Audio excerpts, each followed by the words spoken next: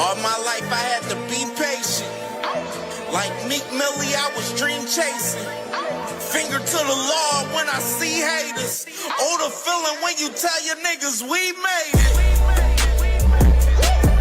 Ooh, baby.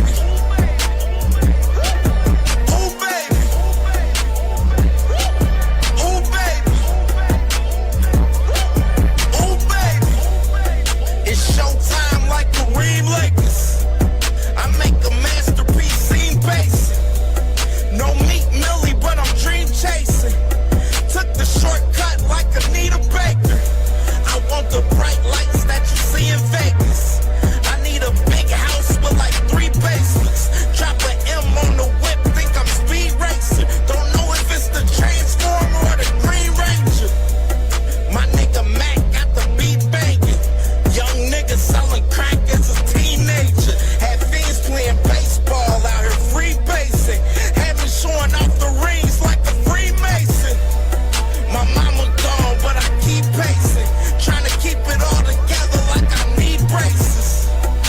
Family calling when they need favors. When I was broke, they was acting like complete strangers. All my life I had to be patient. Like Meek Millie, I was dream chasing. Finger to the law when I see haters. Oh, the feeling when you tell your niggas we made it. Ooh, baby. Ooh, baby. Ooh, baby. Ooh, baby. Rest in peace, the Nippy was the street savior. Got my credit right now, I need acres. Gotta turn your dirty money into clean paper. Trying to own a franchise without a key player. I go through hoes like I weave laces. Tree blazers, let they mama noodles be flavored. Meat takers that be acting like the sacred. You bust in, you would think they on their knees praying. Then I slide like a screensaver. When I'm done, make some scrambled eggs, cheese bacon. Then it's on to the next, I ain't a speed dater. Little bitch ain't gon' hear from me till weeks later. I don't see no things changing. Kids still dodging bullets like they seen Matrix. These young niggas really need saving, but OGs won't teach them that the street's dangerous. All my life I had to be patient. Like Meek Millie, I was dream chasing. Finger to the law when I see haters. Oh, the feeling when you tell your niggas we made it. Ooh, baby.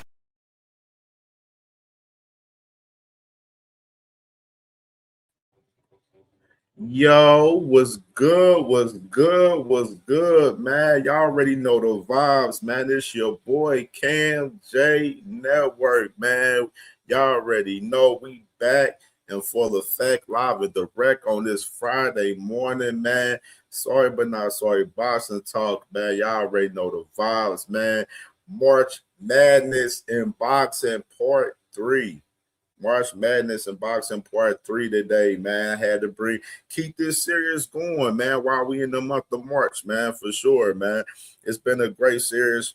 You know, the first 2 shows has been legendary for March Madness and boxing. So I was like, man, let's go ahead and continue this theme today, man. And I'm going to open up the panel today, too. I'm going to make sure I open up the panel once I get through all of this content that I got to get through. You know what I mean? I got to get through some of the stuff, get my thoughts, you know, and everything out. You feel me? So you already know we're gonna have fun today. It's gonna be definitely a fun show for sure. You know what I mean? Definitely for sure, man. And let me go ahead and salute who I've already seen in the building. And you know, my brother, all things, man. My brother said, hey, smash that like button, man. Y'all already know the vibes, man. Starting off the show, man. Smash the like button, man. Smash the like button. Hit the hype button, man. You know, subscribe to the channel if you're not subscribed, man. I think we about 3 away from 800, man. So we on the road to 1,000, man. So we pushing to get 1,000 this next month, man. So that's what we working on, man, for sure, man. Salute to my brother, all things. Salute to my brother, Just Do, man. Was popping, my brother, man. Hey, make sure y'all subscribe to my brother, Just Do, as well, man. My brother definitely been doing some amazing work over there on his channel, man, for sure. Definitely got to salute to my guy for sure, man. Yeah, man. So it's a lot of madness in boxing, man. Of course, like we've been talking about the past week. I mean, since we started this March Madness in boxing series right here, man, and we're gonna get into a lot of shit today. Just say that we're gonna get into a lot of shit today for sure. It's got a lot of interview reactions today, more so. You know what I mean? So I got a few interviews we're gonna react to throughout, the show today. You feel me? And we're gonna get it cracking today, man. It's gonna be a fun show. Salute to my brother Jay, man, my brother, man, from the city, man, from Cincy, man, my brother, man. Yeah, man, my dog. Hey, bro. You on Twitter, man. You gotta follow me on Twitter, man, so I can, hit you up, bro. Definitely. I gotta hit you up for sure. You know what I mean? Follow me on Twitter. It's CamJNetwork on Twitter. You know what I mean? It's Twitter. CamJNetwork. It ain't changed. Sheldon Moore was good, man. You know the vibes. My brother was good, man. My dog Sheldon Moore, man. Much love to my brother Sheldon Moore, man, for sure, man. All right, man. So I mean, let's go ahead and get it started, man. You already know this is, I got to start it with a throwback fight of the day.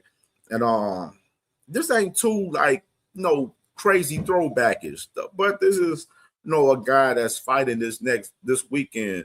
That's, definitely making his mark at 168 for sure, man. So let me go and play them right here.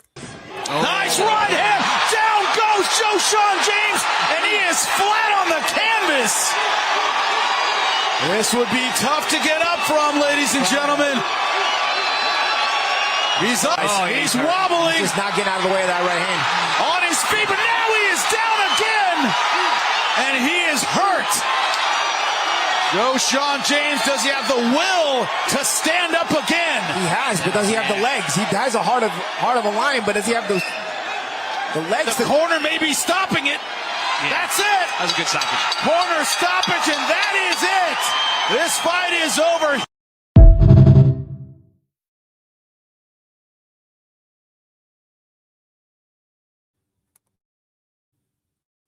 Yeah, so that's throwback knockout right there, man. Throwback fight of the day from Mr. Lester Martinez that will be fighting this Saturday, man, on ProBox TV for the WBC interim 168-pound title. Now we know the regular, the world champion is Christian and Billy, but they got the man Lester Martinez fighting for that interim strap this week. Which, man, I'm kind of sorry that the WBC ain't make that rematch happen for real. I ain't gonna lie.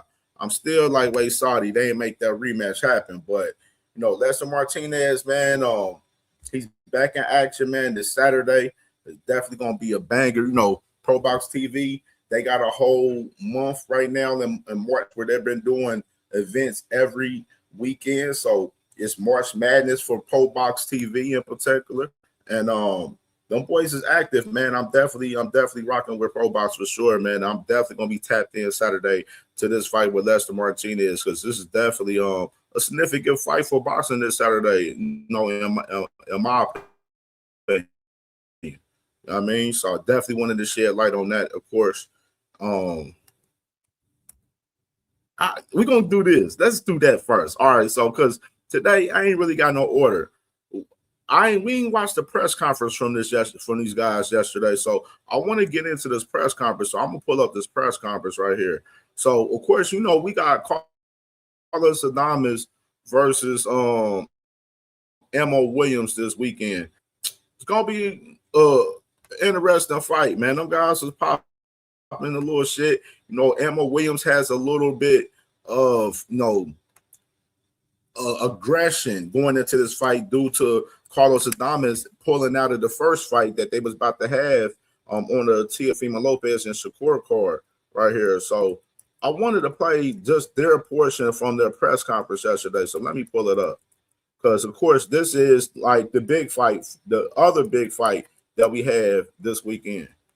So let me pull them up.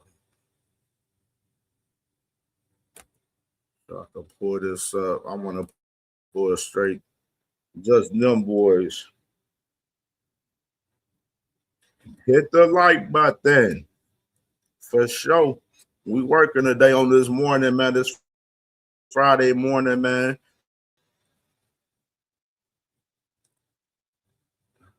We got it pulled up. I just got to share it.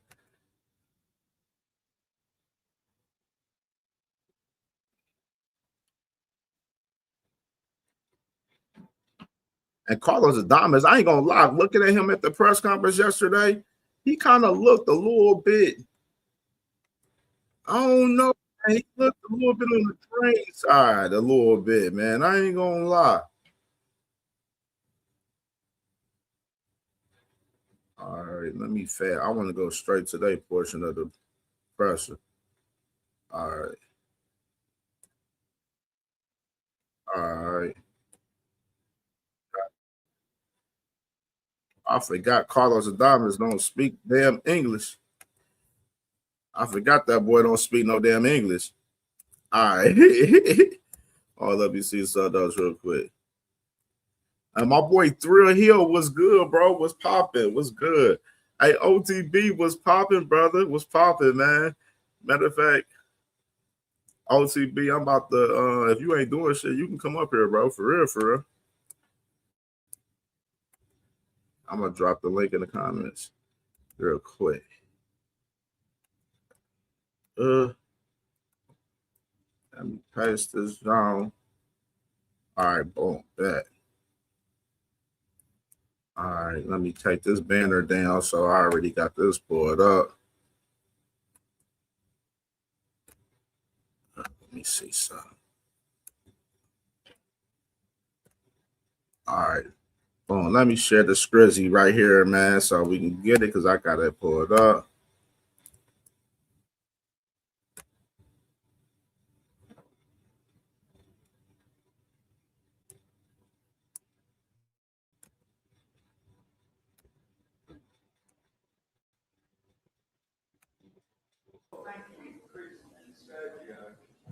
Of the nature of the global home of boxing, the Zone, we have to bring you press conference after press conference after press conference.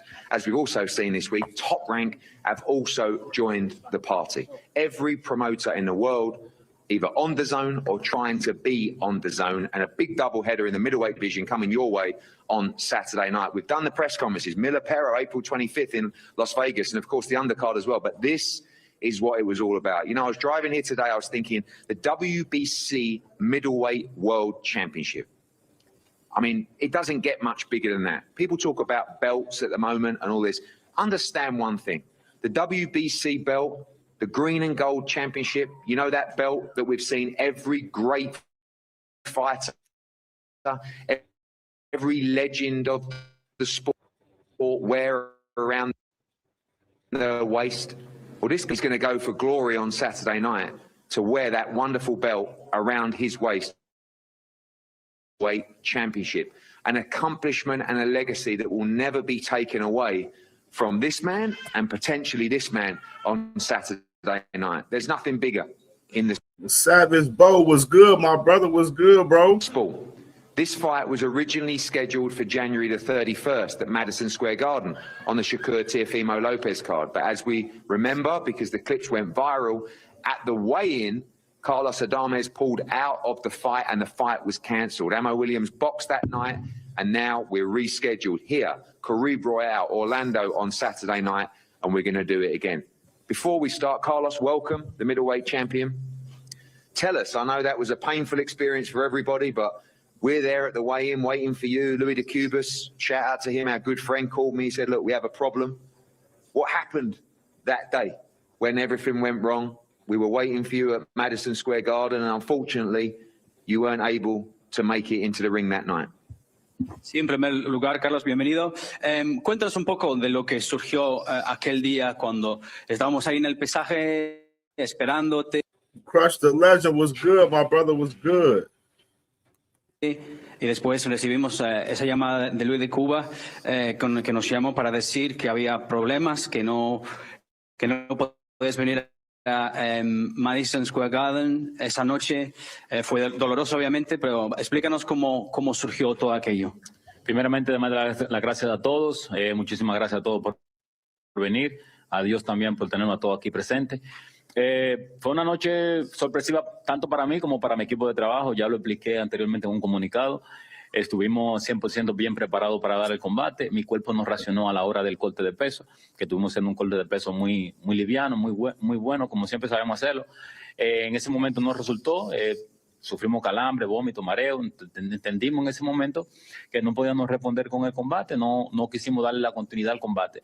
Pero no fue por nada malo, ni porque tuvimos algún respeto, ni tuvimos algún pánico en enfrentar a nuestro rival. Retomamos el combate y aquí estamos para dar la cara. New to AI or just exploring what's possible? No worries. The experience is straightforward and easy to follow. Breaking powerful features.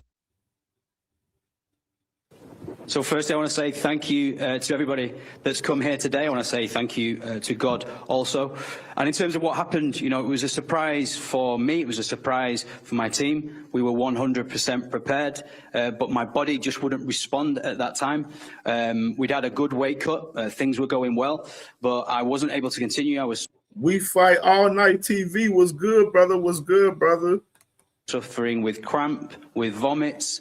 I was vomiting as well, so I was not able to go on and take the fight. And it wasn't due to us disrespecting our opponent. There was no panic that set in. It was just that my body simply wouldn't respond. But here we are once again, showing face and ready to fight on this new date.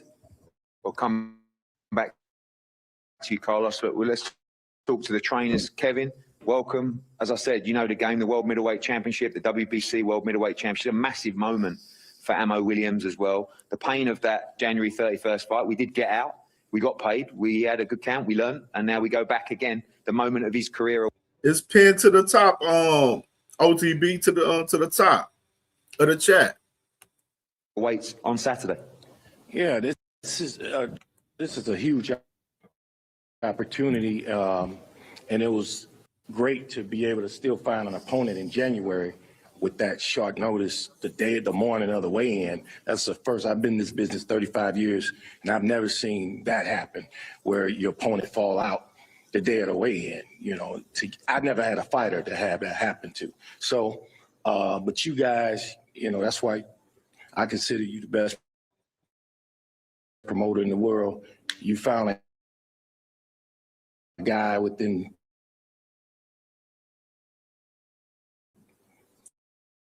a few hours, and he was still able to fight on the card and move forward with the gym, and everything rolls right into March 21st, and we're ready for the world title. So how have you found the evolution of Ammo Williams? I mean, it wasn't so long ago where, you know, some of these camps were 4 weeks, 5 weeks. It's just the momentum. And now all of a sudden, obviously, you know when you're fighting for the world championship, but now you have a fighter that's just done a 10-week camp for the world middleweight championship, had a performance, you know, had a couple of weeks off and gone straight back into camp again. Yeah. Good to get that momentum with Ammo Williams, and that's going to give him every opportunity in this fight. Yeah, and it wasn't really a couple of weeks off. It was more like 7 or 8 days off, but he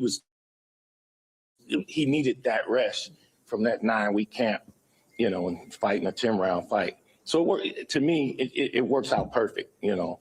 The evolution of Ammo is a continuous process.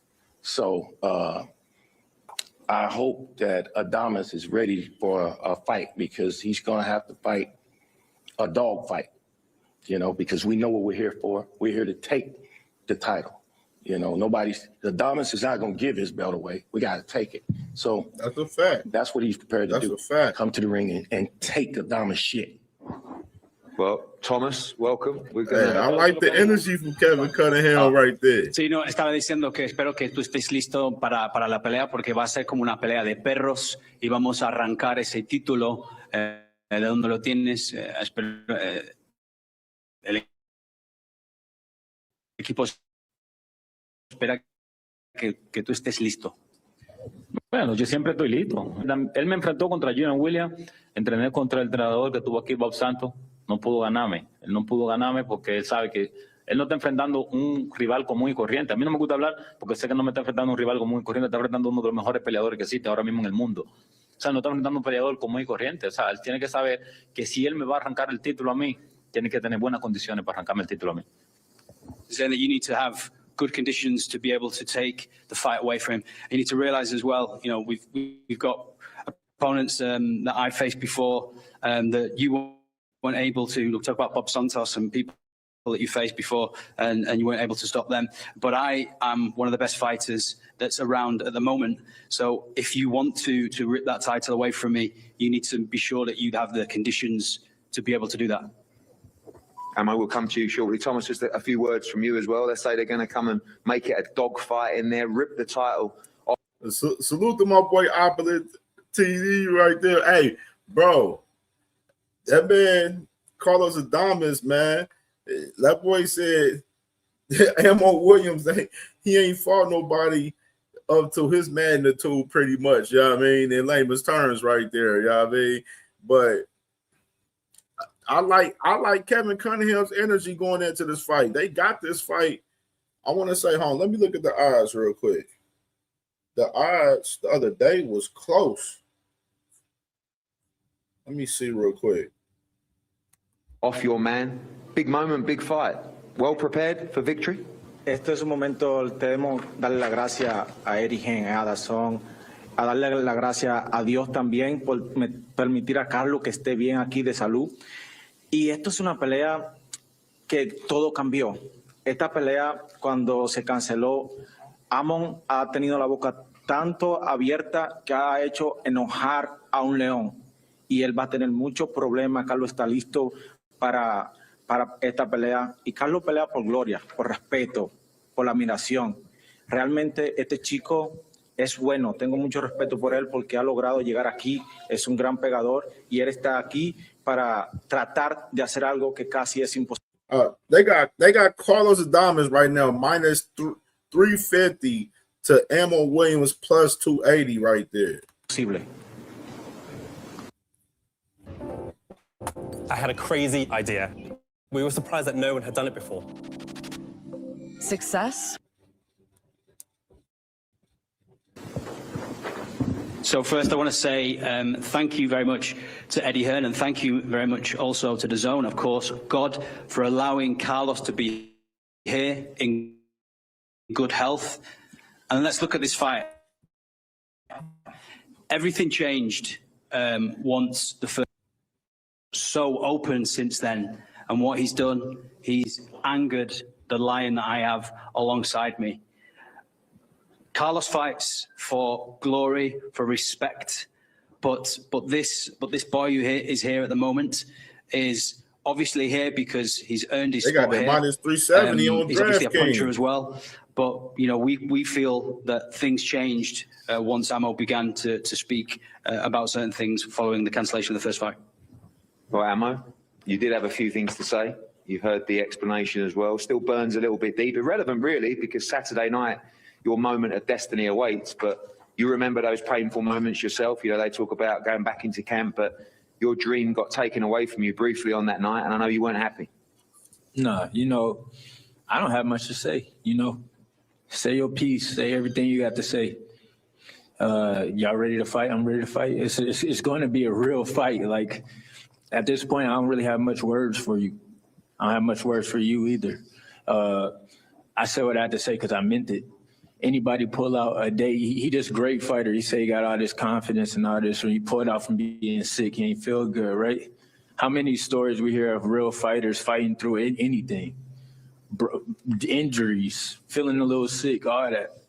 So, you know, the fact, and my daughter over there, but the fact that, yeah, now you're just so tough. I mean, it means nothing to me. I mean, I'm in the same, if y'all in the same energy and y'all want to fight, good. Because I'm really, you're going to see, simple as that. What your trainer says, Kevin says, you're going to make it a dogfight, and that's what you have to do. We know Adames is skilled. We know he's a great fighter, but is it just the desire of Ammo Williams, the moment, the story, the alignment, and the ability that makes you WBC World Middleweight Champion on Saturday night? Yeah, it's no thinking. It's nothing. I'm just fighting him. We're really going to fight.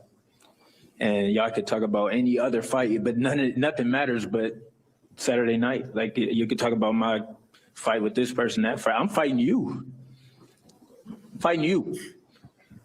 And that's all that matters.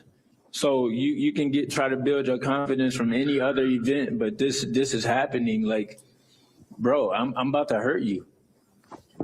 Sincerely, you could be mad, angry, whatever. Yeah, I didn't need a refresh. I didn't need a do-over, a second try to get my energy right. I was ready to fight you on January. So it doesn't matter how you feel now. It's still the same with me, the exact same with me. So you say whatever you got to say. Just be ready to fight. Shit, ammo. Okay. Just translate the juicy bits. Sí, dice que tienes que estar listo. Mire, él está diciendo que yo te voy a hacer daño. Él no necesita confianza, más confianza de las peleas. Hablas de esto. Ahora mismo, espero que estés preparado porque te voy a hacer daño. This dude, a day before he pulled out the fight, was saying easy work for the fight. And then the next day, this dude is so sick he got to call 911. Dice que estabas tan preparado diciendo que easy work, trabajo fácil, pelea y tuviste que llamar a la ambulancia. If you're that sick, you're going to be feeling that same day. Sickness don't happen that quick. So if y'all talking about the stuff I was saying, ¿Sabes lo que me da risa? Es que él está hablando, pero él le está hablando al micrófono. Yo espero que me hable así a mí mañana, que me hable a mí arriba del ring, así cuando nos enfrentemos. Al micrófono es fácil decirle toda esa palabra que le está diciendo al micrófono es fácil. A mí sí no es fácil decírmela, arriba del ring. Porque habla aquí abajo es bueno, pero habla allá arriba es diferente. Y él sabe que es una pelea fácil, para mí. Él sabe. I'm just glad he got the energy to talk all this shit, because it's going to be time to fight, and I hope you're ready to fight. I want to hear nothing not showing up to weigh-ins and nothing like that. You got the energy to talk just like you had last time. Just make sure you got the energy to walk to the ring on March 21st. That's all that matters. So none of this matters, really. I already looked you in the eye multiple times. I already know who you are. You can do that, don't matter. I'm already ready. Let's go. He says, it's very easy to speak when you're in front of a microphone, but I do my talking in the ring. You do your talking on Twitter. You do your talking on X. You do your talking on Instagram. What are you talking about? You only do your talking on the mic. You talk. Dice que hablas you run your mouth. En X, hablas mucho en las redes sociales. No, pero él habla más. No se calla, parece una gallina. And I said what I had to say. Any fighter pull out the day before the fight is soft. And I say that now. I meant that at the fight. I meant that in New York.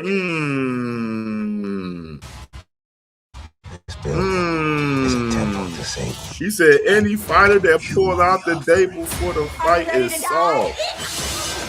Very intriguing. Very intriguing. We're going to talk about that a little bit today, too. We definitely going to talk about that a little bit today, too. I'm glad that he mentioned that. When we're out together, dancing cheek to cheek.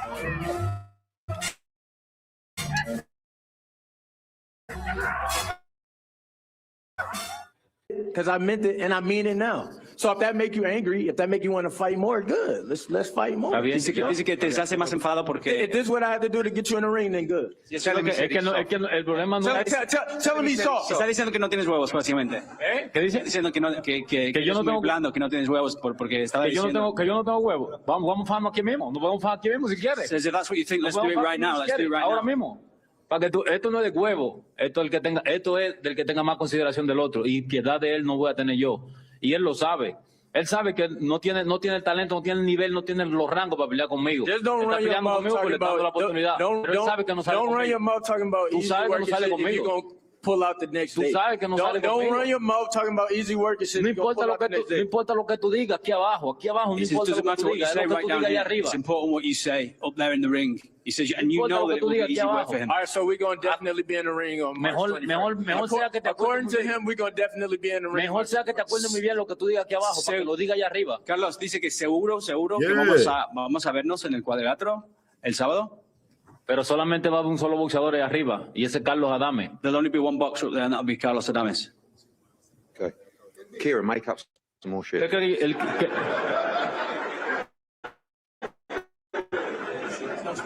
Oh, okay. Listen, fantastic. Good luck to both. This is the World Middleweight Championship. But finally, tell the world what happens in Orlando on Saturday night.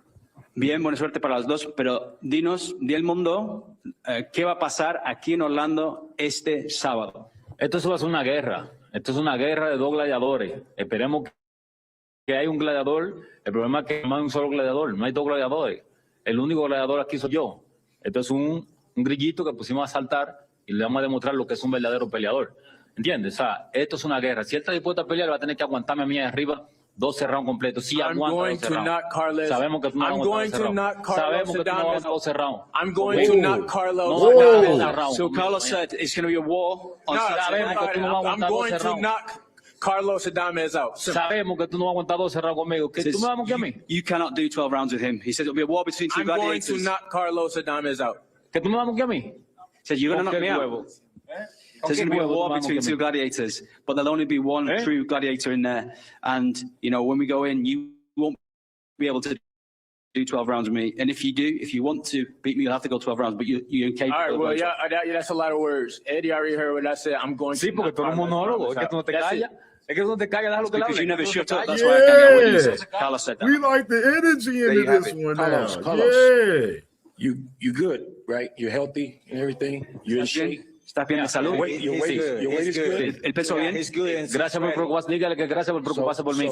Thank you for worrying for me. So we won't be calling No the va a pasar, ambulance. No vamos a llamar a ambulancia. We won't be doing none of that tomorrow, right? Ya le dimos una primera oportunidad. Good. La segunda oportunidad no va a pasar como pasó en Nueva York. He said we gave you an opportunity. No va a pasar como pasó en Nueva York. We got to fight. What happened last time? I tell you what happened. No va a pasar lo que pasó en Nueva York. No lo esperen. Que no va a pasar lo que pasó en Don't Nueva York. hope that what happened in New York happens. We don't need to hear what happened from you. We don't need to hear what happened. No, we don't need to hear nothing. Tú necesitas hablar conmigo, que soy tu peleador, no con mi entrenador, es conmigo, que soy tu peleador. We already asked him what happened. Fight, right? Yeah, So I tell the trainer what happened last time. Algo que pasó esa noche es en la conferencia de prensa. Dios ayudó a Amon porque él vino y rezó y Dios nos golpeó tan duro que nos mandó al hospital para darle un chance a Amon, pero él quiso meterse al infierno nuevamente y eso es lo que va él a recibir, fuego. So what happened the night straight following the press conference was that God know what fuego mean. helped Amo. He prayed first, and God came to help him. Thank you, God. But we were hit hard because Carlos was sent to the hospital. But you've chosen once again to step into hell, and what you will get on Saturday night is pure fire. In the hell. Damn.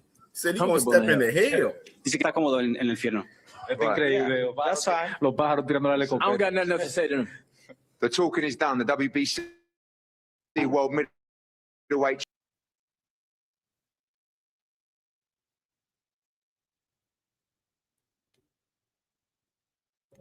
Oh, let me share the screen. Let me share the face off. I gotta see the face off. Hold on.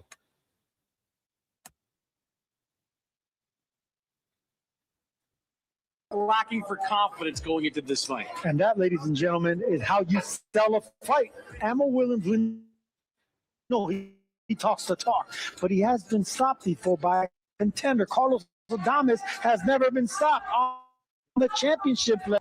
So look, you can do all the barking, but it's time to bite now. Amo Williams has to find a way to beat the Bronco. The Bronco could box, he could bang, he can do a little bit of both. Amo loves to exchange a little bit too much sometimes. Can he box? Can he outbox someone like Adames? I like the energy into this one now. That's what we need to see against in this fight.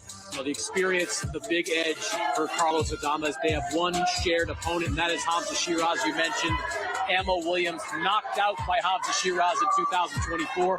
Carlos Adames fought Shiraz to a draw, and that was a fight that a lot of people, myself included, thought Adames did enough to win that night. But Amo Williams says... Yeah, man. I like the energy into this one now, bro. I like the energy into this one. I ain't gonna even front. I like it, brother. What you think, man? What's good with my brother OTB Boxing School in the building, brother? What's good, bro? What up with the brody? How you feeling this morning? I'm feeling great, man. For sure, man. You know what I mean? That just enjoyed that press conference. I ain't watch it back, so I'm like, man, I might as well react to it with the family. You know what I mean? I like the energy between them two guys right here, man. For sure. And I'm gonna tell you what, bro. Amo don't even normally have that energy. You gotta excuse me, man. I apologize. I'm on my phone and shit. That's a fact. You good. Had Oh, to you drop good? the You good? kids out, so I'm kind of jugging this morning. But yeah, though, man, Oh, you you don't good? normally see that energy from Ammo. But him expressing the emotional hurt and him missing that last fight, I hate to see that have an impact on their game plan. We done seen Ammo not be the most not take instructions too well from his trainer before. So I hate to see the emotion take away from his performance, seeing how much he Right. want this opportunity. Yeah, I mean, but I love the energy, man. And one thing about Adamas ain't no slouch. That ain't no bitch. You understand? He ain't one of them. Like, dude can box. So if Ammo don't bring that jab to the party, then Adama's head movement gonna be a problem for him. You know what I mean? So That's I a want to fact. see how big a Fact. weight impact have on Carl Adama or on Adamas. You feel Yeah, me? Because we know later in definitely. rounds, yeah, I mean that shit can kick you in the ass. And Ammo Williams ain't the person that you want to be running out of gas in front of. You feel me? Like dude can That's a crack. fact. That's a So fact, bro. Yeah, bro. That's one of my concerns. I've been speaking about this fight for as the weight concern for us Carlos Adames, because in recent time and we before he even accepted the fight for us with Emma Williams, going into the T.O. and Shakur fight, we was all talking about Emma possibly. We was all talking about Adames going up to 168, but then he signed up for that fight with Emma. And to where he pulled out of that fight, and you see the emotion that Ammo has going into this fight, and that's definitely something to look into for us within the ring. For us, though, is he going to allow his emotions, fight him out of the win? You know what I'm saying, for the fight in general. You know what I mean? So that's something that's we definitely got to pay attention to for us. When we see them in the ring Saturday night, for sure, like you mentioned, bro. facts, because one thing for sure, I done seen Kevin Cunningham had the likes of Adrian Broner, Devin Alexander. He had Gervonta Davis down there for a portion. Absolutely. Absolutely. Absolutely, man. And I say with Carlos, Carlos, like you said, he's very skillful, and they got him as the favorite in this fight. They had him as a bigger favorite in the fight that they was going to have in January. But now, His he's dad. minus 350 on FanDuel, and he's minus 370 on DraftKings right now. So Vegas got him, as the high favorite for sure in this fight. As he should be. As he should be. Yeah, I mean, Ammo's performance that he had with that guy the replacement guy, it wasn't like that. I said like with Elbow. I like Elbow. Now, it's nothing special that I see about Elmo as far as his game. You know what I mean? So he's gonna have to really make this like a real gritty, ugly fight with Carlos Adames to win it, for sure this Saturday night.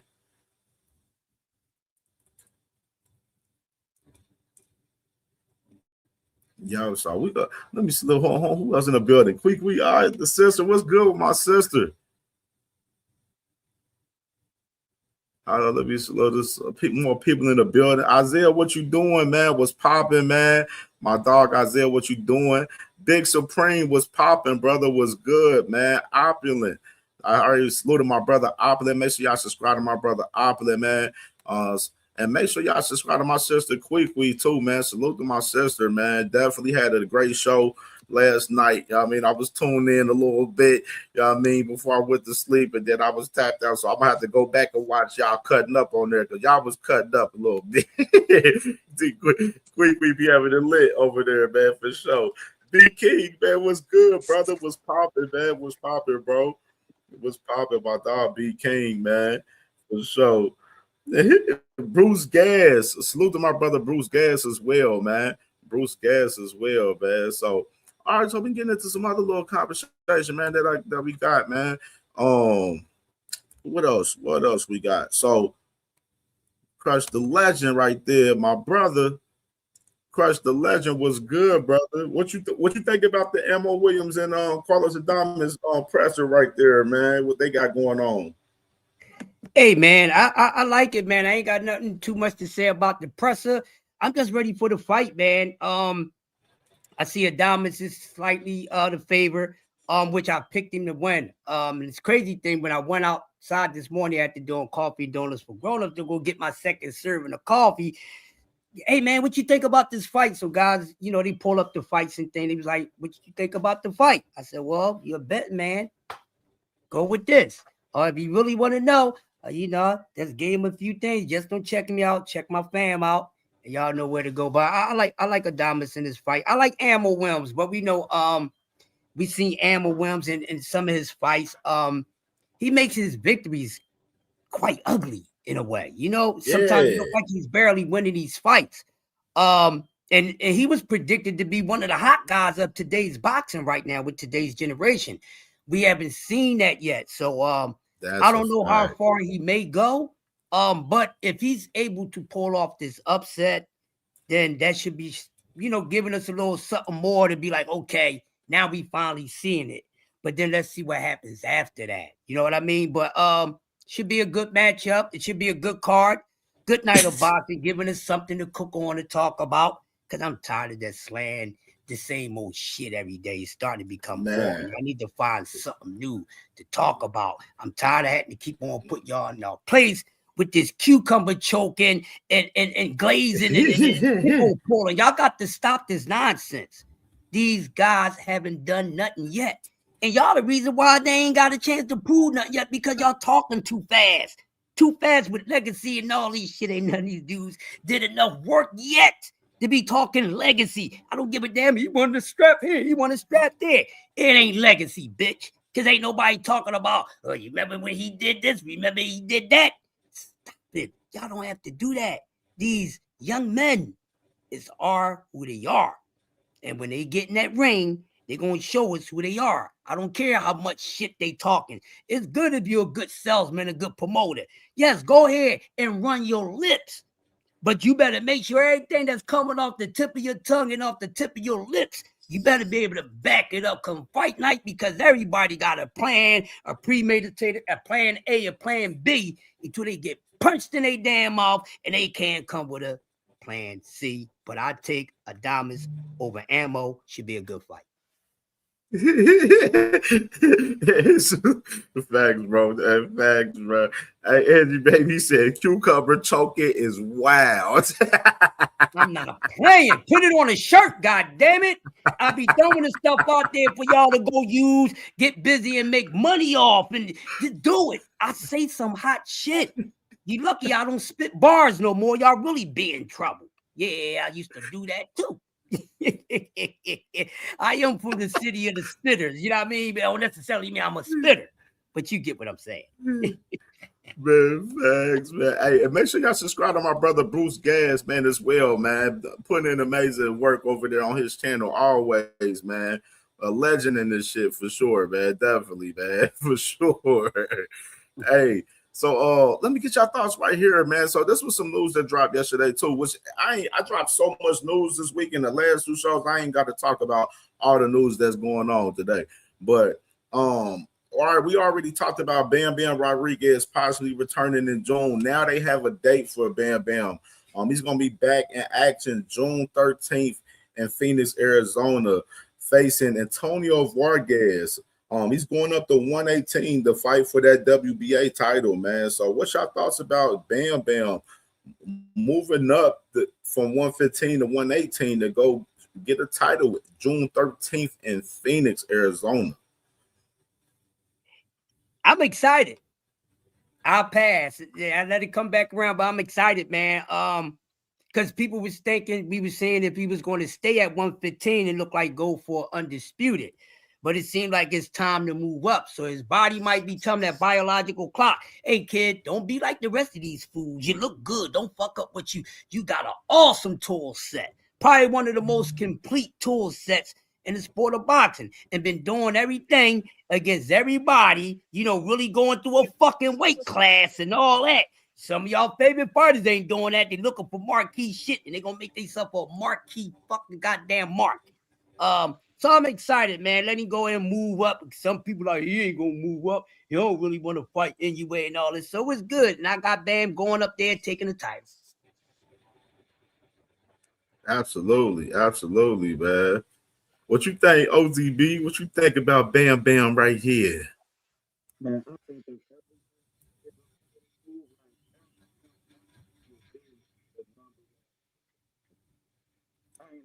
You sound a little far away. Yeah, he just sound a distance. We better now? A little better, but not clear. Yeah, let me get my shit together. Yes, volume is good enough. He just need a little more clarity there. Yeah, my boy, we fight all night. TV says I'm not excited about 3 pounds. He could have did that years ago. Hey, fact, shout out. Everybody sub the We Fight All Night too, man. Him and my guy. Hey, subscribe to my guy too, man, for sure. Yeah, him and sure. All Facts, No Opinion. They got a dope show, man. My guy, All Facts, No Opinion, and him, they got a dope ass show, giving you good content, and it's a good Philly perspective. While we got one of the Philly legends and Uncle Crush up here today, it's only right we throw the alley-oop. You know what I mean? Absolutely, absolutely. You're an Ohio legend, bro. The OTB School of Boxing. You was schooling motherfuckers. You know, before Uncle Cass came around, we was going to OTB boxing for boxing study. Keep on studying, because some of y'all need it. Make sure you don't miss a motherfucking session when he go live. There you go. That boy Isaiah, what you doing? He said, I wanted him to grab Undisputed before he move up, but fuck it. Now, what I heard Bam was fighting this fight, and he was going to go back down to go grab that last title at 115. That's what I heard. What was the plans from Eddie Hearn and Robert Garcia? That's what I heard from them guys. So we shall see. I think this is a push for us. Do y'all think this is a push for us? Him, trying to get towards, the Nawa anyway. You know it. Yeah. You know Hell it. Yeah. Hell yeah. That's what he set in the stage for. He turned because you could see it coming, man. That's why he want to fight somebody with that type of power that dude got. Like shit, he trying to get ready for this Naya fight. And I got a question for y'all. If he wins and gets the Naya Inoue fight, is Bam the face of boxing? Not just yet, but if he whoop his ass, yeah, that Naya fight is a big win. If he win that fight, he already top 5 pound for pound. Yes, he is. And I'll be honest with you, OTB, and I agree with you 1,000%, nephew. Listen, you pickle pullers out there, you cucumber chokers, y'all got this shit all wrong. Y'all need to go back and redo your goddamn pound for pound. Don't base it off of no damn opinion, which most of y'all are. Y'all got it wrong. That's why y'all get an F from me most of the damn time. Now you know, fuck you respectfully. And with all the respect that this guy anyway gets, and he's getting just as much respect as the usual suspects. He is. Some people even think he's better than the usual suspects. I didn't heard it here and there. All right. So yeah, because anyway is one of the biggest deals in boxing. Everybody want to see this guy actually fucking lose. Now, one thing I can say about him, outside the usual suspects, at least we see him face some damn adversity. He earned all his damn wins. This man faced adversity a couple times. He almost got his clock. He almost got the battery, took out the clock, but he came back and then took the battery out somebody else's clock. Your usual suspects ain't doing no damn fights like that. Sorry. So yeah, if he beat him, hell yeah, we gonna start a whole damn fight. I give it to him. So now I ask y'all to CamJ and Uncle Crush this. Who needs the Inoue Bam fight more? Inoue or Bam? I think it's equal. And I tell you why. Because Bam, he needs a little more notoriety. You know what I mean? And we know most people don't stay down in those smaller weights like that. Monster Inoue just start bringing people to the attention there because what he was doing. So Bam needs it more, but Inoue he needs a win that will really put him there. He's up there. Like Need you a said, credible opponent. He needs a yeah, credible he do need opponent. a credible opponent. So stop acting like Inoue did everything and he ain't got nothing to do. Hey, it's a whole lot to do in men boxing. It's just up to these boxers and the boxing Hold commission. on, bro, got a super chat. Go ahead, get to your super chat, Cam. I salute to my dog, Big Dog Willie in the building with the $10 super chat right there. He said, salute. He said, Bam Bam needs to move up. Anyway, did it, so why can't he go to 122 pounds? Anyway, versus Bam Bam, we want the elites to fight. If the divas at 135, 140, 147 won't do it, then let the little guys show them. Hey, I'm 100% with you with that, Big Dog Willie. Salute to my dog, Big Dog Willie, with the $10 super chat right there this morning, man. And make sure y'all hit that like button, man, and hype the show up as well, man, to help us in the algorithm this morning, man, to push this content in the algorithm. You heard? Yeah, man. I'm definitely agree with Big Dog Willie right there for sure, man. Hey. Man, That's why I said I feel like the 118 move is definitely a push for him. Definitely the push for that fight, man. Because we got Inoue and Junto Nakatani coming up May 2nd. You know what I'm saying? The same day as Benavidez and Zerto. Yeah. I like the move, man. And I agree with Big Dog Willie. I agree with what everyone said about this situation. There's no disagreements. Everybody's spitting all facts. No feelings involved. You see what I'm saying? We spitting facts. We talking boxing. We pulling the layers back. Ouch. I know it hurts some of y'all, but y'all be good. At that moment, at this moment, I really have to respect the run that Naya Inoue is on, taking the Junto Nakatani fight. The last fight he had was a tough fight. Like, he on like a 6-fight stretch where Inoue is fighting the best that division has to offer to him. He ain't ducking no smoke. Like, shit, since the Cool Boy Steph fight, Inoue is on an iconic run, man. And I wish more people would move like that in the sport of boxing, man. I think that we would really be in a better place. Yeah, I agree with you 1,000%. Yeah, we know Espinoza is at 126. Bobby, salute to you. Bobby be cutting up sometimes, but I fucks with Bobby. Bobby be cutting up, man. I had to tell Bobby he got to. I clipped him one day because he was out of pocket. He was, you know what I'm saying, a little bit on a disrespectful level one day. You know what I'm saying? But then I see how he was moving in the chat on you know what I'm saying, on another channel, you know what I mean? So, you know what I'm saying, I unblocked him. I'm like, you cool, just come with some respect. That's all. Come with some respect. That's all I ask. You know what I'm saying? You can troll and pop your shit. You can have your different opinion. I don't care. You know what I'm saying? Just be respectful in the chat.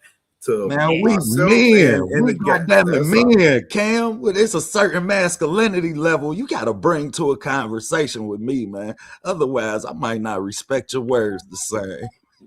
Yeah, exactly, bro. For real, you feel me? So that's what I'm saying.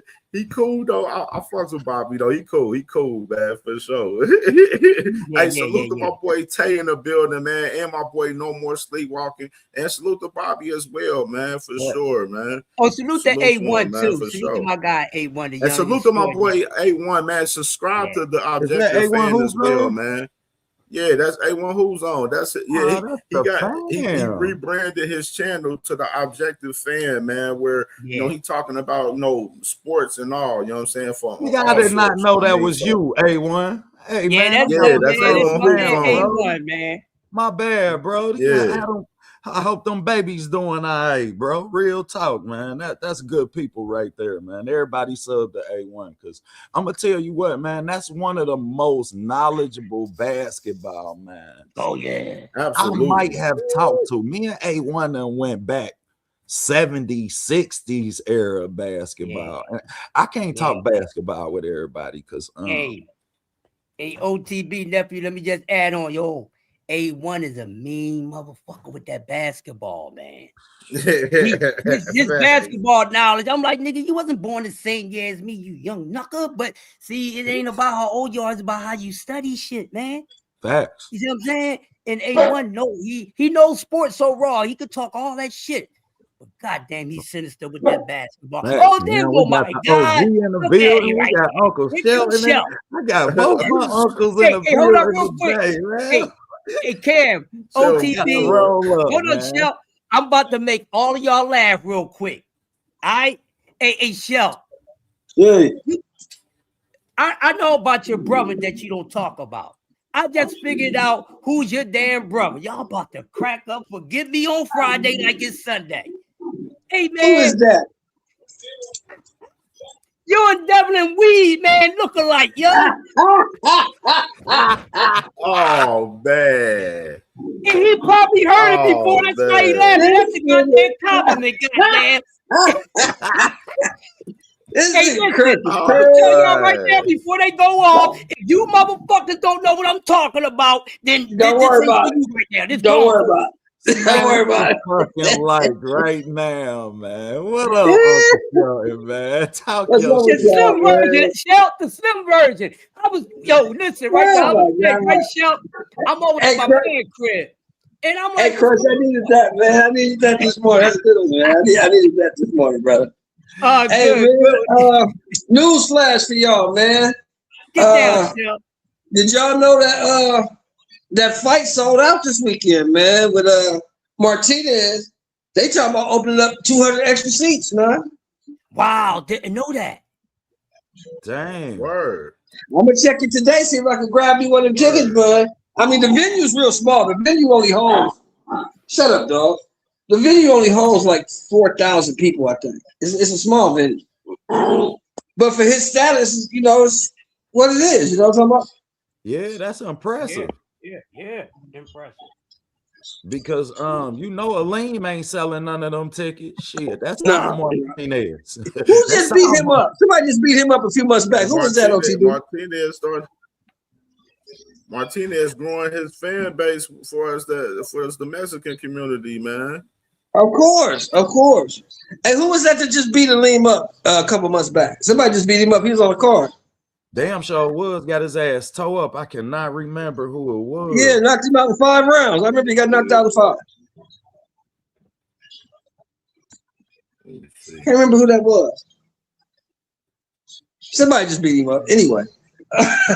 yeah, I can't remember who it was. He was in the rough one, man. He got touched up real bad. He should have played the song "Touch" because he was getting touched up. Should have put the Omarion song on.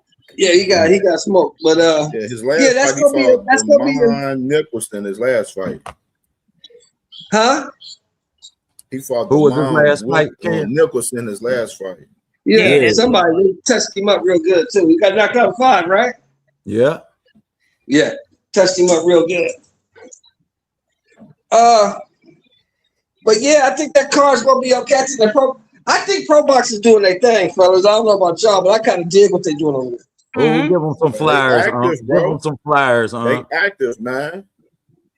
Nothing but respect for Pro Box, man. I've been giving them a lot of respect, man. They staying busy with boxing. They giving us some boxing when it ain't no damn boxing.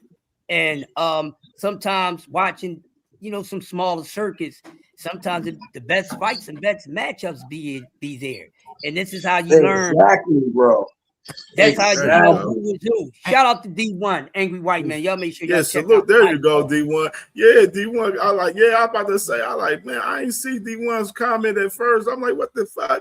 You know what I'm saying? But y'all salute to my brother D1 and make sure y'all subscribe to my brother D1. My man, my brother, they live tonight, man. Angry White Man Boxing Podcast live tonight at 8:00, man. Tap in with them, man. They definitely live and lit, man. D1 and William Old School, my brothers, man, for sure. My family.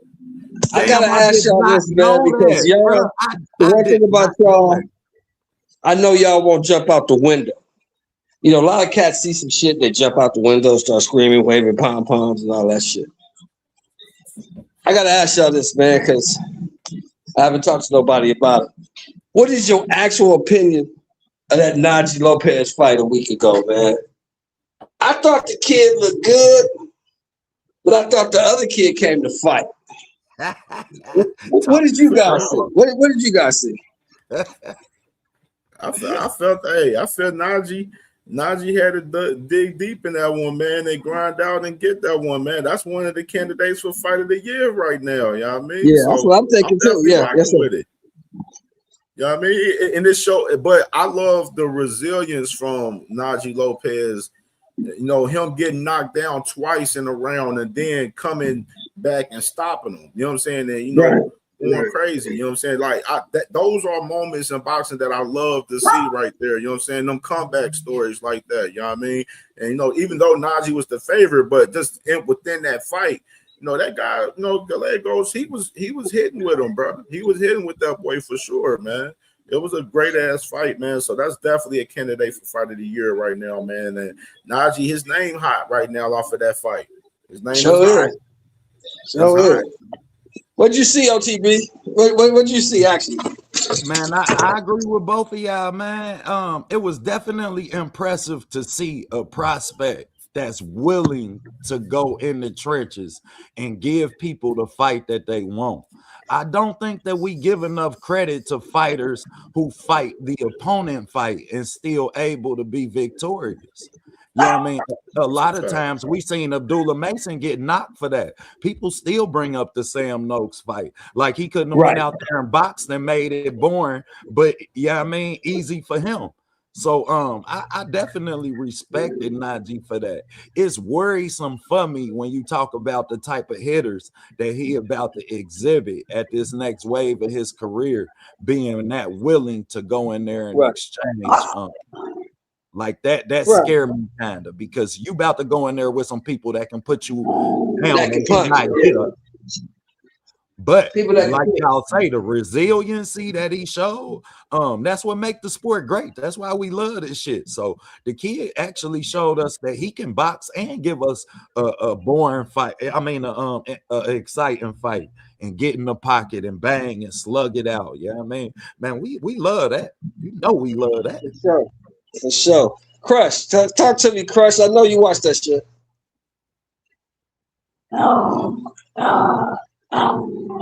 Crush left us.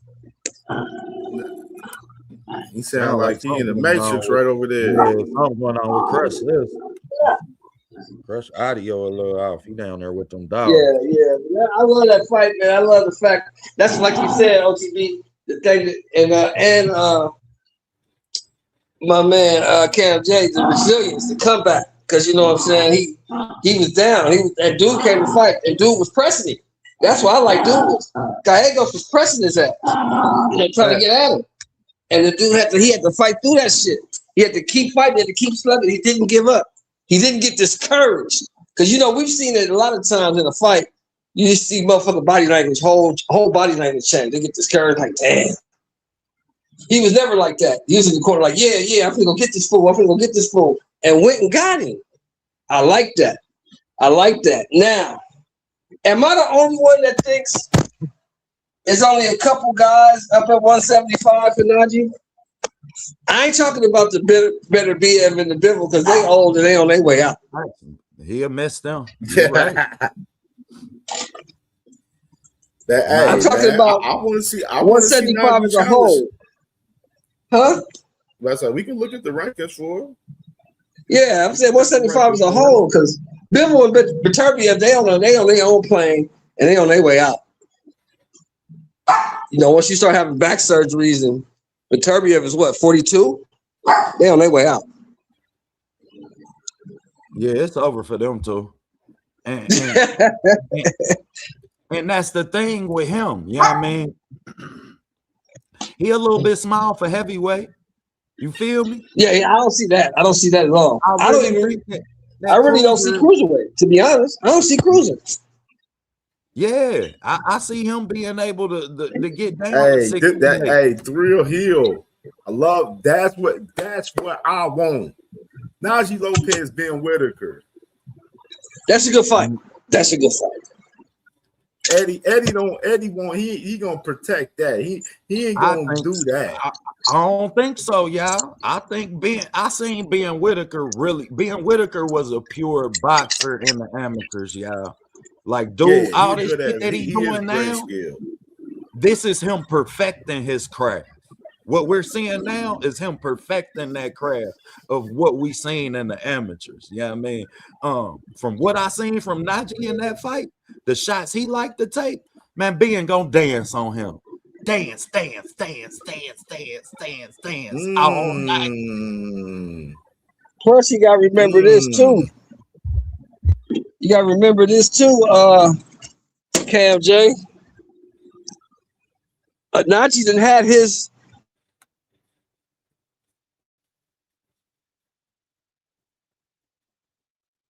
Damn, Saudi, we lost. He gonna have to run that back. I know he is about to say some shit. Yeah. Hey, Cam, this was dope though, man. From somebody, yeah, man. Like I had lost my father, bro. So for you to have Uncle Crush, you got Uncle Gumbo in your chat, Curtis Robinson, Shelton Moore. Man, this was a real live OG panel, man. I appreciated doing this morning show with bro, you, for real, man. These my guys, man. These my guys, man. For sure. And I'm gonna show that. Let me go and show that Najee Lopez John, man. I think that I'm back this past week too. Oh yeah, run that back. Let him drop his bars right quick, Cam. Yeah, I'm back. I'm going to the court. I was saying that Najee Lopez had his dig deep fight, right? Yeah. Facts. Oh, good point. I see where you going, Go ahead, get there.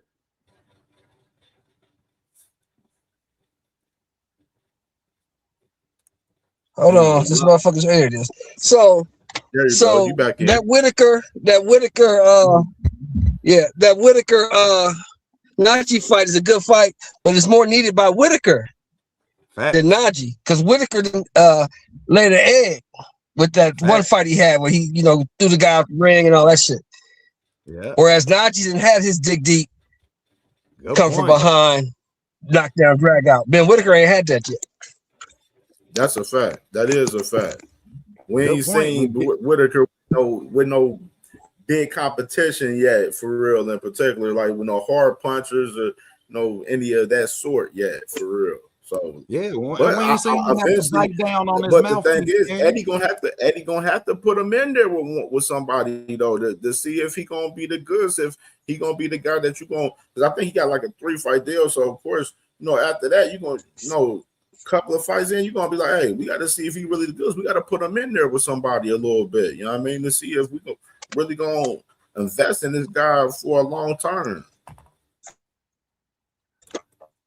I don't think they got no choice. When you look at the next up and coming wave from over there, like shit, he's it. He's it. When you talk about talent that they can invest in, pure talent, he is definitely it for them. So if I think that they'd be better off not protecting him so much. Throw him on you know what I mean? All of us, we 80s babies, man. We got thrown in the pool and shit. If you can swim, we gonna know in 4 minutes. You hear me? You hear me? In the pool. That's crazy. Yeah, Jay, man, I don't, man. Hey, do y'all remember something with being? I want to say I remember something with one of his fights that he had something going on as far as the injury. I don't know, man. Maybe I'm a little fried right now, but I don't know.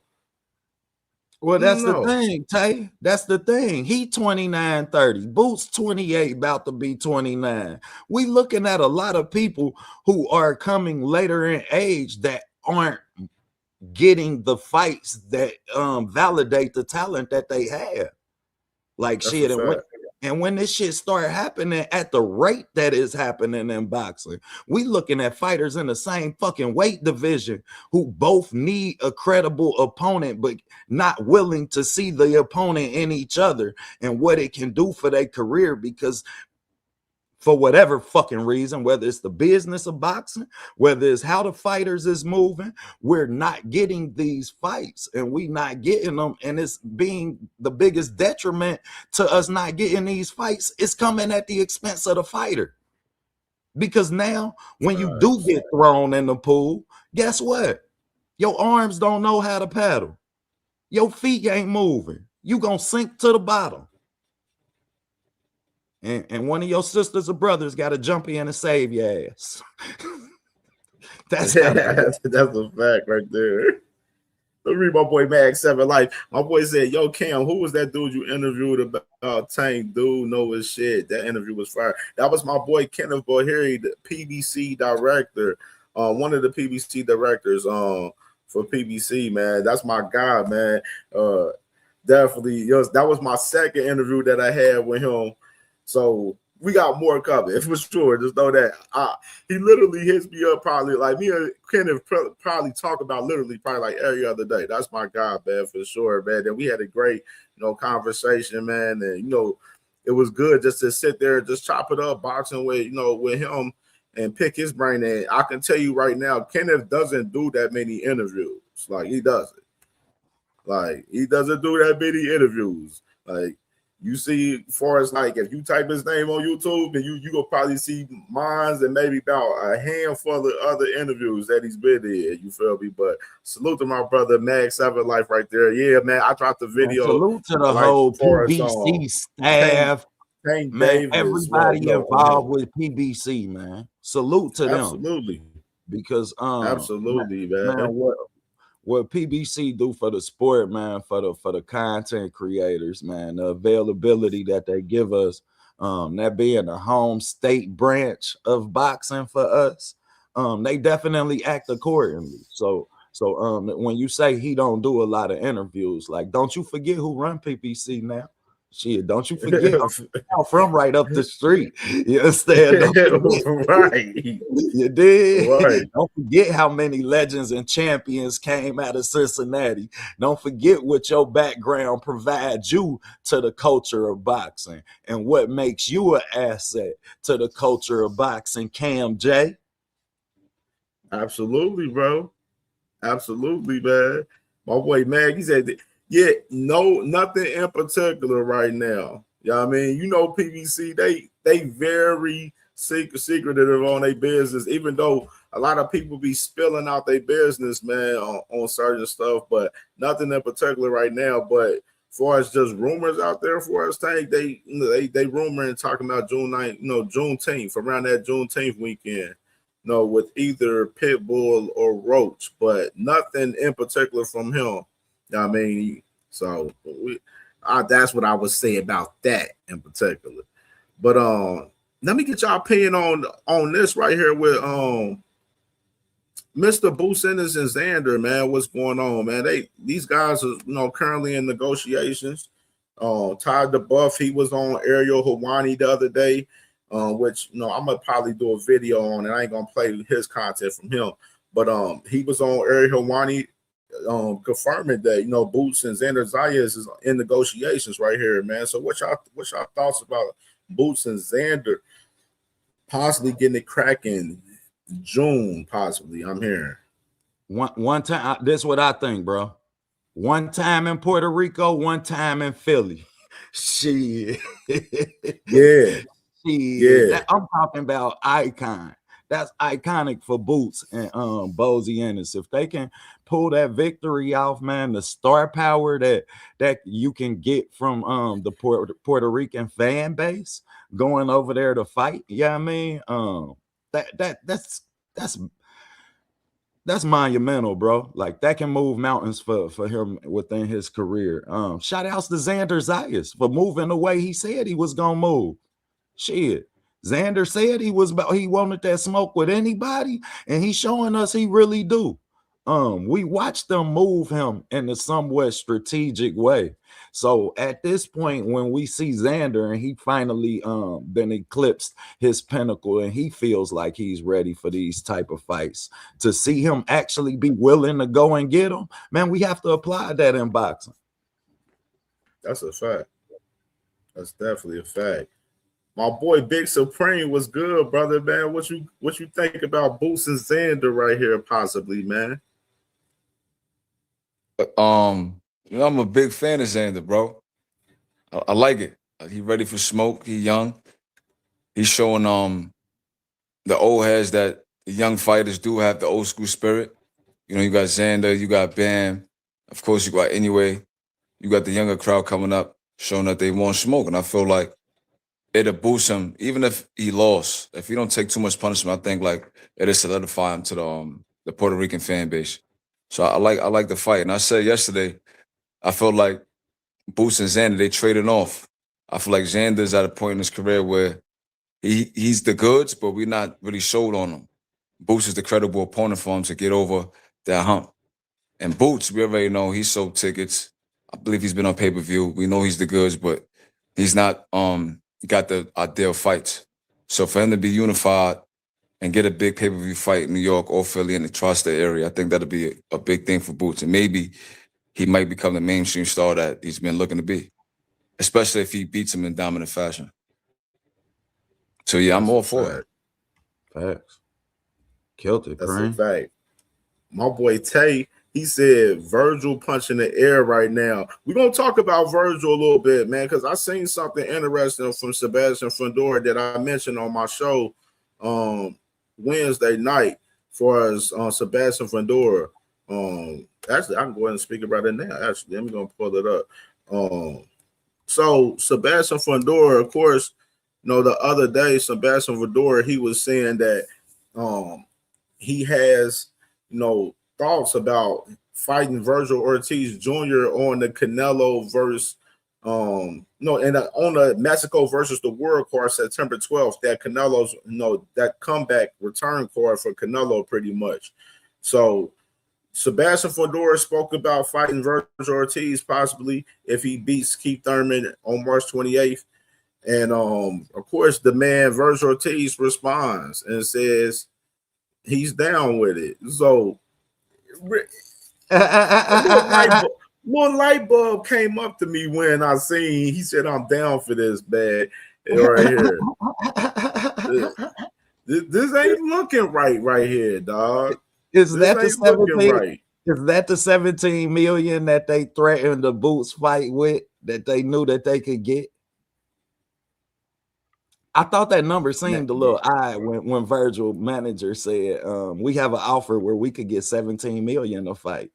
You feel me? Like, so now the play seems obvious, but my $1 million question for everybody when it come to that fight is Sebastian Fundora gonna offer Virgil a weight clause too? I mean, a rehydration clause too?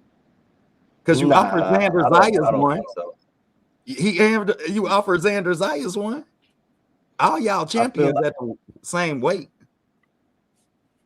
Who's Sebastian offers Xander a rehydration clause? Yes, bro. You didn't know that? Wow, I didn't hear about that. Xander been trying to fight Sebastian. Xander big, bro.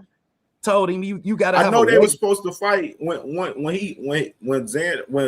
Sebastian had the WBC 6'5" and told him and he had the WBO before he vacated. Yeah, he vacated so he can fight Tim Tszyu. You know what I mean? Because he was trying to get a bigger bag fight for real. Virgil low-key ducked both of them though. That's crazy. He ducked Boots and Xander. Yeah, he did, bro. Virgil, I don't know what type of time Virgil's on, but if Virgil don't fight nobody this year, bro, I'm sorry, but he about to be shelved probably like until next year, bro, or until that whole arbitration shit is done. Don't y'all crazy? Think there's a little skep right here that he got all of this shit, but that he just so willingly talk about he wants to fight Sebastian, even though he should have been trying to fight Sebastian Fundora, in my opinion, because he been the interim champion for the WBC at 154 for a long damn time. He's a 2-division interim champion. Yeah, that 47, he had a 54, and he told me I'm moving up. He fucking have it at 60. Tell him again, Big Spring. Tell him again. I don't think they heard it. I think some people think that he's a real champion. Tell him again, Pring. He's a 2-division interim champion, and I feel like it'd be crazy, right? Because like I ain't gonna lie, like he got a lot of like nut huggers in the sport, like, and they'll sit there and shit on Tank. Like, this nigga's a legitimate interim champion, 2 divisions. He's never done nothing. Now, I get it. He fought Chuck. I think he lost that fight, though. But he fought Chuck. He fought Imagimov. He fought, like, Kavalassi. He fought good competition. But he ain't never have his real step-up fight. Like, he never really, like, wanted to challenge Bud. He never wanted to challenge Boots. Like, he don't really want no real smoke like that, in my opinion. And I feel like him going for Sebastian, he think he's, like, settling for the lesser of the champions. I think Sebastian will stop that nigga. Like, he doesn't have nothing to, like, I felt like Mendoza had enough movement to where it's like he landed that overhand and timed it perfectly and put him to sleep. I feel like Virgil, like, is not saying he's straight up and down, no special effects like Floyd is say, but he don't really present nothing that I feel like that'll really, like, that's gonna keep fluster Fundora off his ass. That's gonna keep him he's off gonna his come ass. forward. All you Like, have if is he pressure. All he have exactly. is pressure. You killed it, Big Supreme. You killed it. That's a fact. Like, you when he can't fought outpress Majimov pressure. in the beginning, like, Majimov was getting off on him. Bochuk got off on him the whole fight. Now you fighting a 6'5" nigga with an 80-inch arm reach, southpaw. He got underrated power. I think he'll stop Virgil. I think that's a bad fight for him. I don't like if he fight Sebastian or he fight Boots, I think he gonna get stopped. I feel like his best bets was to, like, try to push for, like, a Kelly fight, try to push for the Xander fight. Xander, I feel like, is a fight he could win, and he would have got 2 belts. But, like, this nigga's scary, bro. And I feel like the Mexican fan base, they calling nigga scary. Like, why they not calling this nigga out for that, bro? Like, they was on Canelo ass for not fighting Benavidez, but Canelo gave us a lot of classics, bro. He fought a lot of dogs. Like, who the fuck Virgil fought to, like, walk around and act like this, bro? He ain't fighting nobody. Lubin, bro. Nah, I'm fucking with you. Nah, I ain't gonna lie. I think Lubin got an envelope, good, bro. I think Lubin got a short end of the stick in that fight, man. I think he got an envelope, bro. That nigga stood on the ropes and just let this nigga wail on him, bro. Man, he like, did. I never seen him fight like that. That was bad, bro. But Virgil Look at did the a lot super of chat, y'all. Let me dirty get ass the shit super while chat. he was on the ropes, Salute to my boy SBG Mello, man, my dog, man, with the $2 super J. He said, salute Cam J in the chat, man. Salute to my dog right there, man, with the $2 banker. Bang. Right there. You feel me? Isaiah, what you doing? That's what's good, bro.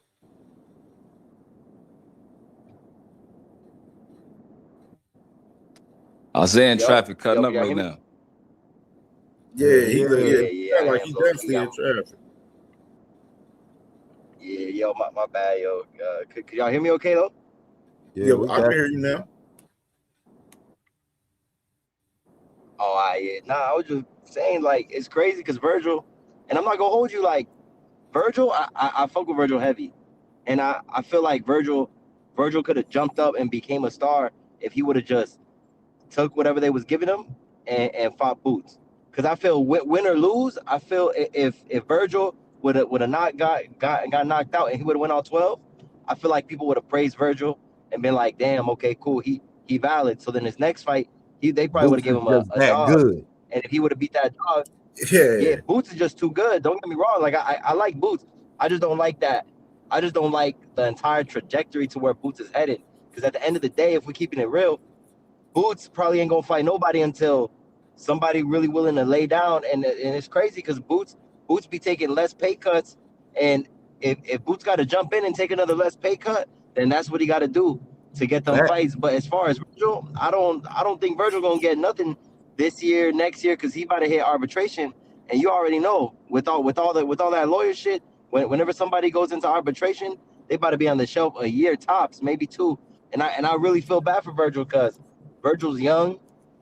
I feel like he's at the peak of his prime. I'm not going the Lubin fight. I don't know. That shit was I don't feel like the ref should have stopped it that early, but it's all good. I mean, now we got to see what Virgil and his team about to do. And as far as Boots, if he's able to get that Xander fight, we about to see a new champ up there at 54. Man, I gotta say this about this though.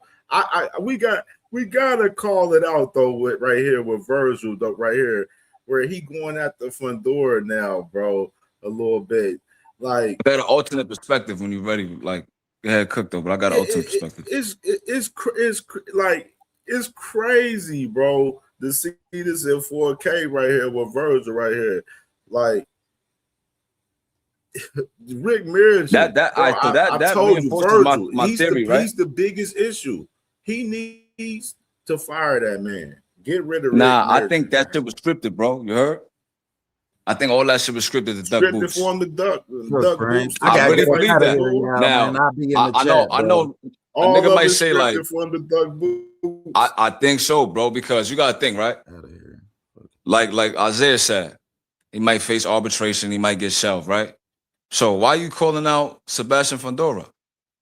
You dig what I'm saying? And it's like, man, just the way it happened doesn't make sense to me. Like, why would Tom Brown let Oscar know that they're trying to make a fight behind his back? And my thing is this, right? We know that Virgil's current manager, right? Or lawyer, whoever the fuck that nigga is, Rick Milligan. We know that that's the dude that sued Oscar and helped Canelo get the bag. So if you really wasn't feeling this nigga, you wouldn't have tolerated him to work with Virgil in the first place. So now all of a sudden this nigga's a problem? You dig what I'm saying? Now you saying that you're not willing to do business with Virgil, you're not willing to do business with Rick Milligan anymore. It just doesn't make sense to me. You feel me? I felt like they looked for a reason to pull out the Boots fight without looking like complete ducks. And I felt like they found it with the back and forth beef. They just was together. They just was cool. Everything was smooth. Now all of a sudden, Rick trying to make fights behind his back. That don't even make sense. Why would the manager try to make a fight behind Oscar's back, bro? It don't even make sense. And Tom Brown somehow knows this. Nobody else knows this, but Tom Brown put you on like, yo, they trying to make a fight with Matchroom, be careful. And then you put the restraining order on the nigga. He can't make the fight. It's a convenient way to duck.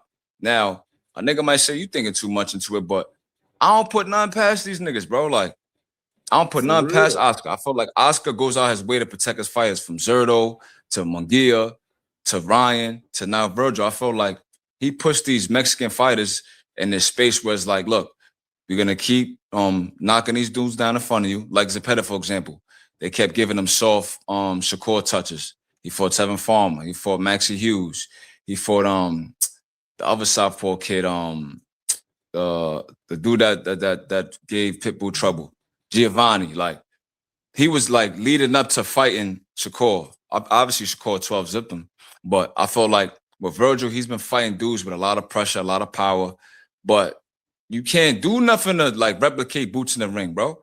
And I felt like niggas be calling Boots Andrade 2.0, but I'd never seen Andrade look like that in the ring, respectfully.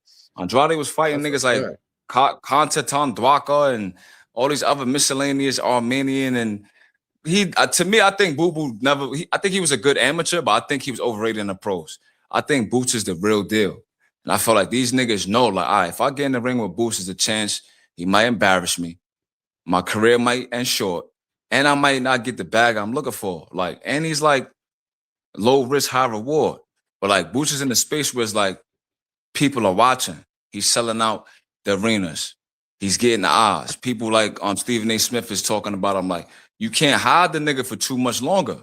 So I felt like niggas got to give Boots his just due. And I felt like Xander and them, they kind of know that. Like, all right, we got to face that inevitable. And I feel like Boots is going to be the star that he's supposed to be. I agree 100%. Let me get this super chat from my boy Big Dog Willie. He said, I found out this morning I dug Devin Haney. CamJNetwork dug. You dug Devin Haney too. OTB, you dug Haney yesterday. Did you know, Isaiah, what you doing? You were on Devin Haney list. So you definitely dug Devin Haney. Ashamed. And then he got another one too.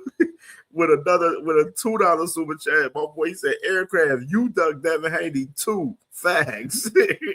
And then salute to my boy Ray B with the $2 super chat. Says salute in the building, man. Salute to my brother Ray B, man. One of my day one supporters for sure, man. My dog, man, for sure, man. Yeah, man. Yeah, man. I don't know what's up with that talk right there, Big Dog Willie. Man, I don't know why everybody, you know, they going off of that whole Debo Haney, you know, fucking moniker, man. That's what that's all about, bro. Like, and you already know how I feel about it. Them boys ain't being ducked at all, man. Them boys capping out here, man. Yo, yeah, go ahead, Isaiah. Well, you know what? It's crazy because Supreme said that shit about Oscar protecting fighters, and it's true because we seen Zepeda with mad wins, And what happens? He Yeah, goes up 30 over 30 plus fights before he fought Shakur, bro. Mad wins, bro. And then he went in there and he ain't really live up to the hype that. And I kind of see that pattern with a bunch of his fighters, and I feel like Oscar knows, like, damn, he probably like Ryan already lost, but fuck it. I mean, he just got the belt, and you already know, bro. Oscar De La Hoya, he got that good relationship with the WBC, so I know we always make fun of Bob with the WBO, whatever Bob orders, but I feel like as far as the WBC, Oscar will always have that for his fighters, but it's just sad because none of them lived up to the hype. And I don't even want to say Ryan never lived up to the hype, because I feel like Ryan, his shit was long overdue. He could have been a champion, but he was he was undisciplined. So as far as him, like I feel like Ryan got so much potential, and a lot of people write him off so early because of the antics and the shit he's done in his career. But we got to understand he was making bread before he even got the big money fights. You know what I mean? So he's always been a star. You know, like. So I don't know. I feel like that's true. You know, Oscar, as far as his promotion, I feel like he not really doing justice to his Golden Boy fighters. Aside from that dude, I think Oscar Collazo is signed to him. As far as him, is he undisputed or not? Not yet. He's gonna be undisputed though. Yeah, facts. He gonna be, and he with Oscar, and that's crazy. Unified. He unified, but I don't see nobody beating him at that weight class. Nah, me either. Hell, dog. Bro, his last fight, he looked big as shit. That nigga be like 130 in the ring. Nobody be talking about that. That nigga, first of all, how you make 105? Bro, he made 105, which is crazy. Yo, he has to be 135 in the ring, bro. That nigga is a little brolic, little tank. That nigga, when you hear them punches, I'm like, yo, this nigga definitely not. Bro, them shits be thudding punches, bro. Yo. He be thumping in that motherfucker, bro. He's definitely like 120, between 125 and 130 in the ring. Be, bro. He had homie quit on the stool. He ain't even want to go no more. All them niggas be quitting with that nigga, bro. Like that nigga, like Oscar definitely gonna be undisputed at 105. Like nobody's gonna beat that nigga. Nobody. I don't think so. But I think when he move up in weight, he gonna have some trouble with a couple of them. There's a lot of names down there, like, you know, like the American fan base, like niggas be like, oh, anything south of 122, like niggas don't really care about it. When he moves up like that. Yeah. I see he don't got a chin like that. Cause I seen a fight. I forgot the kid name. It was a veteran. He might have been like from Argentina or something like that. But the kid switched southpaw. Like he could switch southpaw. He landed some shit on Oscar, and he was in trouble. I'm like, oh, this nigga might not have a chin. So when he move up, that's I think that's gonna be his undoing. But right now, like he in the clear. But the back what Isaiah was saying, the only people I feel like lived up to the hype, at least under Canelo. I mean, under Oscar, is Canelo and Zerto. Zerto became unified at cruiserweight. He did his thing at 168. First ever though. First ever at cruiser to make history. Yeah, so like I felt like he got good fighters, but like a lot of his fighters be like, for example, you look at Canelo. Shit, you think Zerto was being protected by Ja in a lot of people's eyes. He was being protected, but he still fought some names. Like he fought Bivol, like you know what I'm saying? Like he moved up and fought a solid dude in Chris Billen-Smith. But I feel like you're right, like the protection, right? Like he not gonna fight Ja Pataya, bro. He ain't gonna do that. And like I'm gonna keep it 100. I know y'all gonna call me Earthman. I feel like Benavidez don't want Ja smoke neither. I really believe that. I feel like if he go up and he doesn't like feel good at cruiserweight, it's like a built-in excuse for him to move back down and fight Bivol. Even if he was to somehow beat Zerto, I don't think he wants to fight Ja. Now I know people seen the fight with my man Glandon and felt like you could see Benavidez beating him. I don't think so. Glenn was probably like 230 in the ring. He's never been stopped. I never think he's been on the canvas before. So that's not like a good measurement stick to say that Benavidez is going to go up there and look like he does at 175. I feel like he's fighting niggas his size that can take a punch. We don't know how his punch resistance is going to look up there. And Ja cracking. He's knocking out 215-pound men out cold. It's not like the power's not real. So I felt like that's my thing with Benavidez. Like, I felt like Ja probably going to get him out of there. Just not to go on the tangent. I'm just saying, like, Zerto did the right thing by ducking that nigga, like, because I felt like Ja's supposed to be undisputed at cruiserweight. But just to back what Isaiah was saying, like, it goes into niggas protecting their fighters. Like, look, that nigga is over there we're not gonna fight him. Like, Ja, we're gonna avoid that man. And it's fucked up, but that's my take on that though. Yeah, salute to my boy Big Dog Willie with the $2 super chat. He said, Supreme, you ducked Devin Haney last year, you old dude. Hey. Come on, man. You know I pulled out them negotiations. I ain't want no smoke with Debo. Now, my personal opinion for Benavidez, I believe he wants to fight, Ja Obata. I just think that we got to understand too, he's still 55 at the same time, and we got to understand that Ja, his goofy ass over there was Zuffa. You know what I'm saying? Like Ja. You don't think he made the right decision though, Ken? Hell no, he ain't made I don't think it was. If you got aspirations of being undisputed, that move was not the move to become undisputed. All right, so like, look, that's my I'm gonna tell you, he fucked up with making that move. All right, I'm gonna tell you what I feel like Ja mindset was. Like, I'm gonna try to vicariously put myself in his position, right? So, like, they were supposed to unify with Ja after the CBS fight, right? They approached each other after the fight. They talked about it. Interviews leading up to it. He's like, yeah, we're gonna do the unification. Then you fight the Cuban dude. I always forget his name. But then when you bring it up again, it's like, nah, I'm gonna fight Benavidez. Then Benavidez is like, if I win, I'm gonna go back down and fight Bivol. So it's like Ja looking on the sidelines, like, all right, these niggas is clearly freezing me out, bro. Because he was supposed to fight CBS too. He was chasing CBS around for a minute. So like, all right, you chasing CBS around. What happened to Ja with Noel McCallum? What happened? This to what I'm that trying situation? No, they said they're gonna try to make it happen. They said they're gonna try to make it happen. It should, because Noel he's never got a big payday. He's like 30-something, 37 years old. Yeah, like, he might fight Ja, I'm not gonna lie. But I'm just saying, he was chasing CBS around, chasing Zerto around. Both these niggas is like, we're not fighting Abataia, so we can unify. Then he's chasing the unification fight. And it's just like they switching up on him. Like, you want to fight Benavidez. Benavidez want to go back down to 175 after putting on 25 pounds of weight. Ja looking like, I might as well just get this Zuffa bag real quick, because these niggas don't want to fight. It's the truth. Like, I love Benny, but like, for you to say you're going to go all the way to cruiserweight, take 2 belts and go back down and fight Bivol, that don't make sense, bro. Nah, but you know what, bro? You're right though, because You want to know what I'll tell you why it makes sense. I'll tell you why. Because of the fact that you gotta look at it from Benavidez's perspective.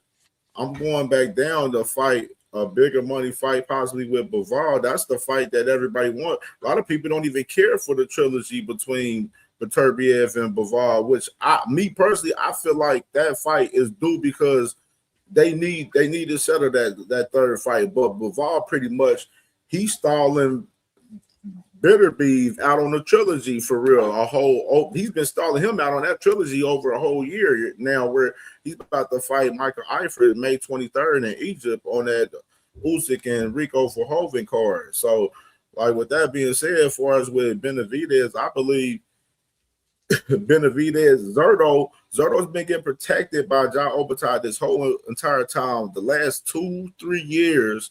And now you look at Zerto, he's 48-1 with 30 knockouts. And look at, he's had a lot of injuries and everything in his career and everything. He done fought, some great fights to where, like, motherfucking golden boy, like, shit, let's cash his ass out with Benavidez now.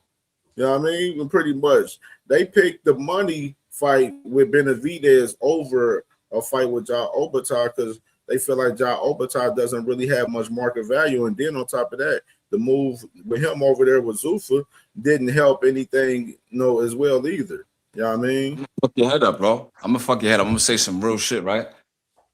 And the guy name was Dodakos, the Cuban kid. Dodakos, yeah, I liked him. That was a good fight. That was a good scrap. That's the reason why Zerto been out for a minute. That's the reason why, because of that fight he was in with him. What's my man name that knocked out Dodakos, bro? The cruiserweight that moved up to heavyweight, the Russian kid. I forgot his name too. But what I wanted to say is, right, look what you just said, Cam. You said they're trying to cash out Zerto with the Benavidez fight. Obviously, Benavidez, he's looking for the big money fights, right? So Bivol is the better decision, the better fight financially. But you basically giving a leg to stand on for niggas that duck Boots. You dig what I'm saying? Like, why fight Boots if I could go over here and fight a Josh Kelly at the O2 Arena and get a big bag? Why do that when I could go on PBC pay-per-view and fight Sebastian Fundora? So I feel like this line of thinking. You don't think Benavidez will fight Ja Opetaia? I think Benavidez is a dog, but you got to put yourself in Ja's shoes, though. He's clearly the best at cruiserweight. He got the Ring Magazine belt. He's chased around 2 different niggas for unifications for like 3 years now. Even before Zerto got up to cruiserweight, he's been trying to push for a unification. So now these niggas got the belt, but they're saying if I win, I'm not going to fight Ja. I'm going to go down and fight Bivol. 25 pounds, my nigga. You got to think about what Ja's mindset is. I'm clearly pushing for these fights, and these niggas not giving me the same energy. So Zuf about to give me this. Let's say they gave him $5 million for like 4 fights or something like that or whatever. Why not go get that bag in the interim while these niggas get their shit together? Because if Benavidez go down to 175, obviously the belt's going to become vacant. Then he could probably collect them and become undisputed like that. But I just feel like to say that you're going to go down and fight a nigga after you unify, that makes no sense, bro. Like, Ja looking at like these niggas is playing games. So I can't blame Ja really for real. I feel like Ja is really pushing for the smoke. Like, he's been doing it for the last couple fights, bro. Like, he's been calling these niggas out. He's been hopping in the ring. He's been ringside. He's been with the zone commentator team. Like, they not showing the same energy. So I feel like I can't blame Ja for that, bro. I'm not gonna lie. Like, I feel like them niggas is ducking him and they trying to wait him out because he getting into a lot of dog fights. They waiting to see him look more human. And I thought the Glenn fight would probably give niggas more like, oh, I could beat him. They still not, they don't want no smoke with that nigga, bro. To knock a grown man out that weighs 220 pounds, like he's sparking these niggas. He's putting these niggas to sleep. They don't want that smoke, bro. They don't. Not saying they won't take the fight, but they doing what they do in the booth. Like, it's not financially feasible right now. Like, look, if you want to extend your career 3 more fights, leave this nigga alone, bro. And I feel like that's fucked up for Opetaia. I'm gonna land it on that. I don't think David Benavidez is scared to fight that man. I mean, he already didn't approach them and said that he wanted to share the rings with him already. You know what I mean? And with that being said, David Benavidez ain't gonna front on camera and show up to Ja Opetaia and be like, no, I don't want to fight you for real. You feel me? Like, that's just me personally. Like, David hasn't posed, for as a liar to me in any circumstance. But he got the boogeyman, gang. He was chasing Canelo around. But see, now Zerto for real. Like, a lot of the issues, Zerto was the guy that was supposed to give him that chance for real, 100%. You know what I mean? Like, and that wasn't even more so Eddie's fault. I've been on record, been saying that, Oscar been protecting Zerto from Ja Opetaia for the longest. You know what I mean? And you know what I'm saying? We just gotta look at it for us with David Benavidez. His first fight at cruiserweight is going to fight for 2 titles, fighting Zerto Ramirez. Like, he's taking the fight away that Ja Opetaia wants. And then while Josh Opetaia, he's over there with Zuffa, where Zuffa, they're the guys that's saying that they're not going to even acknowledge the sanctioning bodies. You know what I mean? And we got Ja, we don't even know if he's going to even have the IBF strap. You know what I mean? Like, we don't even know if he's gonna be fighting for these sanctioned body belts, fighting over there with Zuffa. Like, that's the problem with Ja Opetaia with the move with Zuffa right there in particular. You know what I mean? All right, so I'm gonna push back just a little bit, right? I feel like the Zuffa move. This is a great conversation. The Zuffa move is after seeing what Benavidez said and what Zerto been doing. Like, he's doing what he got to do to secure his financial bag. You feel me? Like, I can't just sit on the sidelines and just rack up these IBF title defenses waiting for these niggas. You gotta think, as you're a fighter, right? And you want to be unified, and you got a nigga saying, I'm about to move up to the division. So basically, you go on a cruiserweight and you get a shot at the unified champion right away. You've never been at cruiserweight. We don't know how you look at cruiserweight. We just think that your skills will translate and you pound for pound, so we're gonna give you the fight. but you Ja Pataya. You've been trying to get this nigga in the ring for three years now. He's been ducking you. Now, the challenger says, if I get those 2 belts, I'm going back down to 175. How would you feel, bro? And then you got Turkey in your ear. Look, we're going to give you 1.7 million for this fight. We're going to give you 2 million for this fight. Why not do that? They're not going to throw him no hard fights. So why not go get a little 3-4 million for the next year and a half? That makes the most sense because these niggas clearly don't want to fight, bro. That's crazy. Like, yeah, you're going to go up to the weight class and then move back down? He went over to Zuffa to stay active, which he said that the plan for him over there was to fight, at least 3 fights a year over there. So, no, it was more so activity on the move, more so for us. Activity come with the bag, too, though. Turkey going to give him a little 600K here, a little 800K here. For a decent opponent, he might get a little 1.5. Like, that's good for Abataia level, but like, he's being held back like how Boots is being held back. Like, these niggas don't really want to get in the ring with that boy. And I feel like Benny, he got the soul of an old school fighter, but I really didn't like that move back down 25 pounds to fight Bivol, bro. We know that Bivol has hand injuries, back injuries.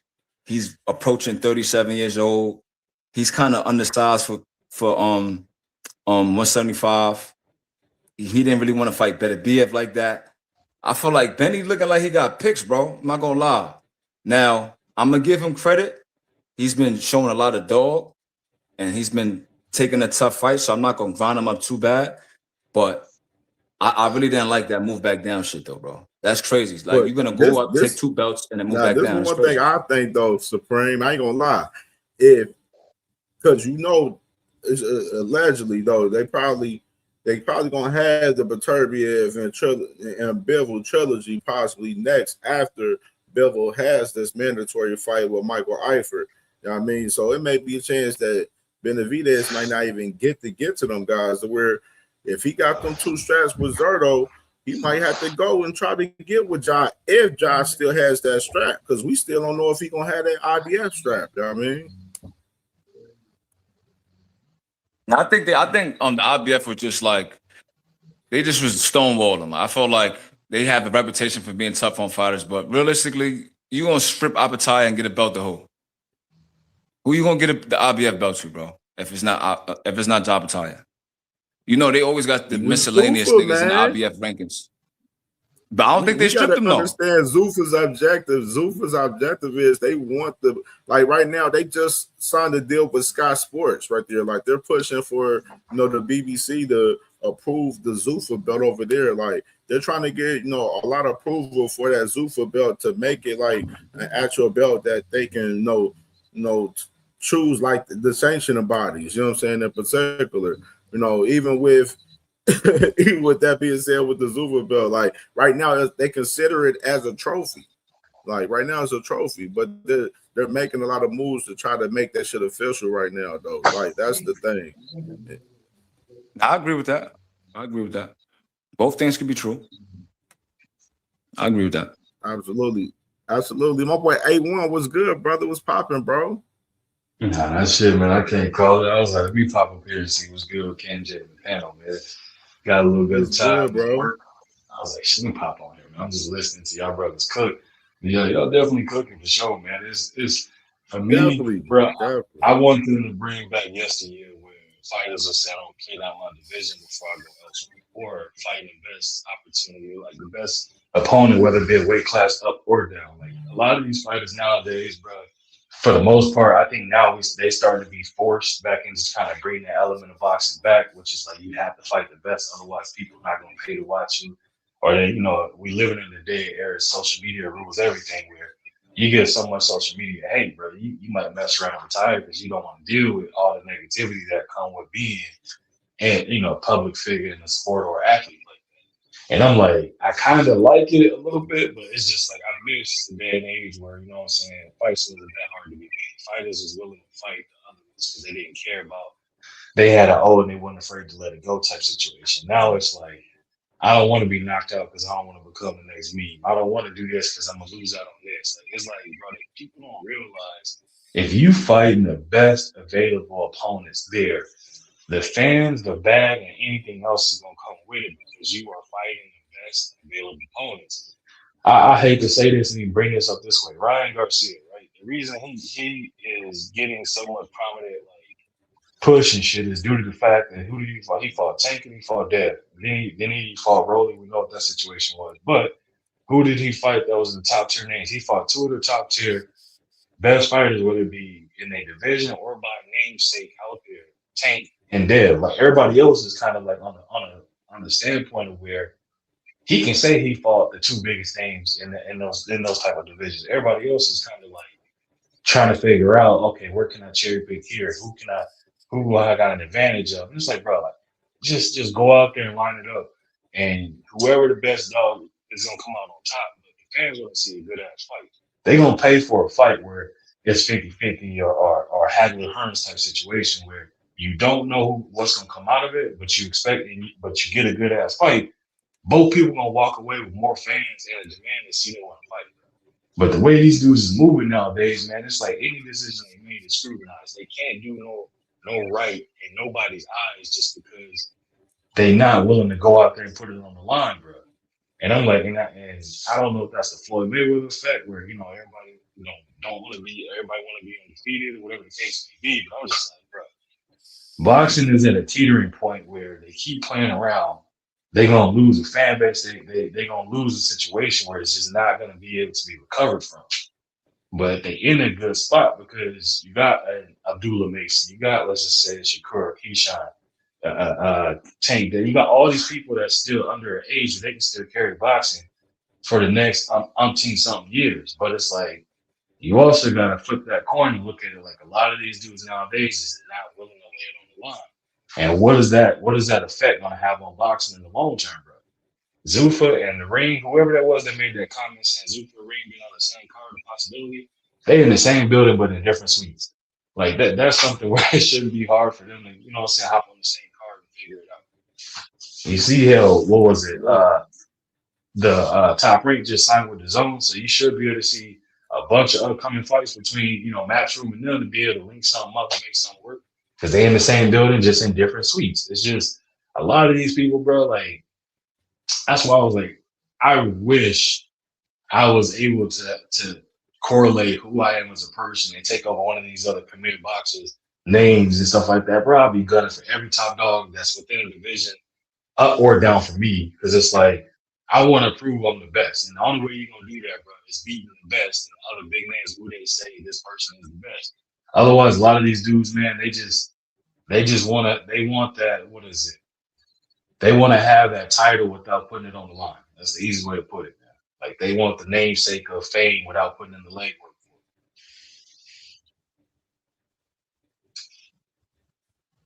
it. That's a fact. Thanks, bro. And salute to my boy Tay, point, right? Man. My boy Tay asked about Diego Pacheco. He fighting this guy Alan Bajic coming up in the UK in May for that WBO vacant 168-pound strap coming up soon. So Diego Pacheco, I seen an interview with him the other day where he was talking about fighting Edgar Berlanga and I forgot what other name he was talking about, man. But he was supposed to fight Hamza Shiraz, but he declined the vacant titles fight with Shiraz. Yep, he declined that fight. Well, I don't blame for that because he had the interim WBO. So like when Crawford vacated, he was supposed to get upgraded. So I felt like he looking at it like I'm not gonna fight a Shiraz for a vacant title, bro. Like I'm not saying this right, but I'm just saying like Eddie Hearns is not gonna put him in there with Shiraz. I feel like that'd have been better if it was unification because you remember, and Billy didn't want to fight Shiraz for the WBC, I believe. So I feel like Shiraz not a nigga you fight for a vacant title, bro. I feel like you get the strap, and then if you could unify or you can make a big money fight or something like that. But I don't blame Pacheco because a lot of people be saying he not really the goods, but that nigga's like 22, bro. And he's been increasing his competition level. He's been fighting a lot of durable veterans, crafty, tricky veterans. So I feel like Pacheco might be something at 25, 26. You know what I'm saying?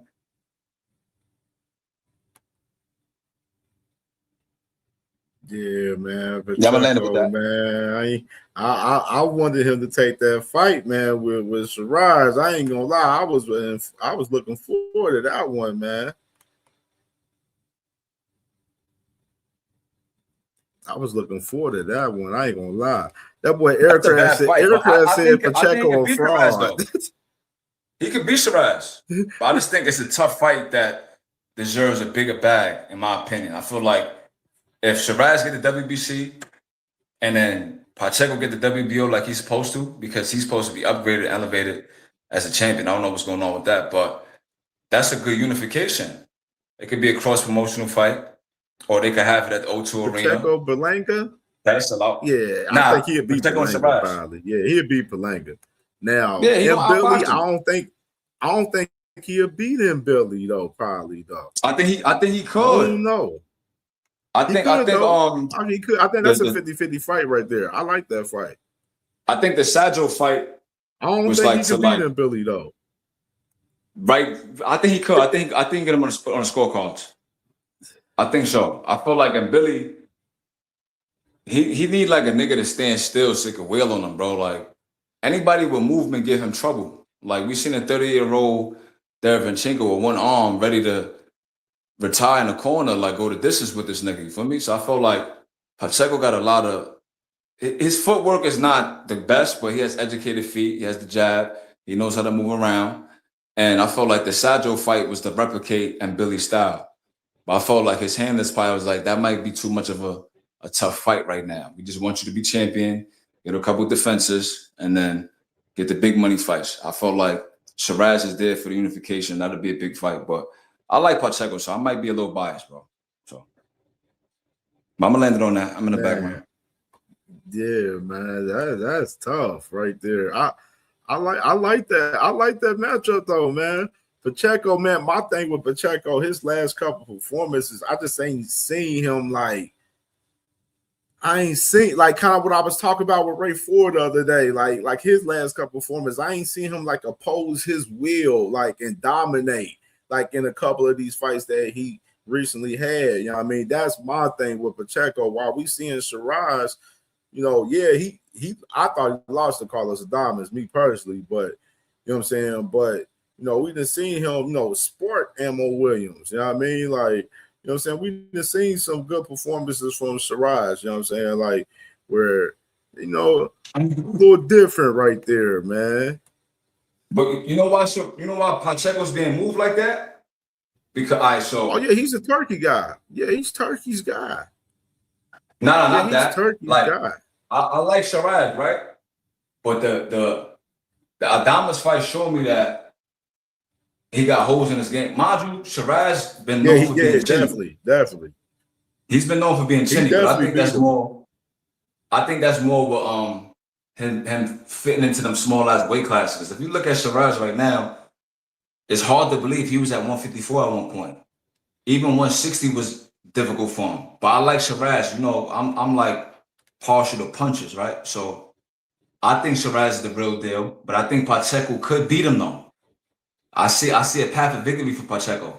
And to back your point, right? Or I guess to push back a little bit, Pacheco don't got the amateur pedigree. So he don't really got that much experience and he got the youth. So it's like you gotta kind of move him a little slow. I feel like he hasn't exerted his will because he doesn't have that amateur pedigree or experience like that. And he's young. Like someone like Abdullah, he has amateur pedigree. So like when he came out, he just was like passing every test with flying colors. I feel like Pacheco, one of them prospects, was like, he don't really got the amateur pedigree. He doesn't really have a big promotional backing besides Eddie Hearns now, but he wasn't like touted to be the next thing. He just came out of nowhere. So I feel like he's moving just about where I expect him to be. And like I said, I might be partial because I like him. So that's my thing on that. Wait, tell about Ammo clipped Shiraz. Now he did. He clipped him in the second round. He almost he did. He did clip him with that shot in that second round. I was about to say, boy, I'm like, Ammo took an ass whooping after that shit. I knew he was gonna stop him. I ain't gonna lie. Yo, I call myself the king of the Michelins, right? Because like I used to be betting heavy. I still be betting this shit, but I used to like really be betting. So like I would just watch film on all these miscellaneous niggas, right? So like I would come across a lot of gems, like Kona Walker out of UK, Sam Noakes, Shiraz, a couple other gems, and Billy. I found out he was working with Better BF in his camp, like shit like that, right? So like I knew Shiraz was gonna spark Ammo. I'm like, he gonna knock Ammo the fuck out, like. And I think he was the underdog in that fight. So I want some bread with that. I expect Ammo to do a little bit better, but after like the 6th round, Ammo was just like a punching bag, really. But Ammo not that good. I think Adames can stop that nigga. I'll be shocked if he don't stop him. Man, bro, that's what I'm saying. I mean, I like the energy because I was playing the press conference earlier, man, with between them two guys. I like the energy. Like, of course, like, you know, me and OTB, we was talking about as far as the emotions that Ammo got going into this fight, you know, due to, you know, Adames pulling out the fight, because that was a lot of the conversation that they had up there during the press conference, you know, earlier, man, which was crazy. Like, so I can't wait to see this one. They got the weigh-ins today, so we're going to be tapped in and watching these weigh-ins later on for sure, man. And speaking of when you were speaking about Abdullah, let's go ahead and segue into this Abdullah and Keyshawn situation, because we got some receipts a little bit on Mr. Keyshawn that we got to definitely show for sure. They zapped my man Greg Channel. Yeah, bro. And that's another reason why we're going to show these receipts too, because of that as well, man, which is nasty work. Like nasty, whoever out there, you know, reporting people's channel for a person speaking his truth, them Twitters, bro, for speaking his truth like that. Like, come on, that's you a dumb, you a real life dickhead, you a sucker for that shit, bro. Yo, bro, I'm looking. That's some sucker ass shit. All right, so I got another phone, right? So I got a notification when it hit Wi-Fi. It said, "Yo, GHB TV is live." I'm like, "Oh, all right, let me go check back out." I clicked on it. It said, "Yo, this channel has been removed due to some kind of infraction." I said, "What?" So now I'm going crazy, googling. I'm YouTubing. I'm like, "Yo, they really got my man Greg out of there." I didn't get to see that video with him cooking. I'm like, he must have really hit it like a sore spot, bro. There's no way you get his channel zapped, bro. It took him down. That's crazy. And I like Keyshawn a lot, bro. That clip and that portion of that video went viral on Twitter heavy. Everybody was sharing it on Twitter to where that shit translated over to Instagram and on Facebook and shit. And to where, like, you know, everybody started, you know, tapping in, watching that live stream, that show that, you know, he was cooking up on. And, you know, whoever it was, you know, the person he talking about, everybody would obviously think is from somebody from Keyshawn team, obviously, you know what I'm saying? But like just doing that, you know, whoever did that, that's some real dickhead shit, bro. Like, yo, you know what's crazy, man? Like, motherfuckers gotta stop getting emotional off of people telling the truth out here, dog. Like, for real. It was crazy. Greg not a fan of Keyshawn.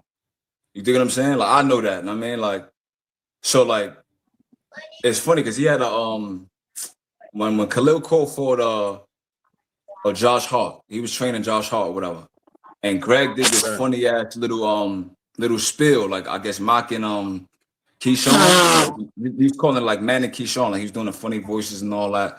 So he never really was a fan of Keyshawn. Then you got to factor in the Albright situation. Albright trained in Hackett Gym, so like Keyshawn's team been rubbing Hackett wrong for a minute. So him going viral off whatever video I see that, bro. That's sense, crazy. bro. You just laid that out like that. That's a fact right there, bro. That's some wild shit, bro. That's fucked up, bro. Like, and that's corny as hell, bro. Like it don't even matter, bro. Like, you got your platform. Speak your piece. Speak your piece. You ain't gotta fucking zap that man's fucking channel for that goofy shit, bro. All he was doing was speaking the truth, bro. That's all he was doing, and a lot of people feel the same way. You know what I'm saying? You can't zap somebody's content like that, man. You got a clip of that shit, or you don't got none? Oh no, I ain't get the clip of Greg doing this shit, and that's crazy because I was gonna fuck around to play that shit but then I seen this morning. I went on Twitter and I seen Dean. My favorite Dean. We got our little group chat. Dean like, yeah, they done zap us channel and shit. I'm like, what the fuck? Like, I'm like, man, that's some corny ass shit, man. And I went and looked at and tried to see if I can find Greg's channel. Craig channel's not up at all. Like, you know what I'm saying? He ended up doing a live. If you Hey, know, I'm just hopping in. What's going last on, night. boys? Oh yeah, go What's ahead, good, bro. D Go ahead, go ahead. School? What's happening, y'all? What's happening, y'all? Good, What's bro. going on? Let's Like, what's happening with Greg? Let me get. Yeah, Greg Hackett, man, he ended up getting his page, his channel, that pretty much from a viral clip he was speaking about Keyshawn Davis. Coach Greg Hackett? Talking about, him, going at, Abdullah Yeah, they Mason. removed his channel, gang. Yeah. They removed the channel. What the fuck? Was it over something he said or did or what? Yeah, Jay Prince and them send them shadow people, bro. Jay Prince. I can't stand Jay Prince. They say, yo, take that nigga channel down, man. That nigga talking. Take that nigga channel down. Divide that shit in half. Listen, take that nigga channel down. He talking too much truth, man. That is why I can't stand Jay Prince. You know Jay Prince, Big Red from the 5 Heartbeats. You know how that go. Big Red.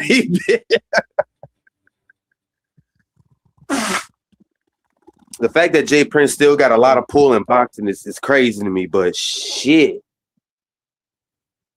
Let me see if somebody got that bitch up, man, on YouTube somewhere. I wanted to say, right? Jay Prince pulled an Al Heyman, goddamn. Damn, I can't even put that on Al. Yo, we don't even got one public interview with Al, bro. No, nobody. No, what I was saying was like Jay Prince pulled an Al Heyman. You know what I'm saying? Shut that shit down. Shut that shit down. Oh, yeah, shut that shit down. I ain't gonna lie. Al Heyman, like, he really like Jay-Z, bro. Like, that nigga never responded to nothing. Never. I think I've been watching boxing for 15 years. I think I've seen 2 videos with Al Heyman. And one was with Virgil Hunter.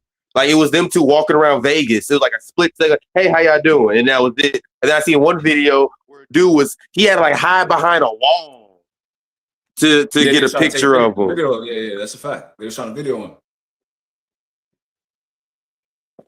I think he's smart for that. You know why? Niggas my eye so it's like a double-edged sword, right? He's a powerful black man in the industry where historically he's been run by the mafia and European men, the small hats. So I feel like he took the approach of I'm just gonna be behind the scenes. You know what I mean? But with someone like Floyd Mayweather being so vocal, viral, and being the star that he is, like everybody want to know who the fuck Al Heyman is.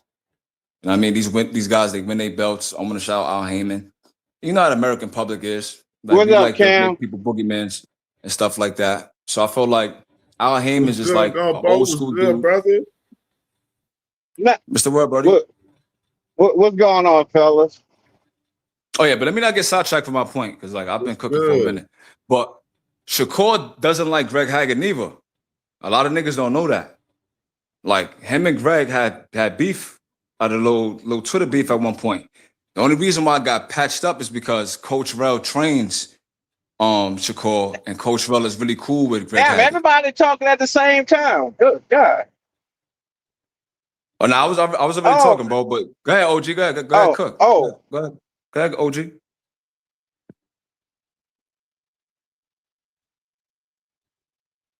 Yeah, you probably got delay while you ride. I think you got delayed, OG. Probably still got the YouTube going in the background. Yeah, he might be delayed. But what I was saying is, Greg and Shakur had smoke. But like I said, Coach Rell trained Shakur, so I feel like they passed it over.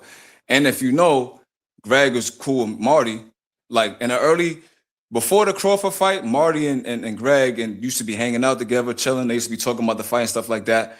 And you know how Marty was critical of Crawford, and you know Shakur loved Crawford. So I feel like Shakur don't like them niggas anyway.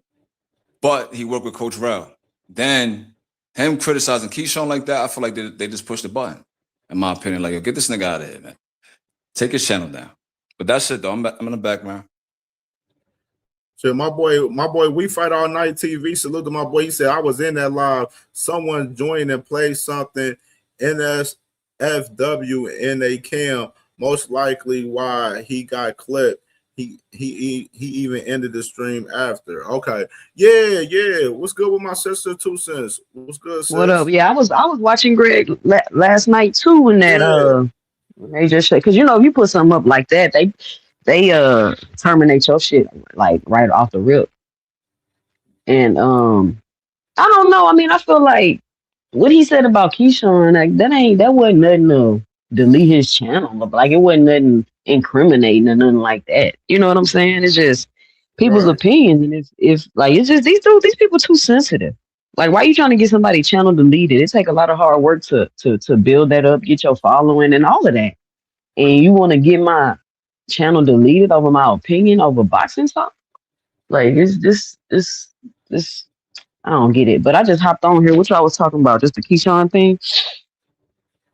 Yeah, most definitely. One thing, matter of fact, let me go and play the clip from this boy, and then we can kind of get into it because we got a couple little clips from the past of Mr. Keyshawn right here where this same energy wasn't reciprocated. Keep talking about whenever. I want to fight you this year. Could we make it happen this year?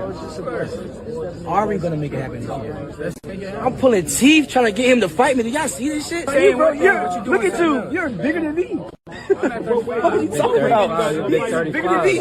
He talking about 35. I'm about to go. I'm trying to go to 47 to fight Devin Haney. Somebody clearly bigger than me. I'm not even a world champ. Who gives a fuck? Who cares? I'm active world champ. Who cares?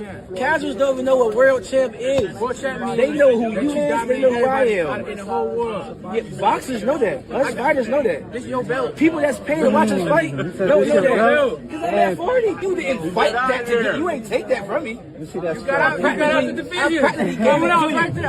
practically gave you the belt. You didn't fight me to get that belt. I don't care. I don't care. I don't care. I don't Next want one to you take get, the I'm belt. gonna come take I don't want to pay for the belt. No, unless I move up. These people out here don't make fights, Keyshawn. They don't make the fights. These people don't make fights. The manager makes. You act like Bill Haney, nigga. When I knock your son out, y'all gonna be crying. When I knock your son out, for all the punches he take, I'm gonna knock. Let it show you. That's what I thought. Okay, all right, bet. I'm gonna holler at you later, there, Jay. You the best at talking, bro. Bro, I beat ass. What are you talking about? I really beat ass, and I'm the best at fighting. I will beat your ass, bro. I will really beat your ass. I don't deny that. You're a great fighter. You right. I don't deny I won't beat your ass either. I will beat your ass. Oh yeah, bro. you know I'm gonna deny that. Yeah, I'm gonna really beat your ass. Like, you're not better than me, bro. All jokes aside. Yeah, that's easy to say. I really. What you mean easy to say? Go watch my highlight. Fuck watching your highlight, bitch. Hey, I gotta use that one. You know I'm gonna deny that. That was smooth. I like that. I gotta use it. Hey, I that want to was like smooth. Keyshawn Davis, but I don't believe in Keyshawn Davis. You know, you see how I don't like how Keyshawn was trying to like force him to be like, yeah, I'll fight you. Like, it's like The way you trying to Keyshawn make moves him- is very like he's not sure, like he always has to be the loudest person in the room. It's like, bro, you're very skilled. You do not have to be Adrian Broner loud. It's very insecure. He comes off insecure. And you can tell I don't know if it's because his homie is Shakur, and Shakur is just so confident in himself that he has to like come on. He's insecure too. What you mean? Oh, I can believe that to a degree because I don't believe in moving the goalposts for greatness. So for Shakur to be like, I need rehydration clauses, I need this, I need that to fight in the 5th weight class, I'm like, then I can't hold you to that standard of greatness that the others had. Right. Because they didn't. You have to be crazy to be great. I don't care what anyone says. You have to do crazy things to be great. Durant was crazy fighting Iran Barkley. You know what I'm saying? Benitez was crazy for fighting Durant. You know, De La Hoya crazy. I'm gonna fight a middleweight, full-fledged middleweight. You know, like you got to be crazy for us to remember you. We don't remember Holyfield for playing and say remember Holyfield for fighting fucking everybody. Well, these guys, you know, these guys want to. And then it's funny that you say that because I had my boy Isaiah, what you doing? Can y'all hear me? Can you hear me, Cam? Yeah, we can hear you, sir. I can hear you. I think you got a super chat on Twitter. Okay. Yeah. So look at my boy Isaiah, what you doing with the $2 super chat? He said, Key called Prince to shake up the YouTube sex. Hey, go ahead, sis. Go ahead. He ain't call nobody. It's like they want to give an illusion of greatness.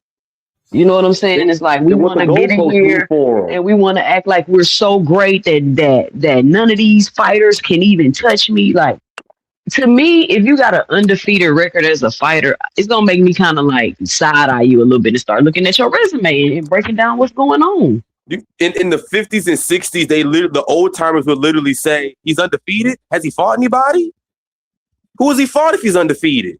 They literally looked down upon undefeated records because it showed that maybe you were moved the right way, that you didn't come across any adversity or any challenges or any resistance. Even like the undefeated records from back then, right? Like the boxers like Ezra Charles, for example, the Motor City Cobra, he got like 15, 20 losses, right? Like, yeah. I feel like that's more tied in with the Mafia, bro. When you look at how they did, my man, who's the dude that had to lose to Billy Fox to get a championship title fight? The Bronx Bull. I don't know. I'm not remembering everybody's name today, but not Jake. Then, that wasn't Jake. It was Jake LaMotta. Yeah, LaMotta. Yeah, he had to take a dive. I feel like a lot of those fighters back then had to take dives, bro. In my honest opinion. Kid Chocolate, Kid Gavilan. The Cuban. Yeah, so apparently a lot of people don't know this, but Zab Judah's great uncle is Johnny Sexton, the former two-time undisputed champion in the 1950s. And if you research that era, even the media felt as though, the jig is up. Johnny Sexton's a mob control fighter. Kid Gavilan's a mob control fighter. If you watch the fight, it looked like Kid Gavilan wasn't even trying. Like there's not a lot of footage of it, but if you read the round by round, comparison in the news article, Kid Gavilan ain't really do shit for 15 rounds, and everyone felt as though the jig was up. Like he had to give the belt up to Johnny. That's still happening right now. Yeah, it's just the mob isn't hands on like they used to be, but it's still. I think they are. I will say this: their teachings are still being used. All right, so my thing is this, right? Like, to back your point with Kid Gallahan, right? I believe, is it the Kafava hearings that got Frankie Carbo put in jail? Yeah, that was right before the WBA and WBC got formed. It was like in the early to mid 60s. All right, so the WBA was already existed, though. I think the WBC wasn't, though. But what I wanted to say is, I think he testified in the hearings and basically was like describing the networks that the Mafia controlled and ran. So that was like Frankie Carbo, Blinky Palermo, a couple other guys. So like a lot of those guys that we wanted to see fight, like for example, you got Black Murderers Row. They say that Sugar Ray. None of them. I don't believe that. None of them had mob connections. Even like Sam Blackburn, who was Joe Flowis's coach, said, "I don't want to coach him because he's not going to get a heavyweight title shot." And his manager was like, "Don't worry, I got connections." And that was the only way Joe got a coach, is because everyone knew unless you got a mob connection, you're not getting a heavyweight title shot. That's a fact. Like Charlie Burley, like he was notorious for being like a guy that would turn down. He had integrity. Like he turned down every envelope that came his way. So like if you're turning down these envelopes and Sugar Ray Robinson's operating these mob control networks, it's obvious you're not gonna get a title shot, bro. So I never understood. Berlin, Bivens, Lloyd Marshall, Aaron Lloyd, all them killers. Like nobody wanted to fuck with them. I wish that there was a show about Black Murderers Row. Like I really wish there was a show about them, because like these guys. Crushed the Legend earlier this morning on his show, man, and he mentioned talk about doing a current Black Murderers Row. You know what I mean? That'll be fire, man. What with modern day fighters, a modern day Black Murderers Row? Yeah. There's some guys out there that no one is. There are guys out there that no one's saying their names. Like there are fighters out there. Boots damn near Murderers Row. Don't nobody mention like Boots. Today's Murderers Row would be like Boots, Nelly Hernandez. And it's funny, to a degree you could add Tank. Benavidez to the equation. I don't consider Tank Black Murderers Row because people want to fight him. It's not like people don't want to fight him. People want to fight him. I think. All right, so this is the thing, right? With Tank, right? You I'm listening.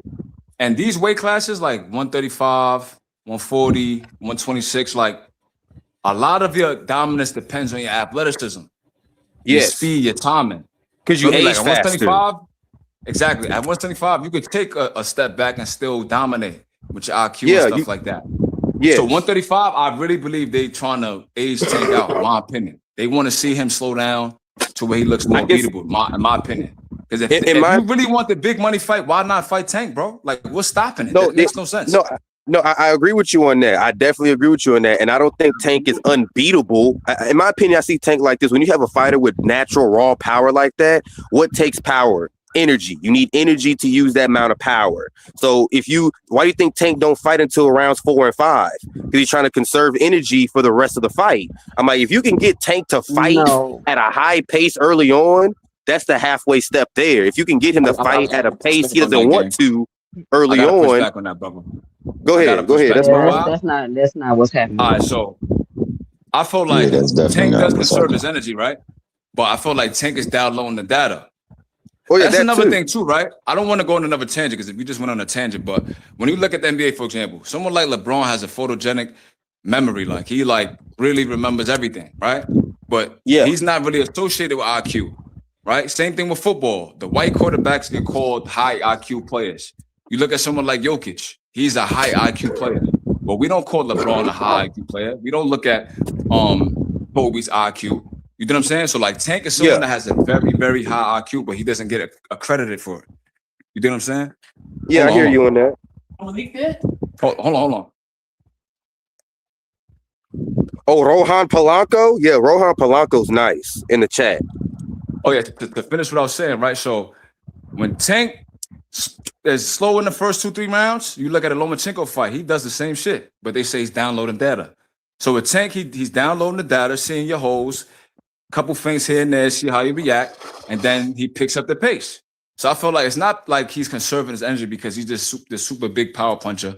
I just feel like he's downloading data, taking snapshots here and there, and then he acts on it. So I feel like at that weight class, right?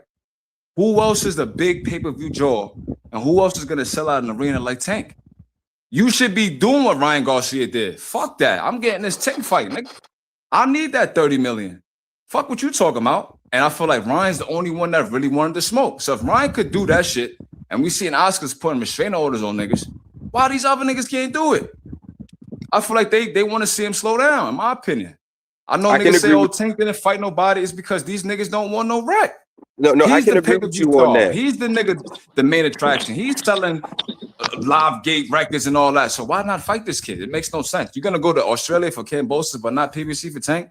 You're gonna go over the Golden Boy for Zepeda, but not Tank. It doesn't make sense, bro. The only thing that makes sense is the niggas trying to age that nigga out. No, I feel you on that. I think that they were trying to like not end up in a.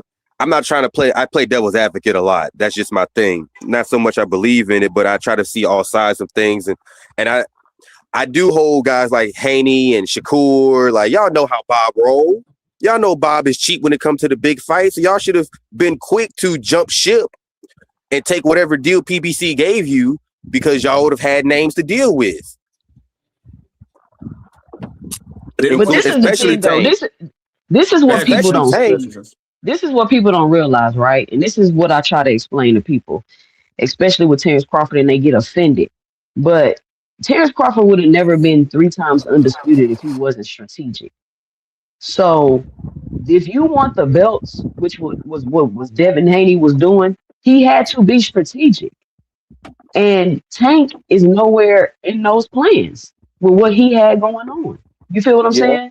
So it's like you calling Tank out, but it's obvious. And it's not I'm not saying it's a bad thing or a good thing. I'm just saying that Devin Haney, based on your actions and the moves you made, your intentions was to never fight Tank. You were going after the belts, and that's okay.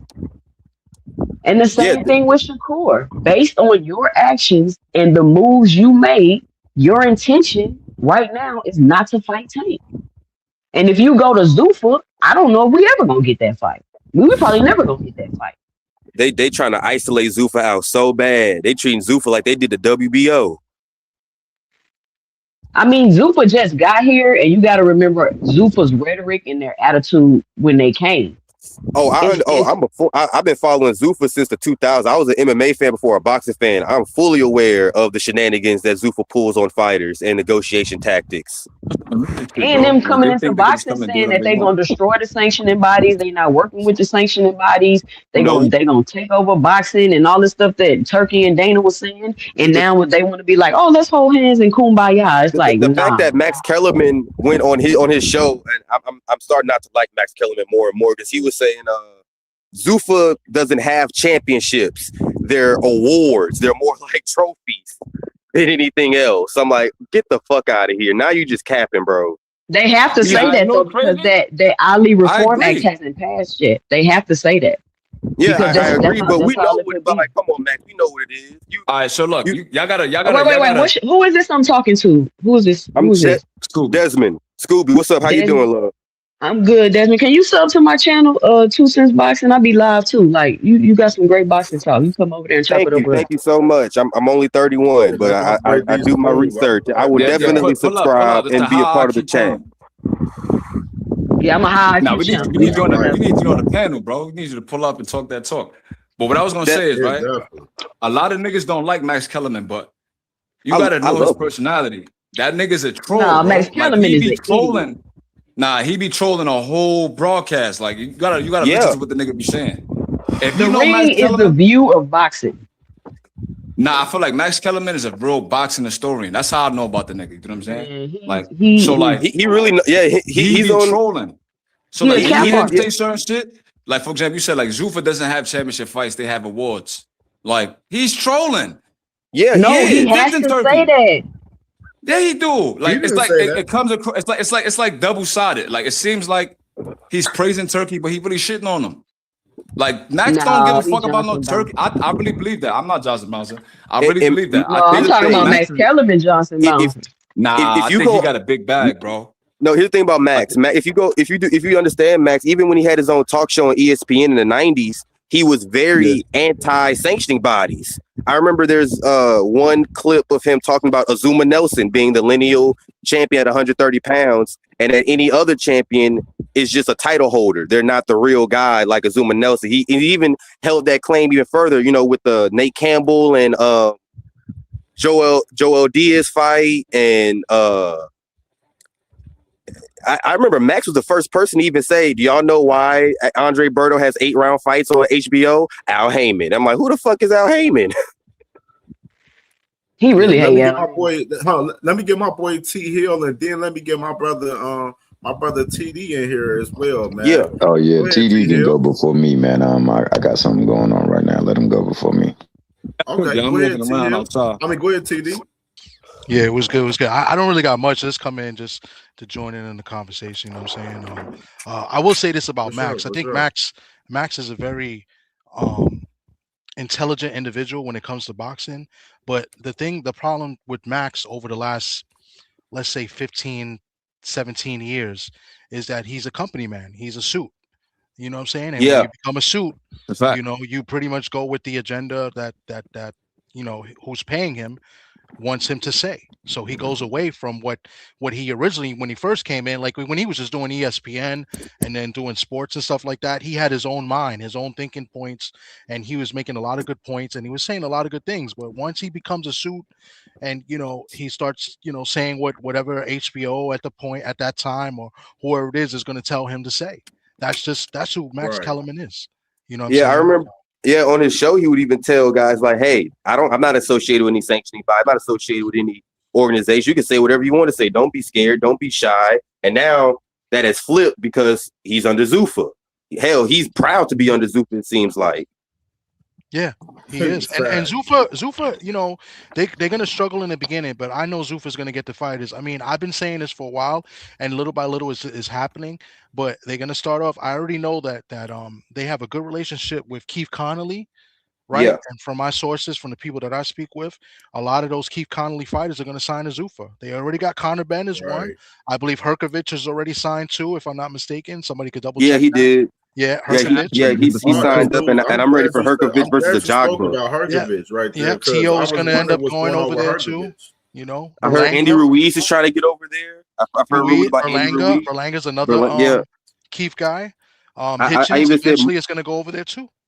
Yeah, Bacoli, he should go there as well. Guys that need consistency should go to Zuffa. Guys that need dates should go to Zuffa.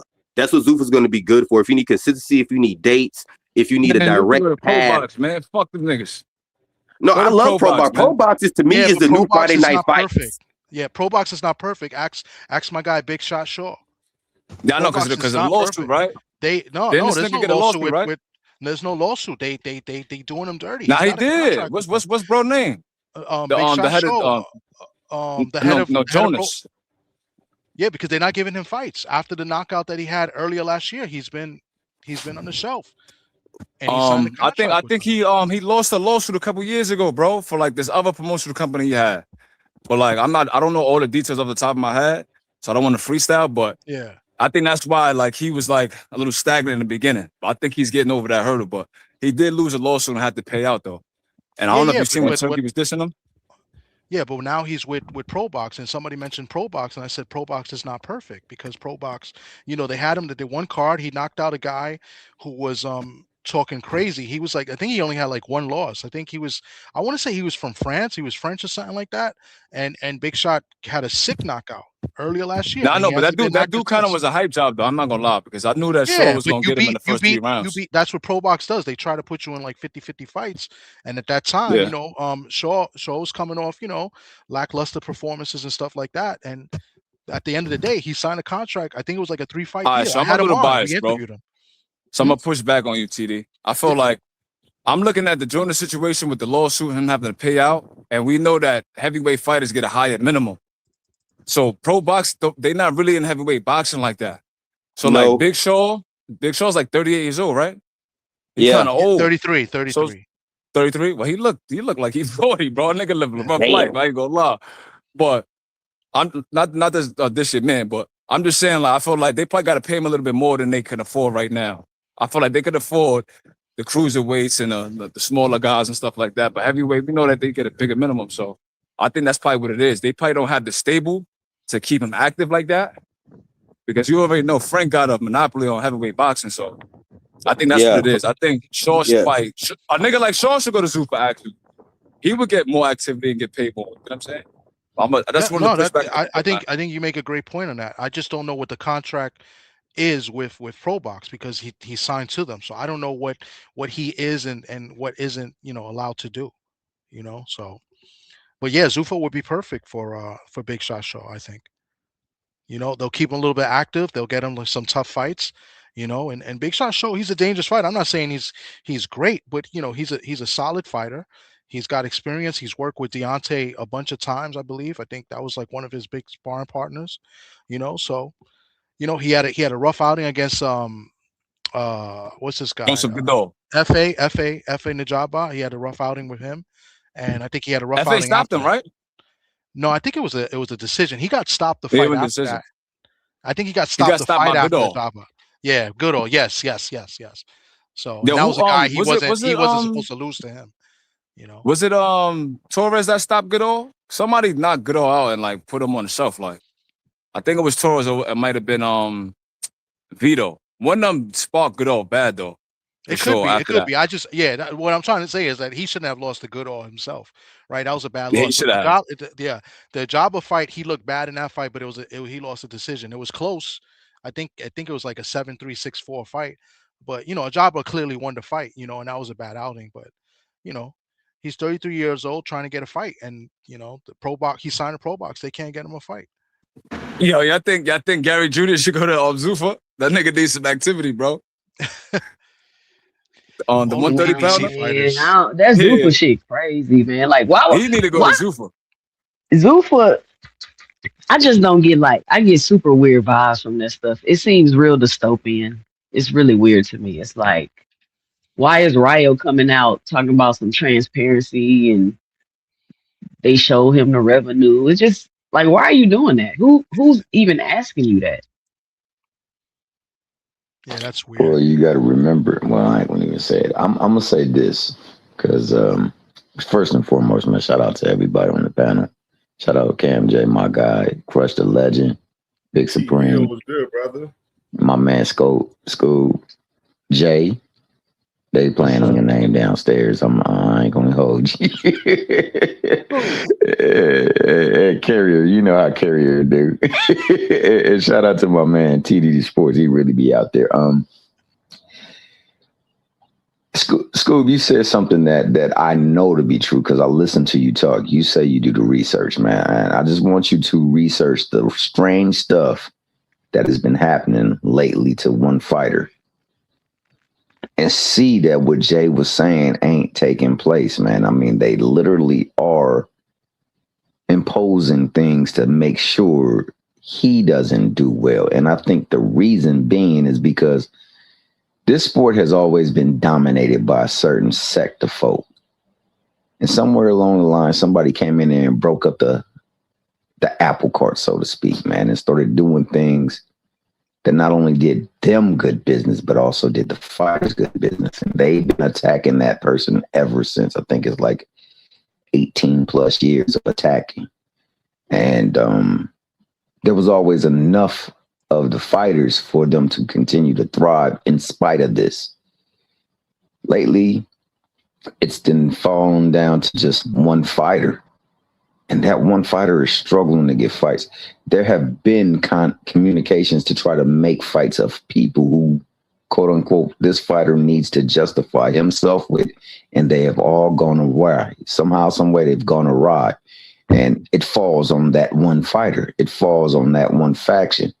And then we got all kind of wild stuff just popping up this last year that passed. So like, it's a dedicated effort to make sure that some presences are dwindled, if not gone. And I believe that, you know, the mob back in the days ruled boxing. And if you wasn't on plan with them, you either didn't get opportunities or you got hurt. And when you look at the last fight, the actual real fight that was done by that one fighter, that Mickey Freaky didn't even look like he wanted to be there. Some stuff was going on. And then look at what transpired since. Like, this just don't look right now. I understand people say, oh, he a knucklehead, he do this and that and stuff. But stuff that has never been reported of him, they purported of him. They said this nigga was this. They said this nigga was that. He was this. He was that. And it's about to come to pass that ain't none of that ish was ever true. Like most of the people with level head was saying, and it's just going to be washed over. And somehow, somewhere they got to pick up from that.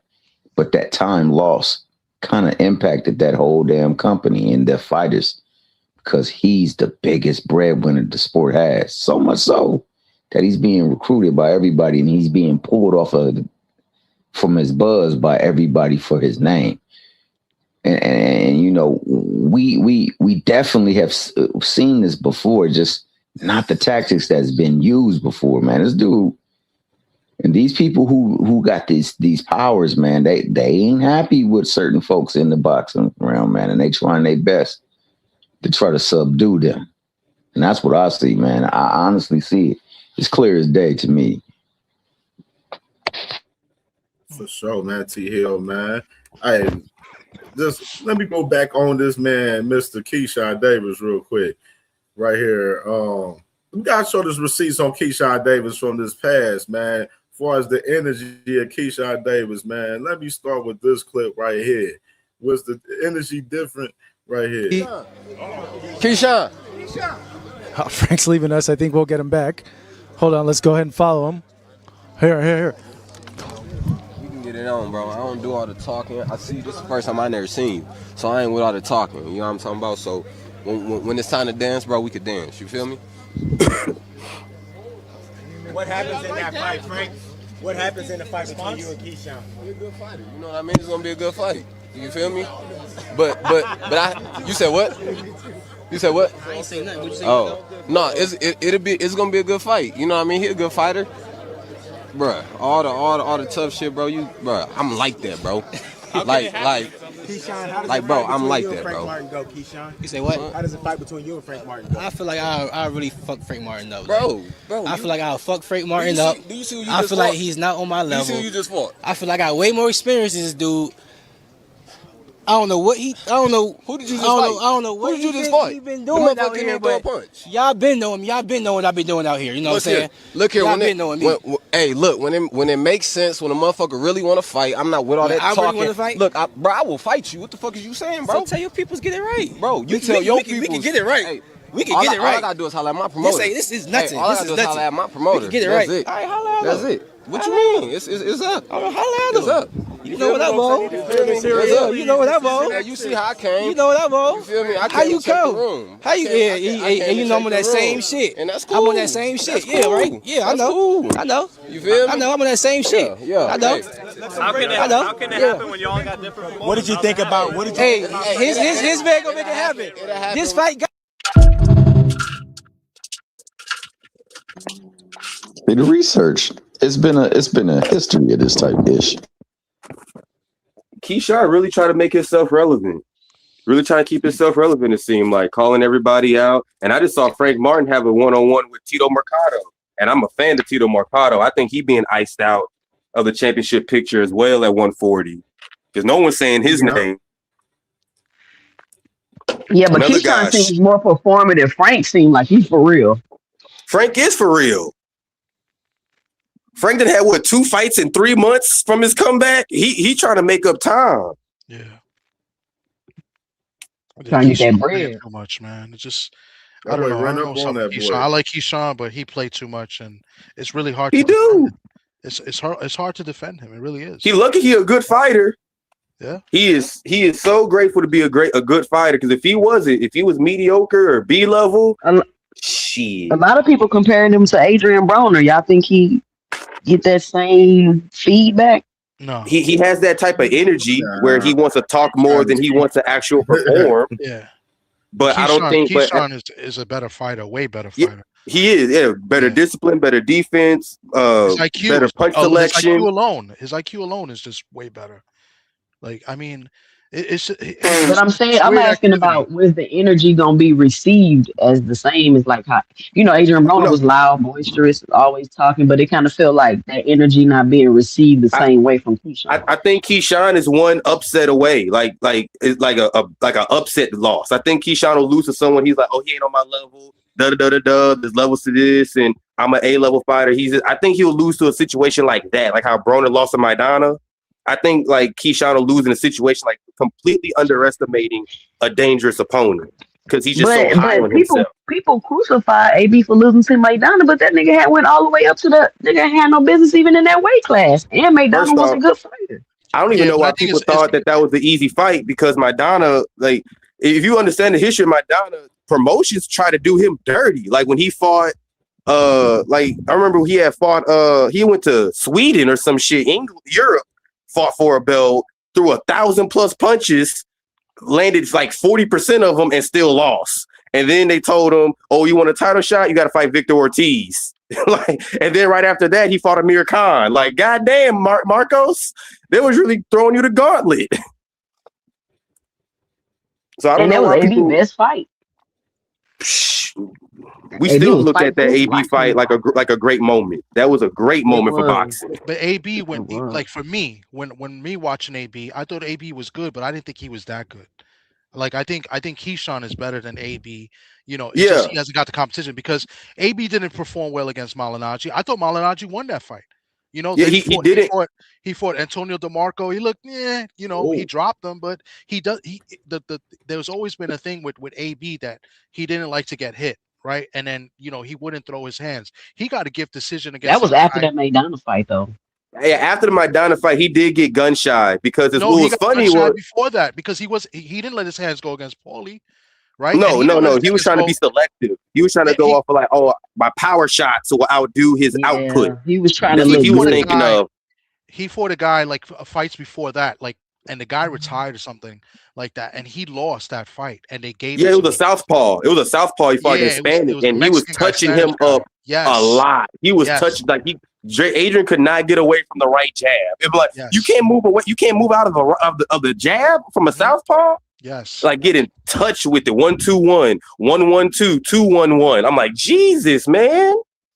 Yep. I'm about to say, I thought he beat Paulie clear in my eyes. I ain't gonna lie, Paulie. Yeah, I thought he beat Paulie. Yes. Yeah, I don't know about all that shit. Paulie did not win that shit. I thought Paulie won. If Paulie could punch, that fight would have been different, because Paulie was landed on him. It's just that Paulie can't punch. It was like what, 5 shots to 1 against Broner, pretty much. Damn, bro, no cap. Like, now, in my opinion, I think Keyshawn, he still got a lot to prove. You know what I'm saying? I thought, you know what I'm saying? Yeah, he only got 15 fights. Competition AB fought. You know what I mean? Like AB fought real competition at PBC. Keyshawn ain't fought like not even near half of the guys AB didn't fought. It's crazy that Adrian Broner's his best fights when he wasn't champion. With Keyshawn and AB like that, in my eyes.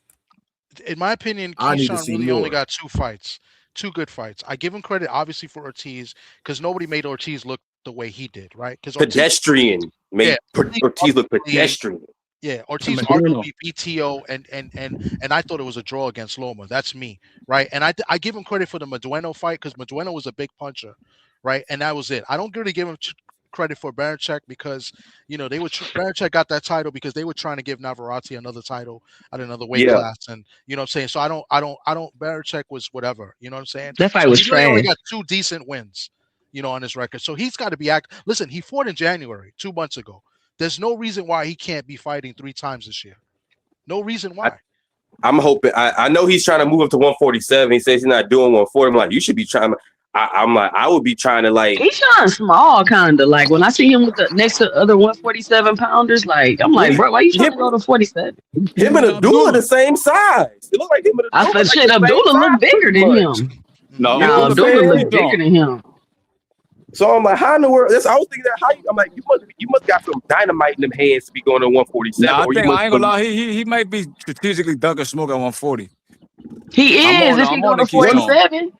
Well, he said I'm not fighting at 140 because my brother at 140. And in my mindset, I'm like, I can name you at least 5 different fights where best friends fought each other. Fighting at 140. Not even that.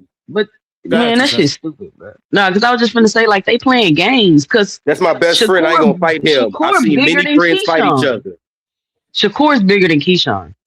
He is. To answer you, Aircraft, yes. I believe AB is a Hall of Famer. Yes, 4-weight champion. He a 4 division weight champion, youngest to ever do it. How is he not a Hall of Famer? Definitely. What's my man name from the UK that be doing a commentator on the zone?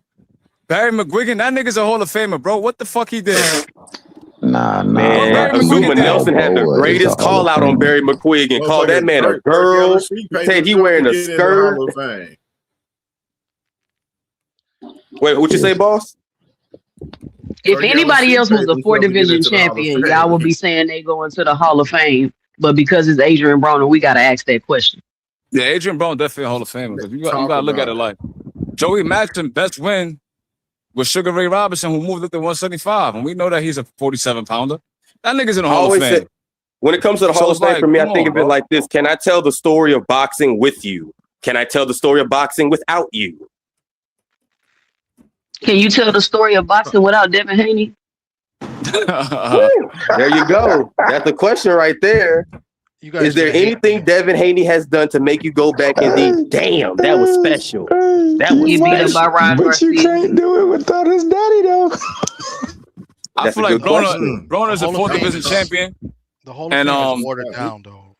It is watered down, but it's been watered down because Barry McGuigan is in there. Can you name a win from Barry McGuigan? I don't think he should be. I don't think Arturo Gatti should. Arturo Gatti's in the Hall of Fame. I don't think he's. I didn't believe Arturo Gatti. Arturo Gatti, don't disrespect Arturo Gatti. I'm not going for that. No, Arturo Gatti got in because he was a ticket seller and he did well, especially in Atlantic City. But as far as in the ring and the fights, his resume and wins, no shot. Nah, I ain't gonna lie. I'm not going for that, TD. Don't disrespect He got some decent wins, but nothing that would be considered all-time great. Like Gotti, my top 5 favorite fighters of all time. I'm gonna tell you why, right? Name another fighter who got several knockouts of the year, several fights of the year, and several rounds of the year. Like he was a dog. Like. The only one I could think of off the top of my head, dog, some kind of credit. Yeah, he's not an A1 fighter where it's like, all right, he should be in a Hall of Fame as far as like. Well, what about this? What about Israel Vasquez? Israel Vasquez got fights of the year, rounds of the year, and lineal championships. But he's not Arturo Gatti. Like he's not packing out the stadiums, nigga. He's not packing out Atlantic City. That's why he's not doing pay-per-views because of. You feel what I'm saying? Like he's a dog on top of that. And like, what's the fight he had in '96, right? When the dude knocked him down like 2 or 3 times, and then he came back and knocked him out in the 6th round. Oh, you talking about? I can't. That wasn't Ruelas. It was a Mexican kid. It was after Ruelas because he had the Ruelas fight, and that was a dog fight. And then the next fight after that, he got dropped like 2-3 times. You watched that fight and tell me that nigga not a Hall of Famer, bro. Did you hear how Larry Merchant was reacted? Oh my God, got him! You crazy? Look at Israel. Look at the fight Israel Vasquez versus Oscar Lario. Oh no, Johnny Gonzalez. Like Johnny Gonzalez was beating the fuck out of Israel, and then out of nowhere, Israel stops him with a whole bloody face and everything. And Israel's the one that committed suicide, or was the other dude? No, Israel. He didn't commit suicide. He died with cancer. He had, he lost his eye. He had to get his eye removed. His brother didn't commit suicide. One of them committed suicide. I think his brother did. Because remember, Israel Vasquez was having those trilogy fights with Rafael Marquez on Showtime. Exactly. Bloody. He fought 4 times. Hey, They shouldn't have had that fourth fight. They shouldn't have had that fourth fight because Israel Vasquez's eye was completely shot. It was destroyed. Like you could literally see the scar tissue from stitches around his eye. I got a work call. That's a fact. Talk to y'all later, man. Appreciate y'all. But go ahead, though, Thomas. Let Thomas talk. Salute, brother. Salute, bro. I'm gonna say this. I think a lot of times we think accolades put people into the hall. It's impact. And it has always been impact. That's the reason why Rocky Balboa, a fictional character, is in the freaking Hall of Fame. So if we're going off of impact, name too many fighters that had more impact to the sport than Arturo Gatti. He definitely belongs up in there. Maybe he ain't the greatest boxer, but you that can't tell the history of boxing without Arturo Gatti. Because when you look at, who's winning all these fight of the years? This one person for like a 5-year stretch. So yeah, I can see that. That the most exciting little man in the sport for a long time. I agree. I think he got fight of the year like 5 times in a row. And like I said, he got round of the year, knockout of the year. Like when I think the only other person, like maybe Mickey Ward. Mickey Ward had quite a few fight of the years, but not as many. Like I think Arturo got the record. He fought Arturo Gatti. Now name another trilogy where like it's an Irish man, and I believe Arturo Gatti's from Venezuela, right? No, he's Canadian. No, he's Canadian. He's French Canadian. Okay. I always thought the nigga was Spanish, but whatever. No, he's French Canadian. Name another fight trilogy, right? Where they become best friends later on in life, like inseparable. Like, come on, Gotti, that guy, bro. Like, and he pushed Floyd into the mainstream. Like, without Gotti, like Floyd would never been who he is. Like, I know we credit Oscar for that, but his first successful pay-per-view was with Gotti. I consider the Gotti Floyd fight. That fight had a independent movie budget and ended up having box office numbers. That's what that was like. They had a very low budget for that fight, but ended up doing amazing numbers for the money they put in it. So yeah, I feel you on that. I'm going to you. No, I'm agreeing. I mean, hell, that fight alone, it was brutal, but that fight put Floyd on the map. Gotti had always been on the map. I mean, like anybody that feels like he's not a Hall of Famer, they don't understand the criterion in which you get into the Hall of Fame. It's the impact. That's why I say, like, Jay could be right. The impact is greater for the sport of boxing coming from Bill Haney than more so from Dev Haney. Dev piggyback off of certain other things. Bill be creating moments. Now, I don't agree with a lot of stuff that he say. I don't agree with a lot of stuff that he do, but he does make moments. Now, will he get in the Hall of Fame? I don't know. But I do know that your impact to the sport is what places you into the Hall of Fame. And if anybody feels like Gotti ain't in the Hall of Fame, then there's a lot of people that shouldn't be in the Hall of Fame. And that's real rap. I agree. I mean, I remember the people, I had to educate someone on Winky Wright. They're like, how did Winky Wright get into the Hall of Fame? I'm like, Winky Wright fought every 154 pounder of his era pretty much. Like he fought. Winky Wright is that guy. He got robbed a couple times. Got robbed against Vargas, got robbed against Harry Simon, got robbed against the Jermaine. Well, not the Jermaine Taylor fight. I thought he let that fight off the hook. That fight was there for him to win, but he just didn't throw enough punches in the championship rounds. Like this nigga's like a male juke. Not to be funny, like this nigga is definitely a male juke. Like when it comes to the breadth of the boxing knowledge and like y'all guys y'all like very similar. I want to ask you a question, right? Why nobody talk about Ike Forte, man? Because here's the fun thing about my man Ike. Because the thing about Ike was when he was at his peak of power. What's funny is if the person that held that belt before have won it from Meldrick Taylor. Ike, imagine if Meldrick had to fight Ike for his defense of that 154 belt. Ike would be bigger because he would have had that name on his resume. But since he didn't get that name and he had to fight pretty much whoever wanted to say yes, because remember he caught malaria twice and still came back to box. He caught malaria once, was out of boxing, had to vacate his belt, came back, fought Oscar, had that amazing fight. He caught malaria again, had to leave, and then he came back and had that fight with Fernando Vargas. But yeah, like it's crazy. This dude had malaria and still came back to boxing. So, and I think a lot of the Ghanaian fighters don't get credit. Fun fact, since the 1960s, Ghana has had at least one champion every decade. That's a fact. Azuma Nelson. Welcome in Sita, Joseph Agbeko. I think Halambe was Ghanaian, right? Yeah. Kalambe, but he represented England, so he doesn't count. But he's more of a English champion. Jamaica still claim that nigga Lennox Lewis, bro. So that nigga, he from Ghana. But what I was gonna say is, right, a lot of people say that niggas like Africa, Haney, they box like Floyd. I think they box like Corte, but they just don't got the power. What's your opinion on that? Okay, so Corte uses the standard shell, the up and down shell, and he pretty much he came from the tree of Marlon Starling. Marlon Starling had a very active base guard, you know what I'm saying? So Corte, Winky Wright, they all used a very active base guard, you know what I'm saying? Pairing, slipping, maneuvering around, catching you in between your own shots. Like after you throw your shots, they're countering back. So I do agree to a point that they use a very jab heavy style like Corte, because Ike probably had the best jab in the welterweight division, pretty much a bazooka jab that can knock you down. So I think Africa and Haney have a very jab heavy style, but they're not trying to fight. Ike was trying to fight. Ike was using his jab to get inside, not stay on the outside. They don't got the dog or the power, but I think stylistically they look more like Corte than they look like Floyd.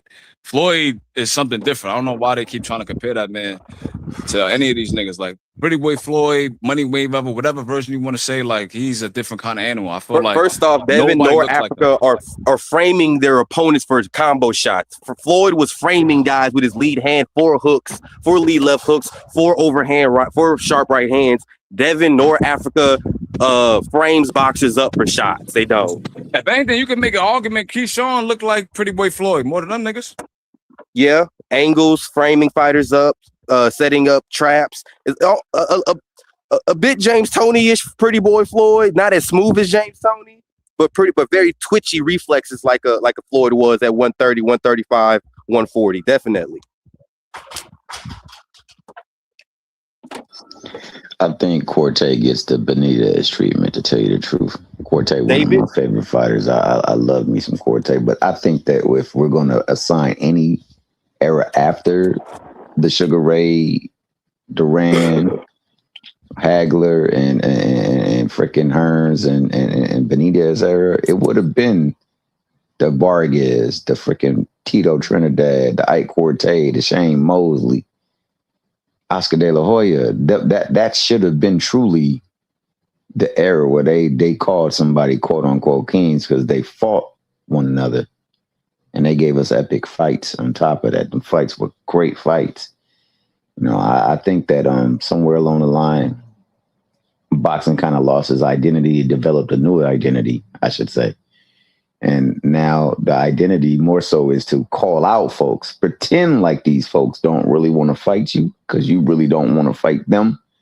And you just want to go on and make the buzz off of the call out, so to speak. And I think that we need to get away from the call out. I think the call out should happen like they used to happen back in the ring. Whenever the fight was going to happen and somebody wanted to fight, they go to the fight. Then they go over to the ring and be like, that was a great fight by you. You did your thing. You're a true champion. I believe I'm a true champion. I think we need to get in the ring and we need to settle this. And I think that we need to get back to doing things the way that it used to be done as far as when fights were made so that we can get these fights made. And I think that it's going to be tough because there are quote unquote sides of the street. There is politics and always have been. But there got to be a way where they can get to some of these fights. We need to get some of these fights made so that we can stop all the nonsense we do when we apply it to boxers. It's not the boxers for the most part. It's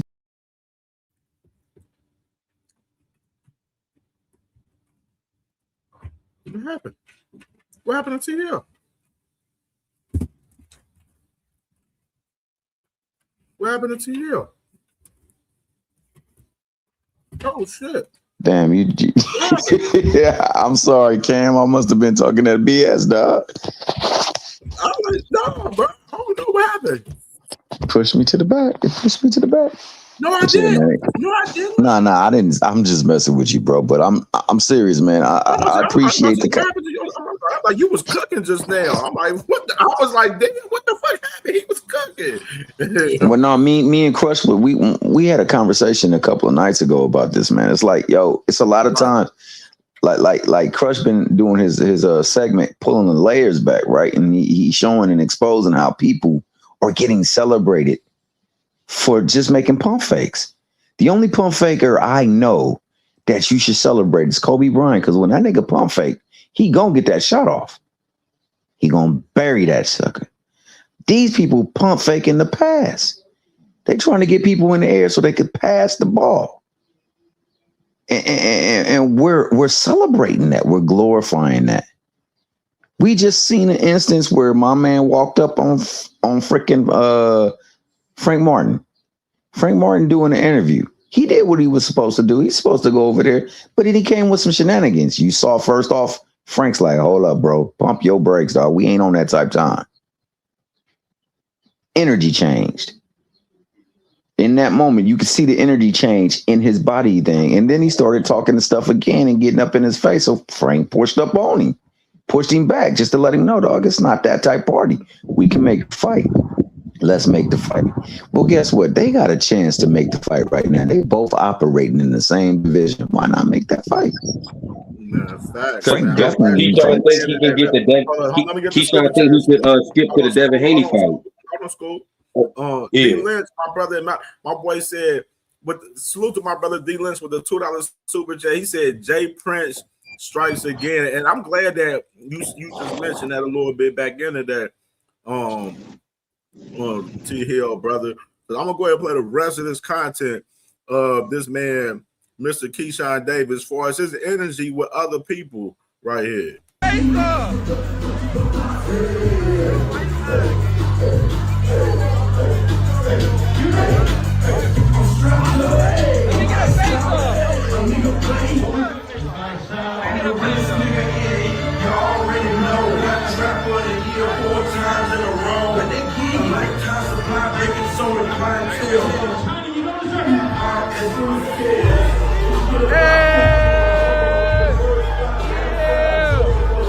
see it right here. Face off.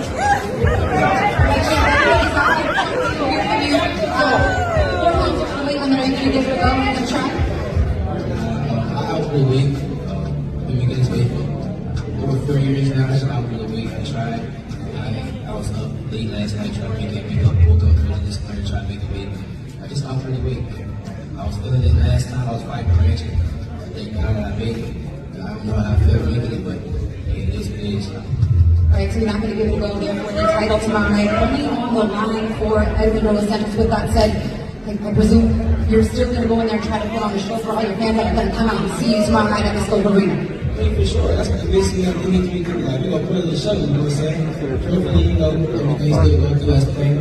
But we're pretty sure you'll still take the fight.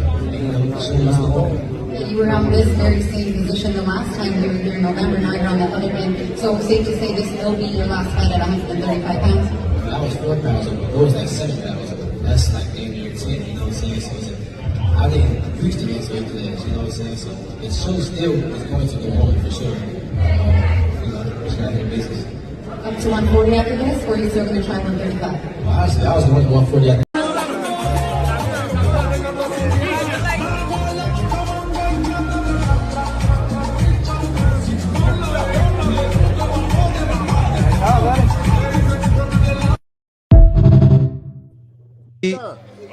Keyshawn. Oh, Frank's leaving us. I think we'll get him back. Hold on. Let's go ahead and follow him. Here. it on, bro. I don't do all the talking.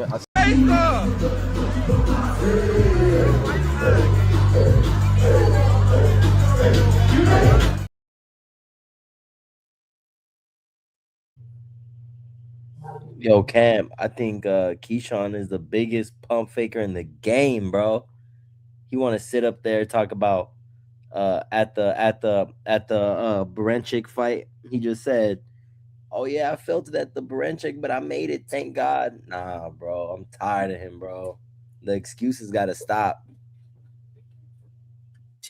But you see right there, all of the cases where that same energy with Abdullah Mason he ain't had that shit for Frank Martin. He ain't had that shit for motherfucking Andy Cruz or Edwin De Los Santos or even Ryan Garcia in recent time. You know what I mean? That's why I continue to tell everybody, y'all gotta keep the same energy across the fucking board. Fuck all of that picking and choosing who the fuck you want to, approach and want to, clout chase or, you know what I'm saying, try to fake bully on and shit. Nah. Like, we gonna dead that bullshit, bro. Keep the same energy with everybody across the board, man. Exactly right there. A proven case right there from Keyshawn Davis right there. I wanted to cook on the Tank topic a little more, right? Because you look at a nigga like Keyshawn. Like, Keyshawn should be 28 by now. I think he was born in March. So it's like, you're 20 years old, yeah, you became champion, but Tank accomplished way more than this nigga by the same age. You know what I'm saying? Right. And then I seen people say that Tank versus Ryan was an exhibition fight, the catch weight. Then Haney fought the nigga was a catch weight. It's like Shakur calling a nigga out, Keyshawn calling him out, Tio was calling him out. So like, I feel like it's all jealousy at the end of the day. I feel like this generation, it's like the younger dudes is like effeminate. You know what I'm saying? I don't know if you want to say it's because of the single parent households and stuff like that. I don't want to get too deep on the panel, but a lot of these young Black and Hispanic dudes, especially in boxing right now, like a lot of them is effeminate. They got mama ways, as my man KQ would say. So I feel like they prone to jealousy, they prone to envy, they prone to gossip. They clicking up against niggas. Like none of the greats did that, and I feel like they was like raised by real men. So I feel like when you look at the boxing game and its landscape, right? You look at the fighters like Abdullah Mason, you look at Boots, you look at Atama, like certain guys that really want to smoke, they bringing it, they're young, they not ducking no wreck. It's no coincidence these dudes got strong father figures in their lives. Look at Bam. Even someone like Brian Norman. Look at Bam. Look at David Benavidez. Look at Teofimo Lopez. Hell, no, Teo can't be counted, bro. I'm not gonna lie. Okay, he might as well not have no pops, bro. I ain't gonna lie. He might as well have no pops. That nigga Teofimo Sr. he's like the drunk Hispanic Bill Haney, if you want to say that. Like he's more comparative to Brian Norman Sr. actually than Bill Haney. At least Bill Haney got a likable personality and he's charismatic, but like Teofimo Sr. brings nothing at all. Like, but I just wanted to say, like the younger dudes, like besides the guys that we mentioned, they not bringing no smoke. They feminine, bro. Like that's just my opinion. I feel like they not really bringing no real smoke, bro. Look at Africa. Africa talked all that hot shit, couldn't make the weight, and now we ain't heard from him since. My New York bias might kick in with Africa, right? I'm gonna say this about Africa. I might be biased. I might come across as the Earth man. You gotta remember, he was on PBC just as early as Tank, and he was shelved for a large portion of that. Yeah, I remember that. Eddie Hearns promised he's gonna make him champion. You gotta think about it. Africa's still low-key a prospect, even though he's the goods. He doesn't have the resume or the depth of a resume of his contemporaries. So I'm not saying that I'm giving him a pass for Duncan Duarte if he did. I'm just saying, like, y'all got to remember, he was shelved for a large portion of his career, and then he was just thrown in the fire. It just so happens Africa is as good as represented, you know what I'm saying, as they present him to be. But I think Africa missed out on a couple fights that he needed to be where he's at right now. No, I agree with that to a degree. For me, it's just we can always find ways to understand, not placate, but like understand and resonate. Justify or rationalize? Yeah, with fighters. You know what I'm saying? Because they're still human. You know what I'm saying? Yeah, they're modern day gladiators, but they still human, still go through shit. So I agree that sometimes we as the fans have to not always say, oh, those are excuses, oh, that's bullshit, suck it up. Like, hey, you know, they still got to go through things as well. And sometimes, like you said, when your trajectory of your career is thrown off early on and then you try to play catch up, it shows sometimes. So yeah. Exactly. All right, so to back that last point, right? The reason why Africa, like for example, when they say, yo, you want the Keyshawn fight? He said he wanted $2 million. But then the problem is Keyshawn won $2 million. They wasn't willing to come to terms. The fight couldn't $4 million for that fight? I don't know. Somebody look, Africa, like I said, he's missed out on a lot of opportunities, bro. He's been shelved by Mayweather for a minute. So now he got the belt. He's in his position. He's not just going to willingly relinquish the belt. You got to pay me for this shit, bro. Remember when Jay-Z was like, I'm overcharging niggas for what they did to the Cold Crush. That's what Africa doing. I'm not getting paid pennies to fight Keyshawn Davis, nigga. No, you definitely. Pay me what I deserve. So I feel like someone might say he hasn't done enough to earn that right, but you gotta look at it from his perspective, bro. When you got a belt, that's leverage. So you use it to your advantage as much as you can. That's the fact. Especially if that's all you got. If you don't have the record, if you don't have the name, if you don't have the resume, and you got the belt, you gotta leverage that belt as much as you can. And guess what? Once you lose, those minimums go down to like 90K, bro. So you go from getting 500K, 750,000, maybe $1 million, to now they paying you 80,000 on Jojo Diaz undercard. Niggas ain't got time for that. Pay me that $2 million. No, I agree with you on that point. Definitely. Sometimes fighters have to make up for when promoters screw them over, you know, and we don't really see that all the time. We just look at, damn, bro, you've been gone for like 2 years, but it's not all on them. When you sign that contract, you under control pretty much. If I ain't got no dates and no fights for you, then you gotta sit around or pay me out your contract. That boy Africa about to be over there with Zoof over there because like my boy TD Sports Talk mentioned earlier, that boy is he's managed under Keith Conley right now, and Keith Conley got Africa and Berlanga possibly going over there. And he got right Tio. now, Africa, he's trying to wait out and see what the IBF situation, you know, what happens with, you know, John Opatar with that situation with the IBF, you know, before he make his decision whether he gonna, you know, go to Zuffa or not right now. And if I was him, like I know we just talked about the belts, like, you know, I know he don't want the IBF belt because of the rehydration clause, the 10-pound rehydration clause. Even he said it's sucking the life out of him. He got a mandatory right now with Adolfo Delgado right now within 30 days right now that he can have to answer to that. You know what I'm saying? Hey, can I ask y'all this? Like, are any of y'all familiar with Shakram Giasov? Anybody? Yeah, he yes, asked. sir. He asked. Yeah, that's fine. You can believe he's ass, but I always feel as though bro. That's fine. You can believe he's ass. That's cool. You know, my whole thing is whether you're ass or not. If you've earned your shot as mandatory, you should be giving your shot as mandatory. Like you shouldn't have to. He's fighting for the interim. He's fighting the regular belt. They give him a regular belt. Look, bro. Shakram Giasov had his chance, and what did he do, bro? He took step aside money twice. I know exactly who that dude like is. 3 times. Yeah, I know like 3 times. For real. He been taking step aside since Boots. He been taking step aside since step aside. But the same thing happened with Bachram. Bachram took step aside money, but he still got his title shot. Yeah, Bachram is a real fighter. But you see, bro, my thing with Giasov is if he really wanted that shit, he would have been like, nah, I don't want no step aside.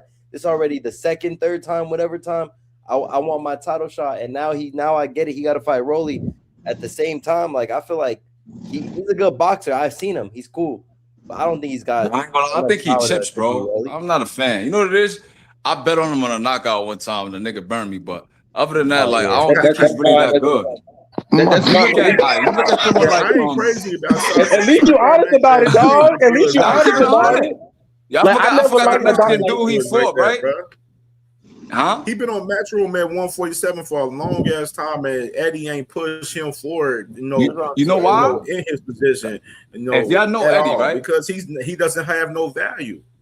Exactly. Eddie trying to cash that nigga out, so Eddie waiting for the right fight. But that's fine. So now, what I was gonna say is, you look at like my man Murder Zaliev. He was getting step aside money because he was low risk, high. I mean, you know what I'm trying to say? Low risk, high reward. Yeah, like that. Like he wasn't a dude that nobody gonna Like who the fuck is Muhammad Ali at, bro? This miscellaneous Russian power puncher. He got skill, but nobody want to see Charlo versus that nigga. Nobody want to see Lara versus that nigga. Like, so I of course would, he but I'm collected a lot of different. bread. Now I get it. We hardcores. I'm saying like it's hard to sell a casual. fight. Yeah, the casuals don't want to see that. So it makes sense that you would cash out a dude like that who is dangerous and like you respect him, but like, look, we're trying to make these unifications. You'll take this bread.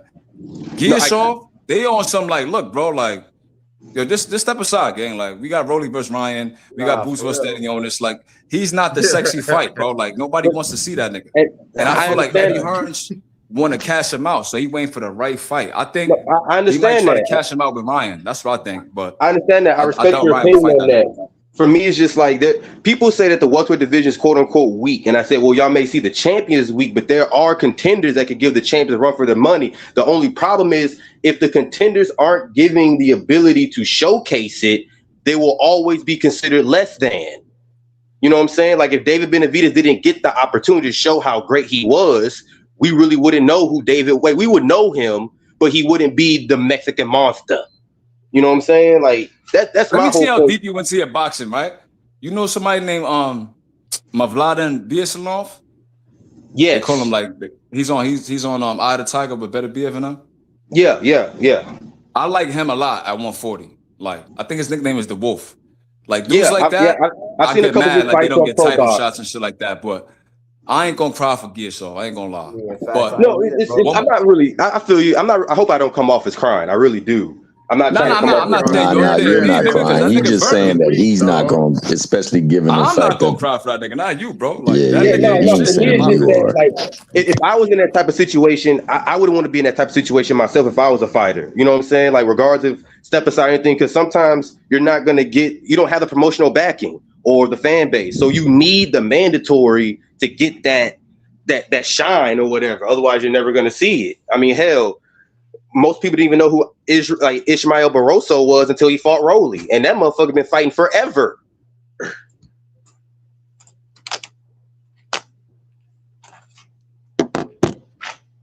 Yeah, I was gonna say one more person, right? Y'all know I forgot my man's name. He just knocked out Andujani at 140. He's an Armenian. He's at 142, and I feel like he's not getting the title shots that he deserves. For me, I feel like it's really the American fan base, bro. Like we don't really want to see these miscellaneous Europeans and these Central Asians come in the game. That's only because we don't know them. That's it. And just because you don't know them doesn't mean they're not good. I always thought that's why the WBA and WBC was created, because people always say, you know, oh, America has the most champions. That's because it was mob controlled and you couldn't fight for a world title outside of the United States. Hell, you couldn't fight for a world title outside of New York for the longest. So when the organizations popped up, now we have international rankings. Now guys who would never get a shot because they were stuck on their continent or island, now they got a shot. You know, that's my whole thing. So if funny you say that, because NSAC is the first sanctioning body. Yeah, New York State Athletic Commission. First sanctioning body. That's a fact. And then they turned in. Then it was New York State Athletic Commission, and then the National Boxing Association that ended up turning into the World Boxing Association eventually. So yeah, No, so sure, Gearshaw ain't shit, bro. So like, I just don't want to. I don't want to go down that road where it's like these guys are not getting the just due. Like, listen, he not ready for none of them dudes at 147, especially when Boots and Stanionis was there. I think the new crop of guys moving up, like for example, I think Rohan Polanco deserves a shot. He does. I think Tiger Johnson deserves a shot. He does. I feel like Karen deserves a shot. Like these are I'm the guys. a big fan of Tiger Johnson. I I think Tiger's gonna be a champion eventually. I think Rohan too, but I feel like Gearshaw, like if he becomes a champion, it'll probably be a vacant or one of them niggas like vacate or something like that. I'm not a fan of that nigga. I'm not gonna lie. So school. That's fine. I respect that, dog. So why don't we do it this way then? Since there has been a stomping in the New York State where some people have been banned from presence, why don't we make that fight there then? That's a fight. You can't get a fight, right? Tiger Johnson is there to make the fight. Why not make the fight? They got build up. People will want to see that fight because of what did happen. Tiger Johnson versus who? Devin Haney. That'd be nice. That's my dream fight at 147. Johnson versus Haney, or Johnson versus Ryan? Sean Haney, bro. What? Sean Haney.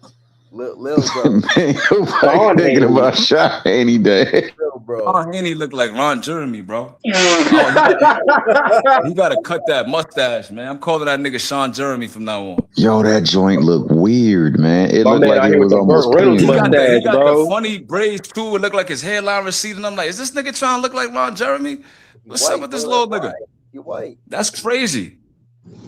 Yeah, Sean Haney's a weirdo to me though. I ain't gonna lie, like Nah, he is, bro, because he wanted to start super all that weirdo. fire, bro. Like, come on, with a grown man, and then he need his dad to back him up, and then you see in the video his dad was getting choked up, and then jumped. Hey, my man Carrier got something against the state of Ohio, bro. But I ain't gonna lie, I love me some Delonte Johnson. I think that people misconstrue what's going on with him. I think him and his corner wasn't vibing. It wasn't. It was a corner situation. He wanted out of Bob because Bob wasn't moving how he wanted to. So he just fine. I'll go independent. Fuck it. Yo, Cam, I know you want to move the show along, right? I just want to say one thing. When Bill Haney got stomped out, he looked at like Jeff Van Gundy in that bro with Miami versus New York. Stop it. Yo, I'm like, why he holding on to this nigga leg like that? I'm like, nah, they throwing him bad. I'm like, yo, boxing is crazy, bro. I thought he looked like Mojo Jojo when the Powerpuff Girls jumped him that one time. Nah, that was Jeff Van Gundy Haney, bro, because that nigga was holding on for dear life. That shit was crazy. Yeah, so what y'all think about, man, Ryan, man? They talk about Ryan's gonna be returning likely in the middle of July on a main event on a Ring Magazine card. And this is reported from Dan Raphael yesterday. So what y'all think about this right here?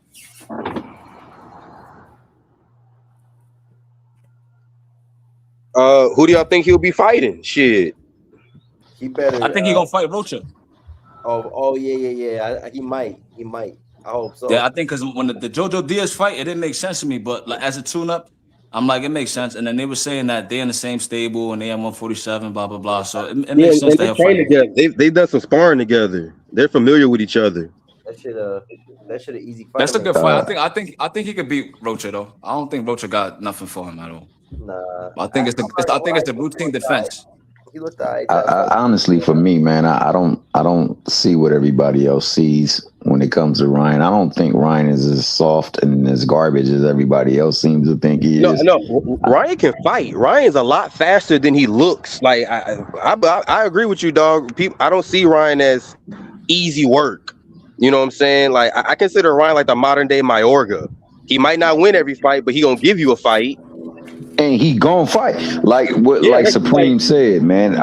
Everybody talk about all these other people, but the only person that was trying to make the fights with folks has been Ryan. Like he is actively trying. Like there ain't crazy. There ain't, I know, right? There ain't no That's really lawsuits to get out of fights for him. There's lawsuits to get into fights for him. Like that's how serious he want to get into the ring with folks. And people think he's scared, man. The dude he's not focused at times. Sometimes he go through some ish. Mentally, they probably be messing him up. And he don't go into that ring prepared. But when he focused, man, you got to watch out for this dude. Yeah, that's a fact, bro. He's strong. But I don't know if y'all seen him, what's his name? Pressing him, David Benavidez' brother, Jose Benavidez. He told Ryan in the gym, he's like, yo, bro, what's up with that shit you were saying? You called me wash in a comment. And then all you see is David Benavidez in the back. I'm like, damn, big bro, what you doing, bro? That shit was crazy. He's definitely a gang member, on Ryan's kick with him on kick. Nah, he did. Yeah, he did. He banged on him. You don't think that nigga's a gang member, bro? Nah, he is, bro. He got shot. You talking about Jose? You talking about Jose Benavidez? You gotta be, bro. I've never seen a that's face why he got shot though, for real. He really be looking like he want to kill the opponent. Like he gave Bush smoke. He gave Charlo smoke. He gave what's my man name? Danny Garcia smoke. Like he really be on timing. Yo, but he's like definitely that, a gang member. Nah, and it's crazy because he's like that. You know, he got and he from AZ, so I've been out there to AZ to visit my brother a couple times, and it's active out there, bro. And like hearing the story about him and how he got shot. I'm not jacking he got shot coincidentally. Like the ops was definitely looking for him, bro. And then he came back and then he fought Bud. Yo, I'm not. He's a dog. Yo, that Bud Fought fight. him with one leg too, man. Yo, but no, he gave Bud a good ass fight. Yo, I think Senior was taking Rayo purses and giving it to Benny the Flip, bro. Say that like again. This paying a card. I think Benavidez Senior was taking Rayo purses and he was giving it to my man, and he was out there. Rayo Valenzuela? Moves. Yeah. Oh, that's shady. That's grimy, right? And I like Rayo. I like Rayo. Rayo's nice. Nah, but I'm just trolling, bro. I'm just going on the gang member angle. Oh, okay. I'm about to say, hold on, man. About to get a shady. Yo, Jose, give me like OD Mexican cholo vibes. Hey, Cam, who you think he getting in the ring with, though, man? Seriously, you think it's Rocha? Me personally, man. I mean, obviously, if it's a voluntary fight, man, I think it's definitely gonna be a light touch, man. So, just in case, if Devin does fight Rolly, and then they go into a fight in the fall for us the fourth quarter. You know what I'm saying? That's what I would assume right now. You know what I mean, makes sense. I think he might end up fighting the South African Solomon. Nah, I think nah. I like Cisco. Polanco's ranked 10. Kavalauskas is ranked 11. You got Brian Norman at 5, Raul Curiel at 3, Catterall at 4, Solomon at 2. Connor's not fighting; he's on Zuffa. So it's gonna be Curiel or Rocha. Yeah, I don't think it'll be Teofimo. It won't be Karen Chudaziev or Samuel Molina or Stanionis. But yeah, I agree. I think it's going to be Curiel Rocha because they both on Golden Boy. They both Mexican. And I think Oscar want to get one of them like a big money fight because he gave him that draw that last fight they had. So it makes sense. What about this dude Barboza? Arnold? He on 47 now, right? Yeah. That motherfucker think he bigger than what he is. Arnold Barboza 47 now. Nah, he might. Nah, you don't think stylistically, he might give Ryan trouble, and it won't be a good fight. Like they won't really be rumbling like that. Well, because Arnold's he's a pepper jabber. He's a straight punch guy. He's only doing stuff from the 1-2 section. He's not really opening up like that to make it a fight. He's just trying to win. Yeah, he don't care if he stick up the joint. Curiel makes sense. He's been winning convincingly to me, except for the TO fight for sure. Other than that, bro, I think. No, I'm just saying Arnold's not an exciting fight to have. He's just not an exciting fight. That's it. It doesn't matter. Like he can get the fight. Yeah, Oscar not gonna give him Barboza. It's not like you can't sell it to the fans. But Curiel, that's a great fight, but he might be too tough for Ryan right now. I think Rocha. That's like it's not a soft touch, but it's a credible opponent where like we won't grind him up. But didn't Rocha just lose though? Nah, he just beat JoJo. Yeah. He did he just whooped JoJo tail. That's right. And he had the draw with Raw Curiel. So like when you see shit like that, when you got two guys on the same promotional company, both at 147, and you give them a draw, it's like you trying to cash one of them out. And I feel like with this dude becoming champion, that's all Oscar needed. I bet he gonna get him the Rocha fight. Because Rocha overdue for a payday. I ain't gonna lie. He's been in talks for a minute. So I think I wouldn't be mad at it, honestly. I think that's a good fight, honestly. I think that's a good fight. I think the Curiel fight is a little bit better. I think that's a fight right there. He might upset the apple cart. Like he might not make the Haney to fight Curiel. We got Curiel. He number 2. Yeah, he number 2 right here. But he number 2 right here with the WBA. That's why they just announced that fight the other day with Shakran Giasov and Rayo Curiel the other day because of Golden Boy and Matchroom. They got both of them guys fighting on the card together. So he gonna stop Giasov. Curiel's going the WBA route more so than the WBC route. He better stop Giasov. Who you got? You got. Of course, it ain't gonna be Mario Barrios, obviously. That I know he did mention Tio on his live the other day on Kick. Honor Barboza. Hey, that could be a fight. For it the other day. That could be a fight. He's Golden Boy. especially with him being ranked up in the division, like not the division. I'm sorry, the He sanctioned could be by. ready for that fight before July. I think Oscar making some quiet moves on the low because you gotta look at it, right? If Curio beats Giasov, right, and gets in contention to fight, let's say Rolly, for example, right? You could get a possible unification right there. Curio with Ryan. Now, if Rocha was to somehow beat this nigga, become WBC, that's another unification bout. So I feel like Oscar doing this thing at 147.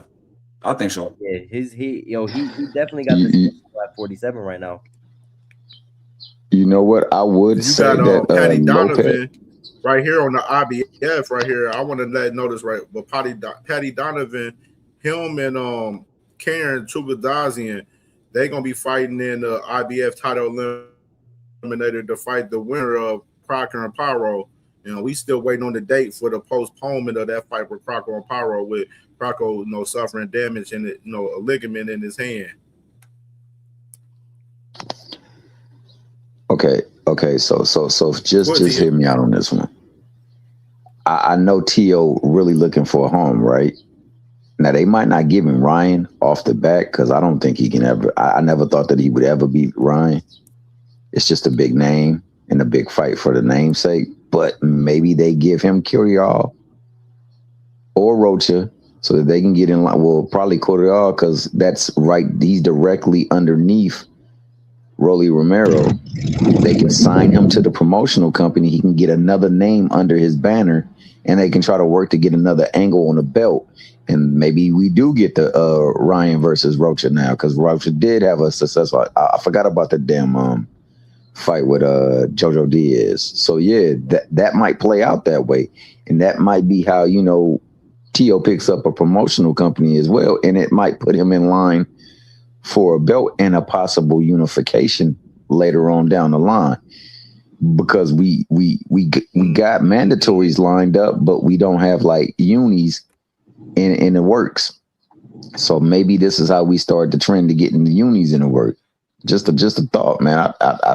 Because I know Bob is done. I know Top Rank is done with T.O. Like they're done. Yeah, he's out there a lone wolf right now. T.O. ain't got no more that's belt. crazy right here. That's crazy. I'm glad that you mentioned that about T.O. right here because somebody asked on Dan Raphael and said Teofimo isn't with Top Rank anymore, and Dan Raphael said something that I said a while back. Still, I guess it's still the same situation for us. Teofimo Lopez with Top Rank. Top Rank gets paid for a couple more fights or so, but has no control or decision making or involvement. So basically, Keith Conley is negotiating his fights and stuff. He's still under Top Rank. They still getting paid for him and pretty much, but they're not promoting him as like one of their fighters though on his brand pretty much. I know what you mean. It's like Teofimo's on loan or some shit. It's like easy when Dr. That's Dre crazy, left. bro. Because right after the fight, after he lost to Shakur, bro, like after he lost to Shakur, Top Rank didn't post no content. Like they didn't post no content about Teofimo Lopez. Bro, nobody was in his corner, dog. When he was there, he went to the back. He was by himself. I ain't gonna lie. They hate T.O.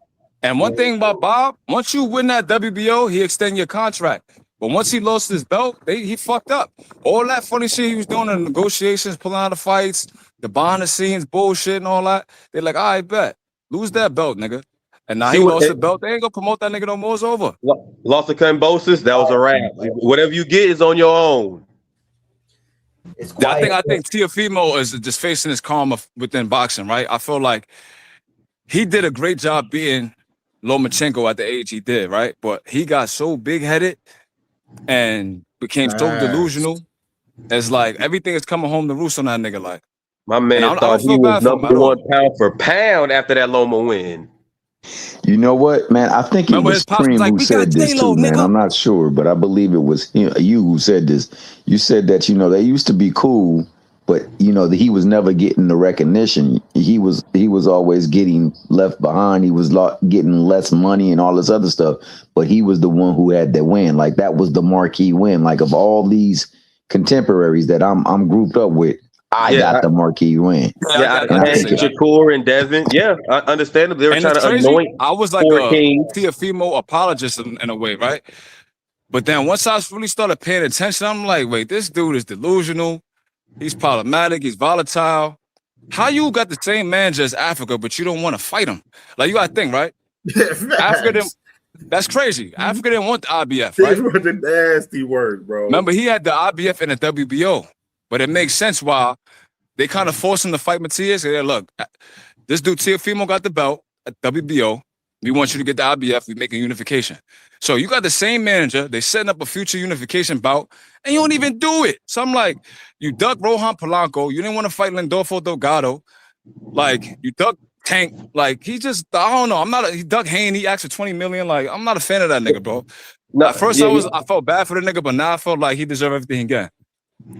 Yeah, he's definitely going through an exile situation, pretty much. Like sort of what Zab Judah had to go through, or what James Toney had to go through, you know, when he had those losses and stuff like that. Or what's another fighter had to go through, like an exile, a really bad exile. Like Klitschko, when he lost and stuff like that, he had, like, Vladimir had to go through a bit of an exile. So it happens in boxing when you not overstay your welcome, but you overplay your hand when you don't have. Yeah, you overplay your hand when you don't have anything to play. Or damn, you ain't worth shit no more. The only thing Tio got for him, not to be funny, is he's Hispanic. So like, I feel like they look out for each other a little bit more. Oscar gonna get him some fights. Yeah. If Tio was black, my nigga, sayonara, he's finished. Come on, you already know how we are when I remember getting to an argument with someone. I said there hasn't really been a universally accepted black fighter since probably Mike Tyson. Like the black community, we're with you 100%. Period, no matter what. We love Mike though. Niggas is I ain't gonna lie, we love Roy Jones too though. Niggas cry, but Roy and Mike lost. Like, no, I feel you, but now, granted, I'm only 31. You know, I do research, so I don't know about in the moment how things felt. I see niggas crying, bro. Like, you know, I was like, when this thing got knocked out. So from 95, I see niggas crying, bro. Okay, from 95 to 2002, Roy was a universally beloved black fighter by the black community. Yes, like, they was calling him Roy Superman. No, Roy got knocked out. Niggas was crying, bro. Like, niggas was legit crying. Like, yo, Roy got knocked out. Like, really though. I watched the fight, and it's the only time you see someone get knocked out, and the whole audience go quiet. Like, nobody was cheering when Roy got knocked out. Silent. She think Tio gonna get fed to Ryan next. I believe so. How y'all? He gonna knock Tio out. Tio ain't got shit from Ryan. So then they don't sign him, then, right? They just gonna use his name. That's sad that he's at this point now where he's just a name. Like, that's sad. Nigga's a gatekeeper now. So I could dig it. But I was thinking that if they wanted his name on the roster, because, you know, I ain't gonna lie, Golden Boy starving for like stars. They need names on their roster. I thought that maybe they would sign him and then go that Cordial route, try to get him in line for that other belt so that they can make a unification later on down the line. But hey, I wouldn't be mad to see the fight. Fuck with him. If Oscar don't want to work with you, Zuffa, bro. I can see Tio trying to go to Zuffa, bro. He probably would be the big man to go to Zuffa and try to be the star over there, bro, with that Keith Conley little mess. He been asking at a lot of events. I think he's gonna sign the Golden Boy.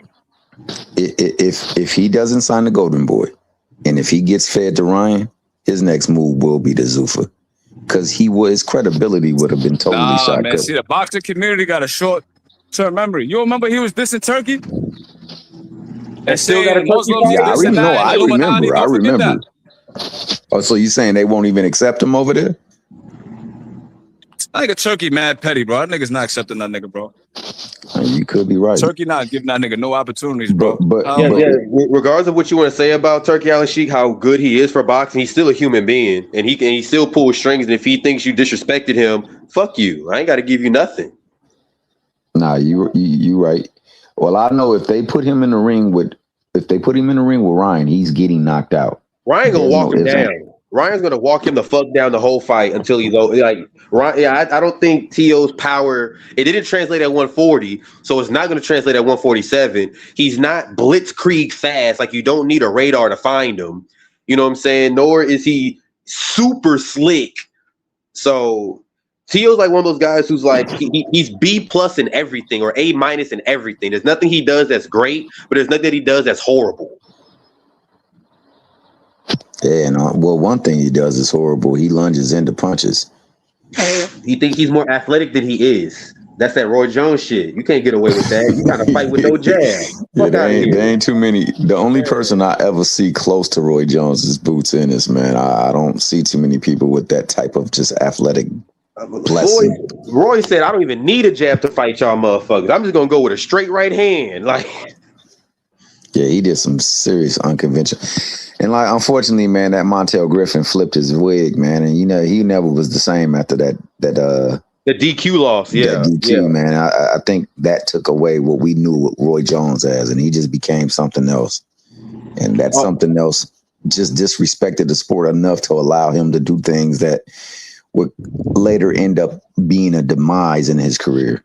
Yeah, because I know Roy didn't have a single main promoter. Like, he wasn't with Main Events, he wasn't with DiBella, he wasn't with Top Rank, he wasn't with anybody. He had his own shit, Square Ring Promotions, and you had to work with him as an independent. And the fact that Roy was so great, they had to work with him. You know what I'm saying? Because there are other fighters who tried to go independent in the 90s, like Too Sharp Mark Johnson was an independent fighter, and he got iced out. Granted, he hurt himself by going to prison, but before that, he couldn't get the unifications because he wasn't, as they say, adequately represented. But I'm like, so because I want to cut out the middleman, y'all gonna fuck me over? No, absolutely. That's how they F the fighters over. So you trying to get more of the pie, and they don't want you getting. They want you only getting your dedicated piece. Your cut. That's it. I'm like, no. Talk to me. You ain't got to talk to nobody. You talk to me to make the fight. I'm the one fighting, not my manager, not my agent. I'm fighting. Talk to me. But that's considered disrespectful or unprofessional.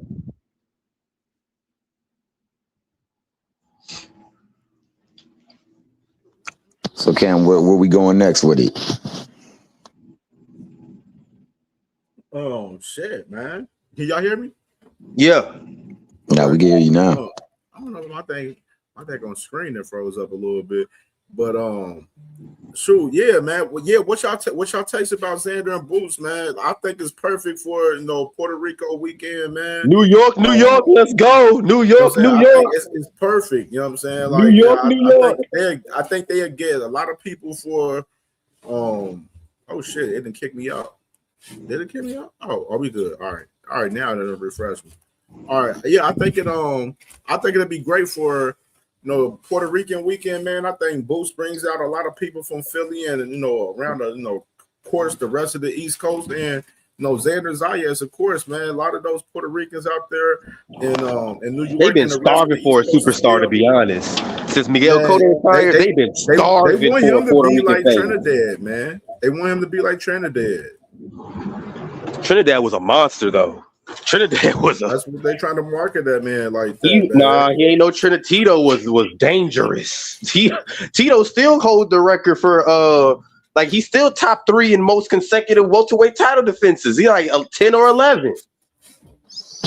Hey, so that's East Coast flair right there, man. That's East Coast magic. We happen to have East Coast representing us right now. My man Crush, what you think on that fight, man?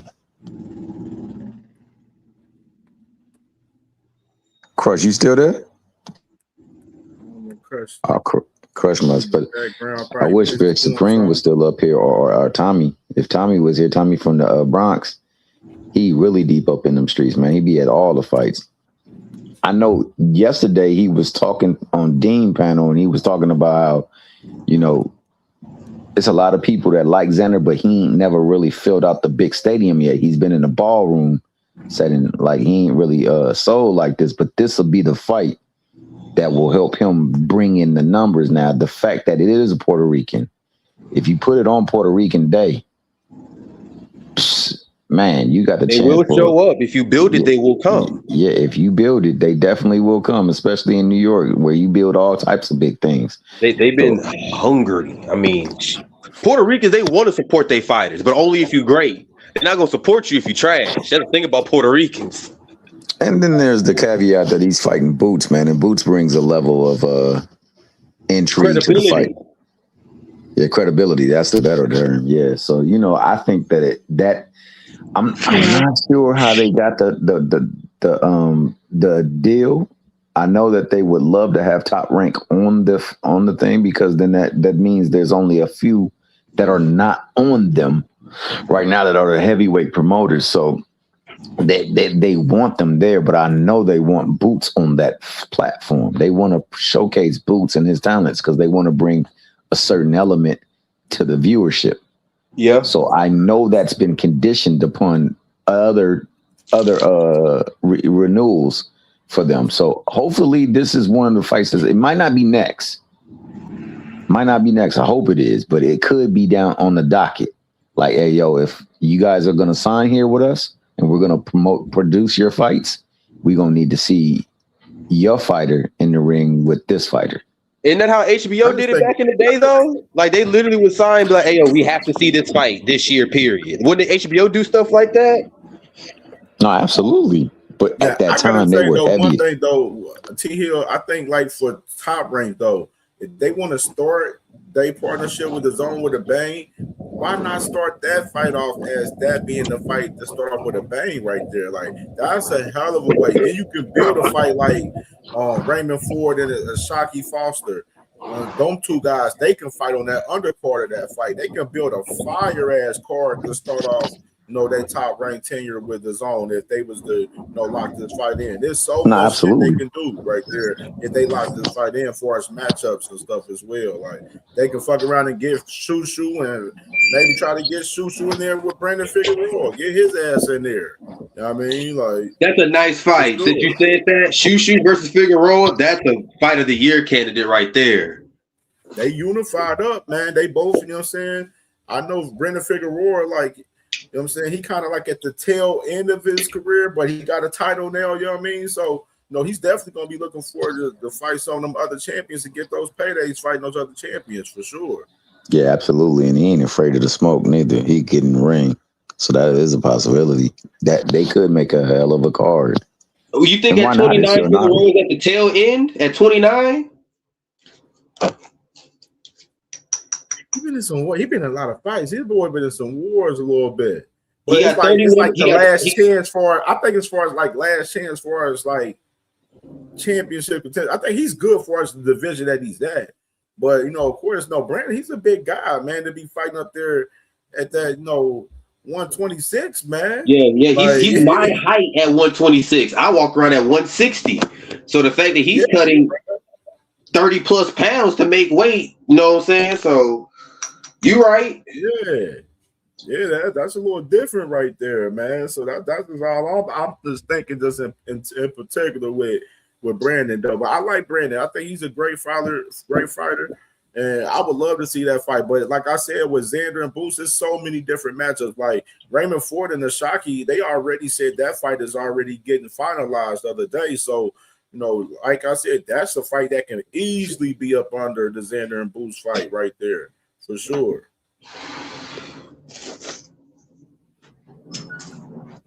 Yeah, I love that fight. I love that one, man. I love it. I think it would, man. It's what better way to put on your promotional company and with a new production company than to put on a fight card like that. So obviously, it would be in their best interest to do it. My only problem with that is that I know Bob has notoriously been for keeping his belts, not even unifying his belts when he's got the talent in the same division with belts. He doesn't like giving up that opportunity to have another person come in from the talent pool to have the opportunity to go win. But times are changing. He's getting older. I'm pretty sure he's deferring some of the authority to some of the other people underneath him.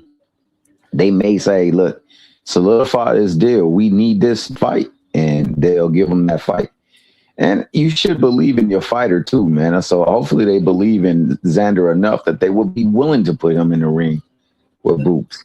Because unfortunately, Boots has been avoided like a champ, man. Like he is the most avoided fighter.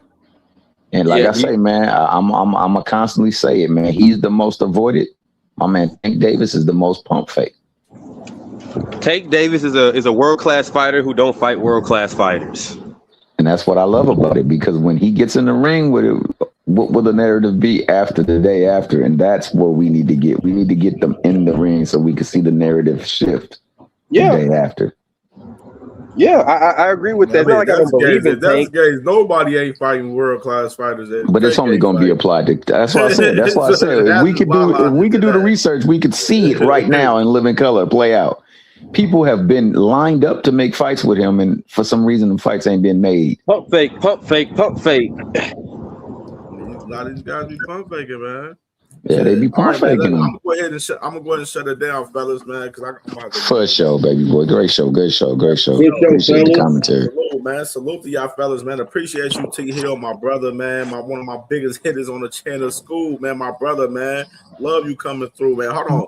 Oh, look, Be More Billy got something to say. He ain't. I gotta let him say something. Oh shit. Yo. Who was that made that absurd statement saying that Tank Davis don't fight world-class fighters? Are you the devil's kidding advocate. me? The devil's advocate over here. Yo, bottom line is this, yo. At the end of the day, who are your boys chasing? Who are your favorite fighters chasing? They chasing Tank's leftovers.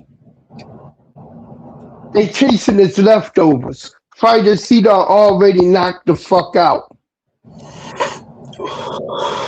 Are you kidding me? Come on. I never even heard such an absurd statement before in my life. Come on, man. I'm sitting up here listening to boxing, enjoying a beer and a smoke or two, watching March Madness, and I hear you say something that's so absurd that it's ridiculous.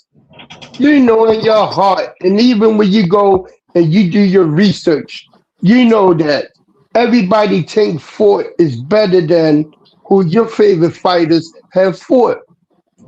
I was never that high on Hugo So Ruiz. bad I was never that high that on they chasing after his leftovers. Y'all chasing after his leftovers. Y'all like duds at the table and Tank throwing his scraps over to y'all. Come on, man. Your fighters don't even kill what they trying to eat on. When was the last time any of y'all favorite fighters had a motherfucking knockout? When was the last time they fought somebody of substance?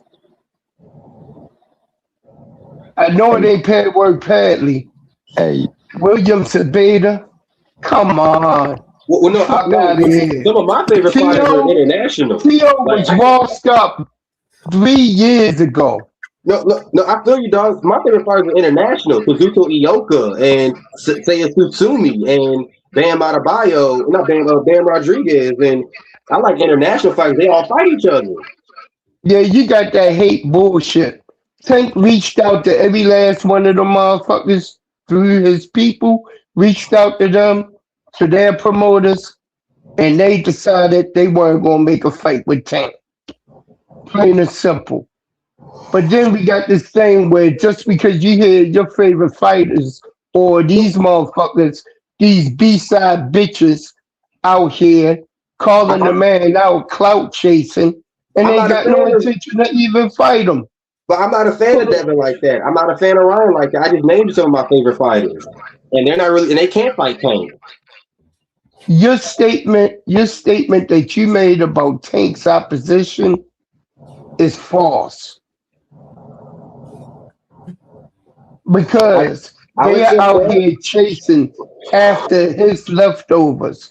Tank resume is aging like fine wine, like a fine indica bud. Right, yeah, the Ryan fight and Rolly fight has aged very well. Trichomes, high in THC count.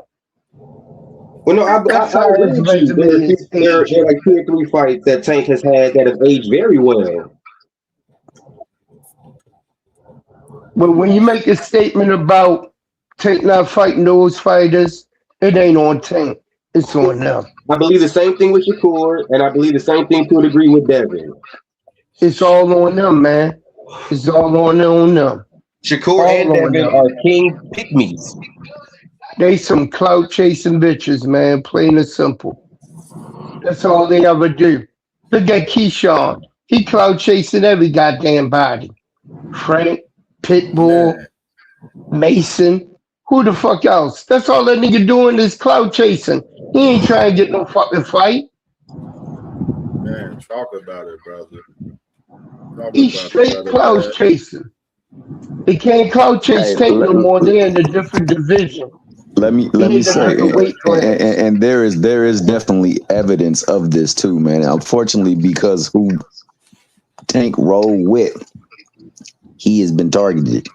If it was not for the presence of Al Heyman, he would not have nowhere near the type of blame. The stuff that they accuse him of, his contemporaries is doing right in live and living color, and it's never applied to them. That being the case, Tank is the pulse. He is the barometer. He is the needle. He needs to get in the ring with these people so we can have a shift of dialogue, because that and only that will satisfy most folk. They want to see him do bad. Most folk want to see him. They say they want to see him tested, but they really want to see him do bad. And that's where he has to capitalize, because Mayweather was once in that same vein. Niggas wanted to see him lose. So they would show up, have parties thinking, and if it was somebody they thought would beat him, they was getting ready to have parades.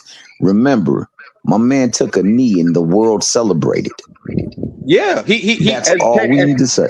As Teddy Atlas said, he got caught speeding and talked his way out of a ticket. hey, but be more bully. Bitches, fan club motherfuckers out here talking all that bullshit. Be more bully. Hey, my man Scuba, good dude, man. He just here for the interest of dialogue. But I'm talking about in general. I feel you. But in general, this is why I say what I say. The fights need to happen, especially with him, because think about it. Think of where boxing has been since he's been gone. Boxing has went the way of TikTok. It gets a challenge video here, a prank video here, who looks the prettiest video here, all over the place. We ain't getting no real action right now. So they gotta go with something. Tank gotta get in that ring and give the real action. Once that happens, we can get stuff back in order again. He gotta get in the ring with these people. So hopefully he's coming back on point. He's coming back dedicated, and he's coming back focused. And he's coming back to clear his name, because people throw dirt on his name more so than they throw dirt on any other fighter. But that, man, I know Cam want to get off. I just want you to go back to enjoying yourself, smoking good stuff. Can y'all hear that? And let me say this. All respect to you, B More. All respect to you, dog. Oh yeah, school good people, man. School good people. Hey, I'm gonna say this. March Madness been really mad right now, boy. It's a lot of madness. Baby. Who the hell is Hilltop and how they knocked them? Oh man, Carolina blow a 20-something point lead and lose by 3. This literally is the greatest time in sports. Break the brackets. Hashtag break the brackets. Yeah, break that bracket all up. I want to see a number 17. Another 7 seed or another 10 seed make it to the Final Four. And this may not be box related, but this is the reason why March Madness will always be in a way superior than NBA when it comes to the playoff stuff, because of the unknown factor. We don't know. True that. This is the best time in sports, man. This point right here. March is so full of so many good games, man, and it's in various sports, man. It's nice, bro. I love this time. I call March the beginning of sports season in general. Let me say this. Back to the subject. Don't even worry about it, 10 kill.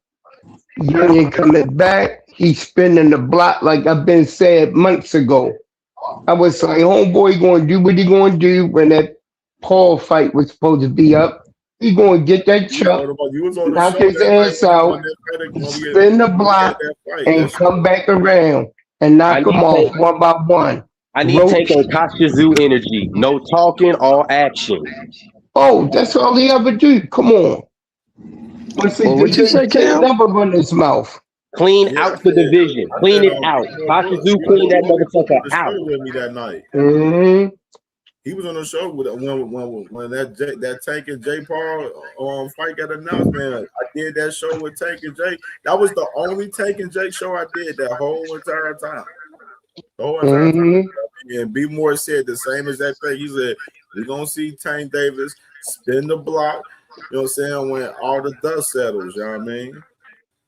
He gonna go ahead and he gonna knock them all off one by one. No doubt. I fully believe he is too, man. I will stand on the pillars and say Tank is dope if he does that. I really want to believe in Tank. I just need to see it. Oh, you don't see it. And best believe, look, you gonna see it when they go ahead and they send out those offers, the motherfuckers don't answer those calls. That's on them. That let you know they never ever want to fight in the first place. They'll ask for money to try and fight themselves out, and then they're told, "We'll give you the money." No, I don't want to fight. But hey, he already stepping in the. They going whatever fight he do is going to be at 140. Hey, one more thing. He done got used to that weight and working out with that weight. Once you get used to a weight and working out weight, and your body acclimates to that weight, you good to go. Because when he fought Barrios, he went straight up. He didn't have time to adjust. His body didn't adjust. That's why he said he felt slow.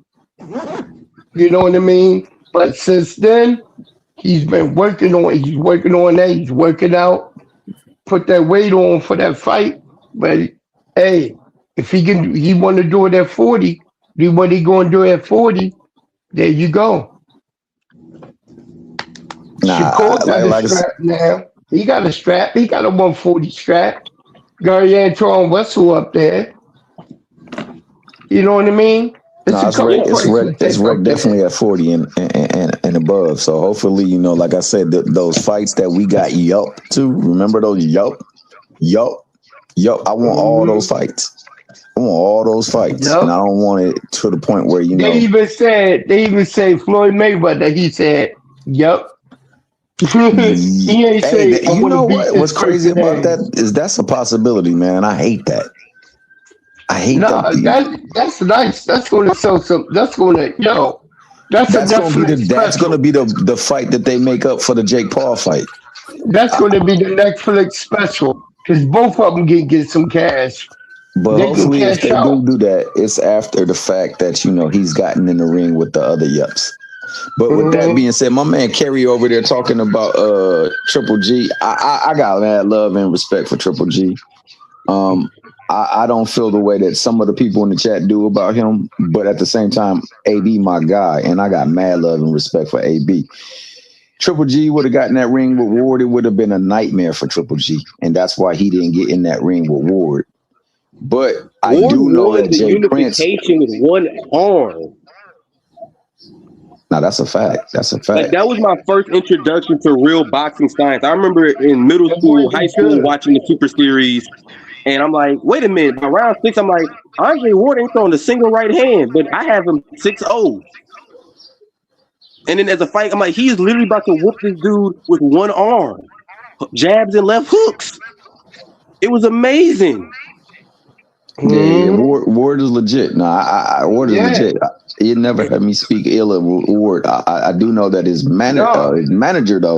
manager's on some bull-ish. Joe Goosen? Nah. Jay Prince. Oh, Jay Prince, that motherfucker. Yeah. And Jay Prince got some offers for him to fight some folks, and he didn't never run it by him. No, I think Andre done. Oh yeah. Now I'm talking about back in the days when he was fighting. There was some stuff that crossed the table that he moved around on. Like nah. Yeah, Jay Prince notorious for that. It's been happening now too. There's been some offers that didn't hit some tables, but they didn't want to fight, so he didn't never let it be known. But yeah, that's Jay Prince for you. Jay Prince, he a different dude, man. I'm not a big fan of Jay Prince. I think it's funny how he was trying to get into boxing to be Mike Tyson's manager, and then ended up running into Floyd. But you know what? That's the main reason why the Shakur fight may not have taken place because he had odds with Al Heyman over Floyd. Yeah. Yeah, he So don't mess with Floyd, Heyman. He Al don't took like Heyman at Floyd. all. Yeah, He definitely don't Al like took Heyman. Floyd and showed him how to make the money, create that persona. How people love money. They love seeing people with money. Motherfuckers, the only motherfuckers don't like to see a motherfucker with money is somebody who hating and somebody who's scheming. Plain and simple. I on the top Like line, Hacker. but yeah. But then again, Hacker not he not black. He not I'm known just as messing with. I'm Negro. just messing, man. I know Come Cam on, want to man. go, so I was just trying to give us a way to segue so Cam can go. So Hacker can't relate to us in that way. You feel me? He can't relate to us in that way. You know what I mean? Hey, shout out Hacker. Hacker, my guy. I want to make it be known that that's my guy. Like I ain't got no hate for nobody up in these streets, man. This is all shout out Greg conversation. Hacker. No, ain't nobody saying that. Hey, that's what I did want to ask though when I first came up. Cam, what happened with Greg Hackett, bro? Cam, you still there? Like they said that some channel got Yeah, I'm here. taken away. Yeah, Greg's channel, I guess he was live and then somebody came on the panel and showed they private part, whatever. And Oh yeah, motherfucker. Yeah. The whole channel gone because of some idiot. Because that's how motherfuckers be trying that shit all the time, yo. That's crazy, man. Hey, that means because Hackett a stand-up individual, man. He gonna be coming for y'all too. Y'all gotta make sure. If you can't be barred, they gonna try and silence you. Yeah, you can't be And I even heard that they try to that some promoters are trying to repress credentials for YouTubers. Like if you're a YouTube like us, if we try to get credentials, some promoters wouldn't allow us to have credentials. Unless you're on the payroll like Showbiz. Mm-hmm. Like Showbiz does, he don't care, he get paid, so he get the press badges. He don't really say anything to piss anybody off or rattle any cages, so he's always gonna get those opportunities. That's crazy, bro. Damn. Nasty work, bro. Nasty work. Just off of just speaking his opinion on the topic, brother. That's why I said it's nasty work because that type of shit when you had that type of moment as far as a content creator and you speaking your piece and you cooking up crazy and then your shit happen to pop and go viral around the boxing culture and stuff on YouTube and on Twitter and then it translate to the Facebook and Instagram and stuff. When you had that moment, bro, you supposed to enjoy that moment, and you know what I'm saying, and then you getting more publicity from your shit because now your brand started to boom. I'm pretty sure Greg had a lot of subs after that shit. Probably, I'm pretty sure he was getting a lot of views on that specific live. I remember he was live that night. He had like 500 plus people watching him that night when he was cooking that night talking about that shit. You know what I mean? So yeah, man, salute to Greg. Now I'm hoping YouTube.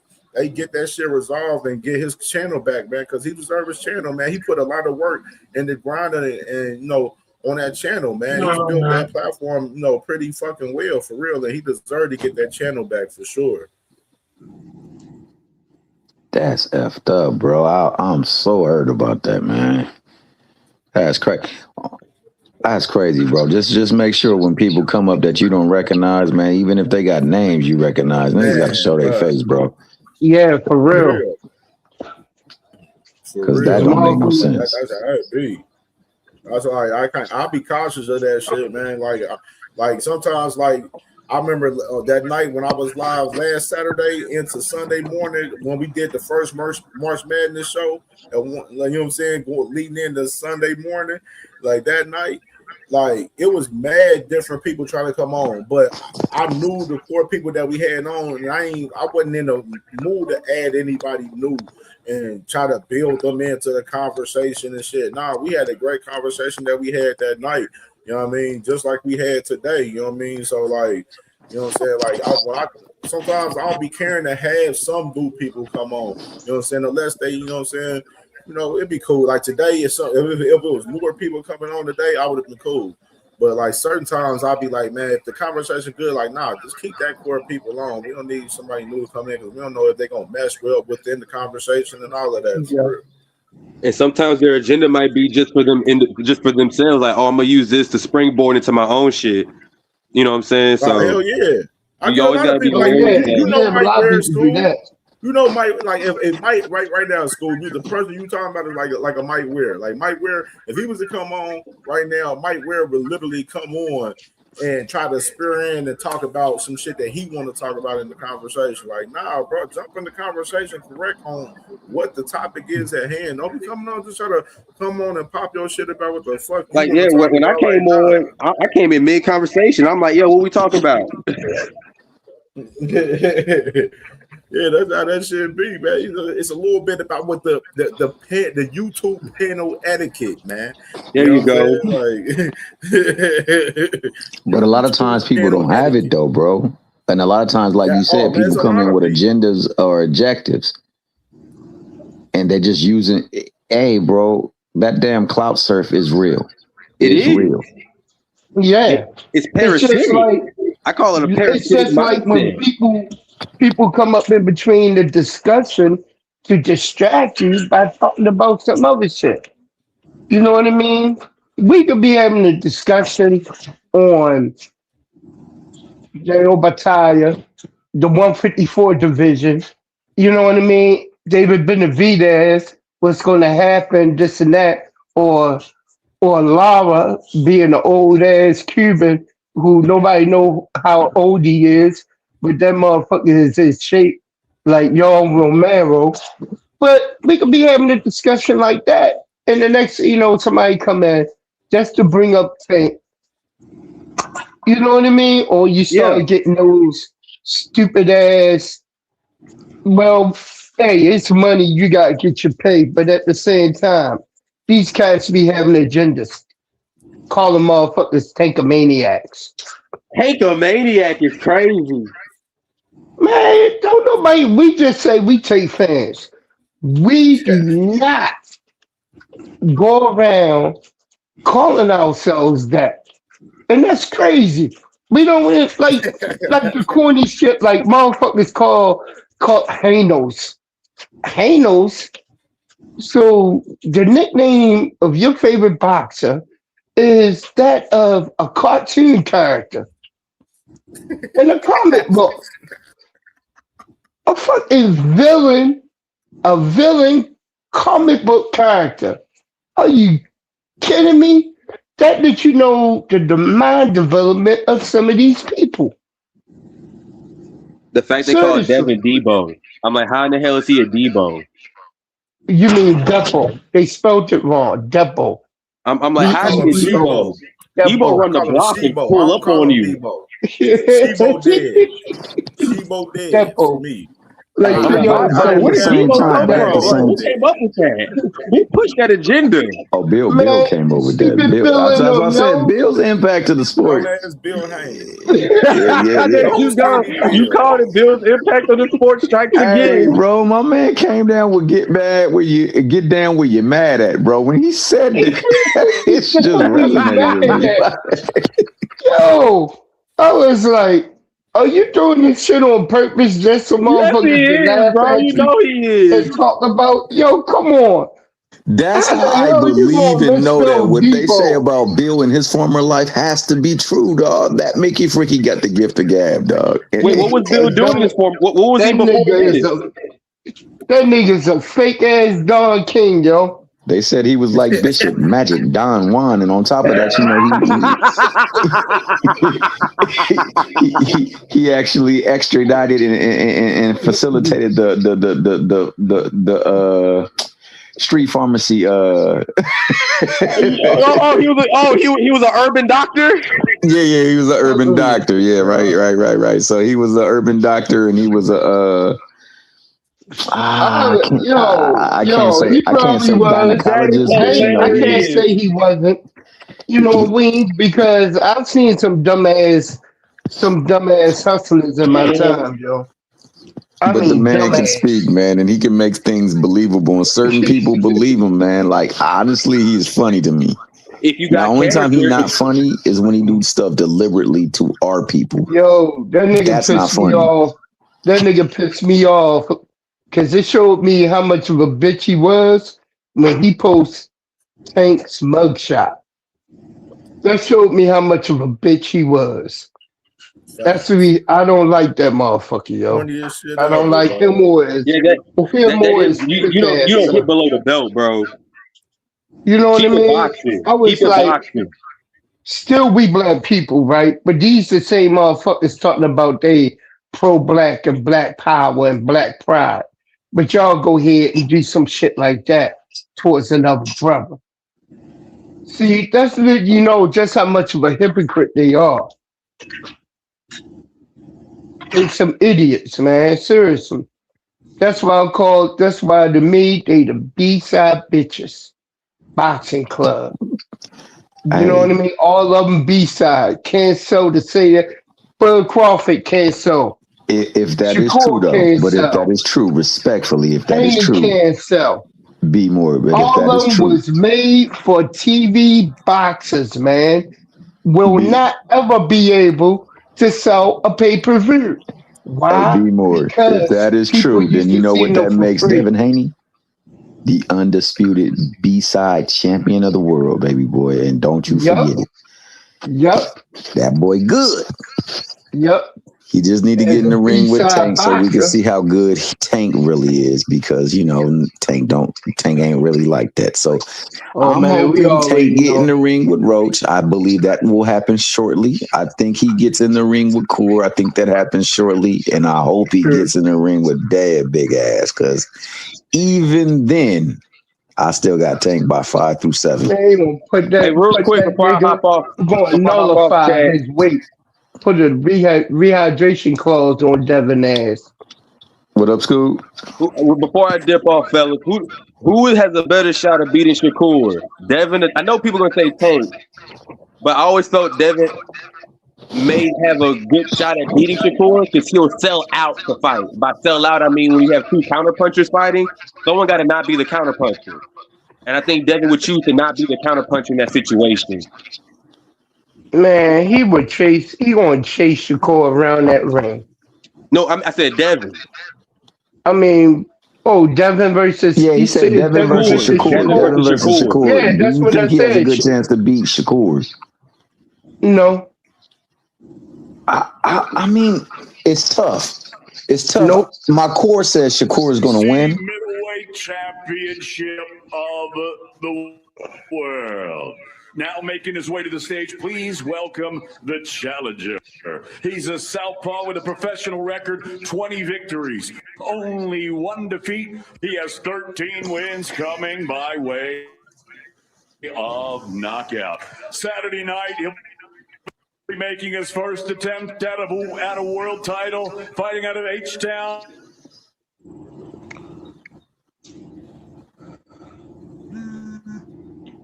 UBC Austin Ammo Williams.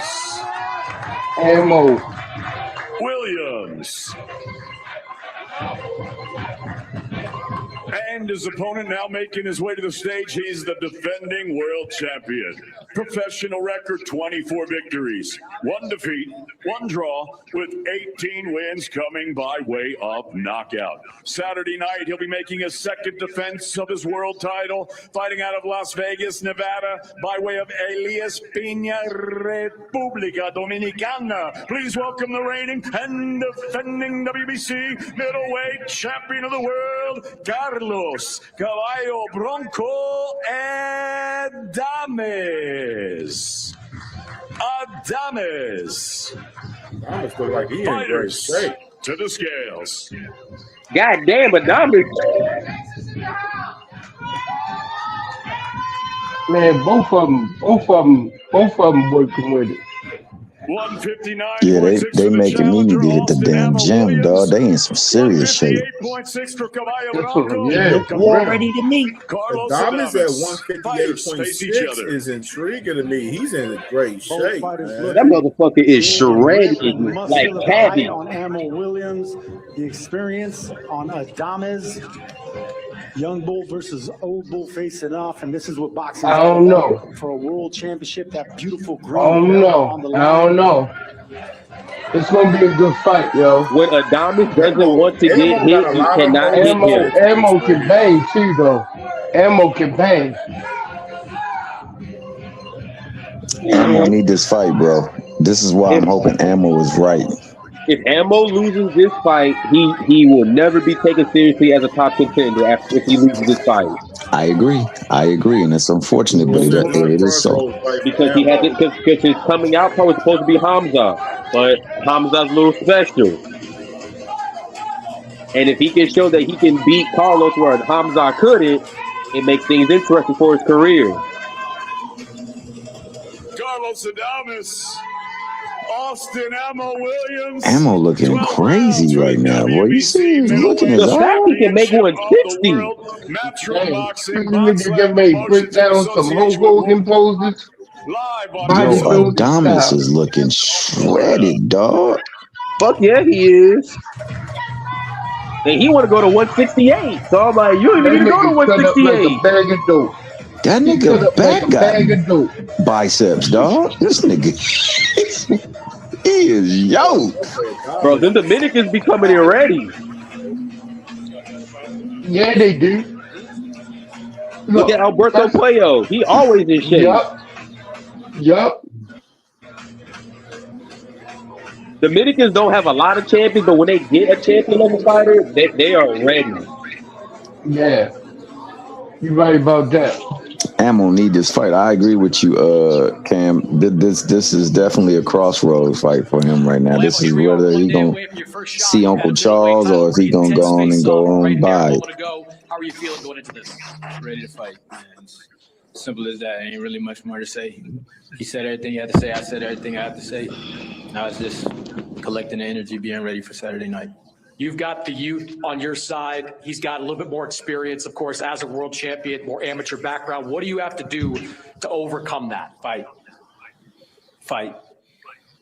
I got to fight. It's not about technicalities and everything. That's a beautiful thing. I got Kevin Cunningham, who's been teaching me for 5 years now. Oh shit, we got Cunningham. Oh, we might see some good stuff. The 12 rounds of this. I am coming for this dude. I promise you. I'm going to fight you with everything in me. That's it. Y'all talk about technicalities and all that shit and all the advantages he got. Y'all gonna see a real fighter on Saturday night. Good luck, Ammo. Hand off your taxes to an expert in your neighborhood. Now, your TurboTax expert can file Hey Cam, I gotta send you a link for a daggone ad blocker, man. I gotta send you a link for ad blocker, YouTube ad blocker. Oh damn! I said that shit on loud. Damn, man, my boy. bad, yo. Yeah, right there, bro. Ammo popping and shit, man. Now, like we questioned earlier, man. I question Ammo's emotions into this fight, man, because he got a lot of he looked like he got a lot of emotions into this fight, man, for sure.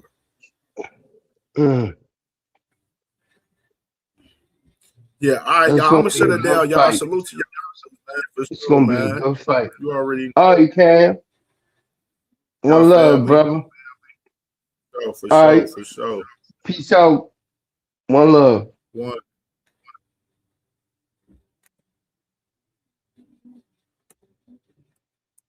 All right, man. Hell of a show today, man. For sure, man. March Madness and Boxing Part 3, man. Once again, man. Crazy show, man. For sure, man. Definitely salute to everybody that came in and supported it, man. Heavy today. everybody in the super chat. A lot of love from everyone today, man, for sure. And before we get out of here, man, we will be back live tomorrow. And I gotta let y'all know, tomorrow, the Best from Ohio Boxing Roundtable Show, episode 1, tomorrow afternoon, Saturday afternoon, 12 p.m. Eastern time, man, on CamJNetwork, and we're gonna stream it through, our other channels and stuff as well, man. We're gonna get that together as well. But be back here tomorrow afternoon, Saturday afternoon, man. The Best from Ohio runs, the Best from Ohio Boxing Roundtable Show this Saturday, man. Tomorrow afternoon, man. It's gonna be a lituation, man. We gonna real live have a real live great show tomorrow, man. Y'all don't want to miss it. We're gonna be talking about a lot of the fighters from Ohio, and we're gonna talk about a lot of the hottest topics in boxing tomorrow, man. We got a great panel, man, with my brother BVO from Cleveland, my brother Bean, Ringwall Boxing Podcast from Cincinnati, my brother OTB Boxers for Boxing School that was on earlier, man. He from Cincinnati. Of course, myself from Cincinnati. There, of course, my brother Ohio Runs Boxing, man. My brother, from upstate in Ohio as well, man. So it's gonna be a great show, man. So tap in with us tomorrow, man. We lit, man, and you already know I gotta get myself together for this weekend. You know what I'm saying? So I'm gonna see y'all tomorrow afternoon, man. We lit with it, man. For sure. Salute to everyone. Everybody enjoy y'all evening. Yeah, Aircraft. Yeah, he from Cincinnati. He from my city. Yeah, and Toledo Trice gonna be on there too, man. Toledo Trice, he be on the Boxing Voice and shit like that. You know what I mean? Yeah, I call him Michigan Trice, man, because he be acting like he from Michigan, man. He don't be moving like he from motherfucking Ohio for real. Blue, man. Damn, I'm sorry you just came just now, bro. Damn, man.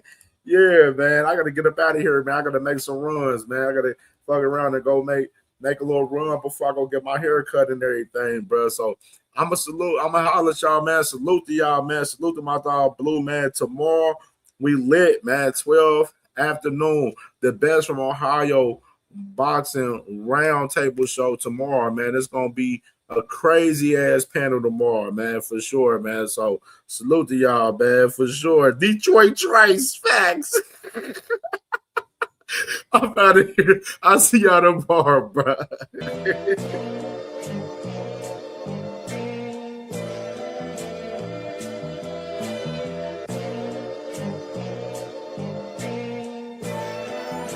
All my life I had to be patient. Like Meek Millie, I was dream chasing. Finger to the law when I see haters.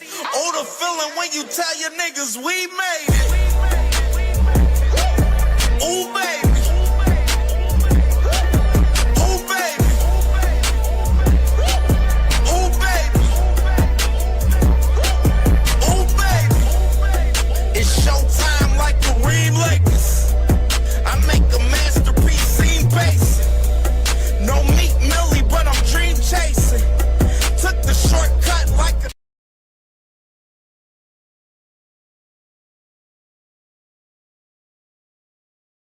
I just thought about it. Aircraft, you still there? Let me do something for Aircraft real quick, because I told Aircraft I was gonna do this for Aircraft earlier before I get out of here. Hold on.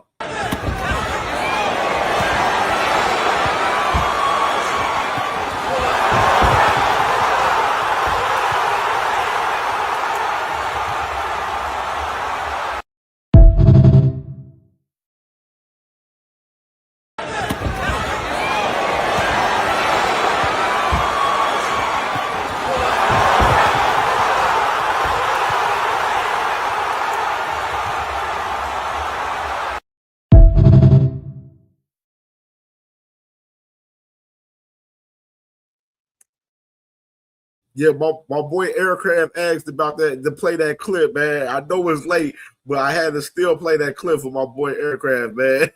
Salute to y'all, man. Much love, man. See y'all tomorrow, man. 12 afternoon, man.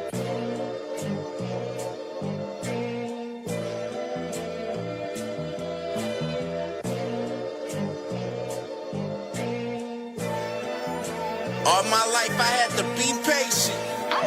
Like Meek Millie, I was dream chasing. Finger to the law when I see haters. Oh, the feeling when you tell your niggas we made it. Ooh, baby. Ooh, baby. Ooh, baby. Ooh, baby.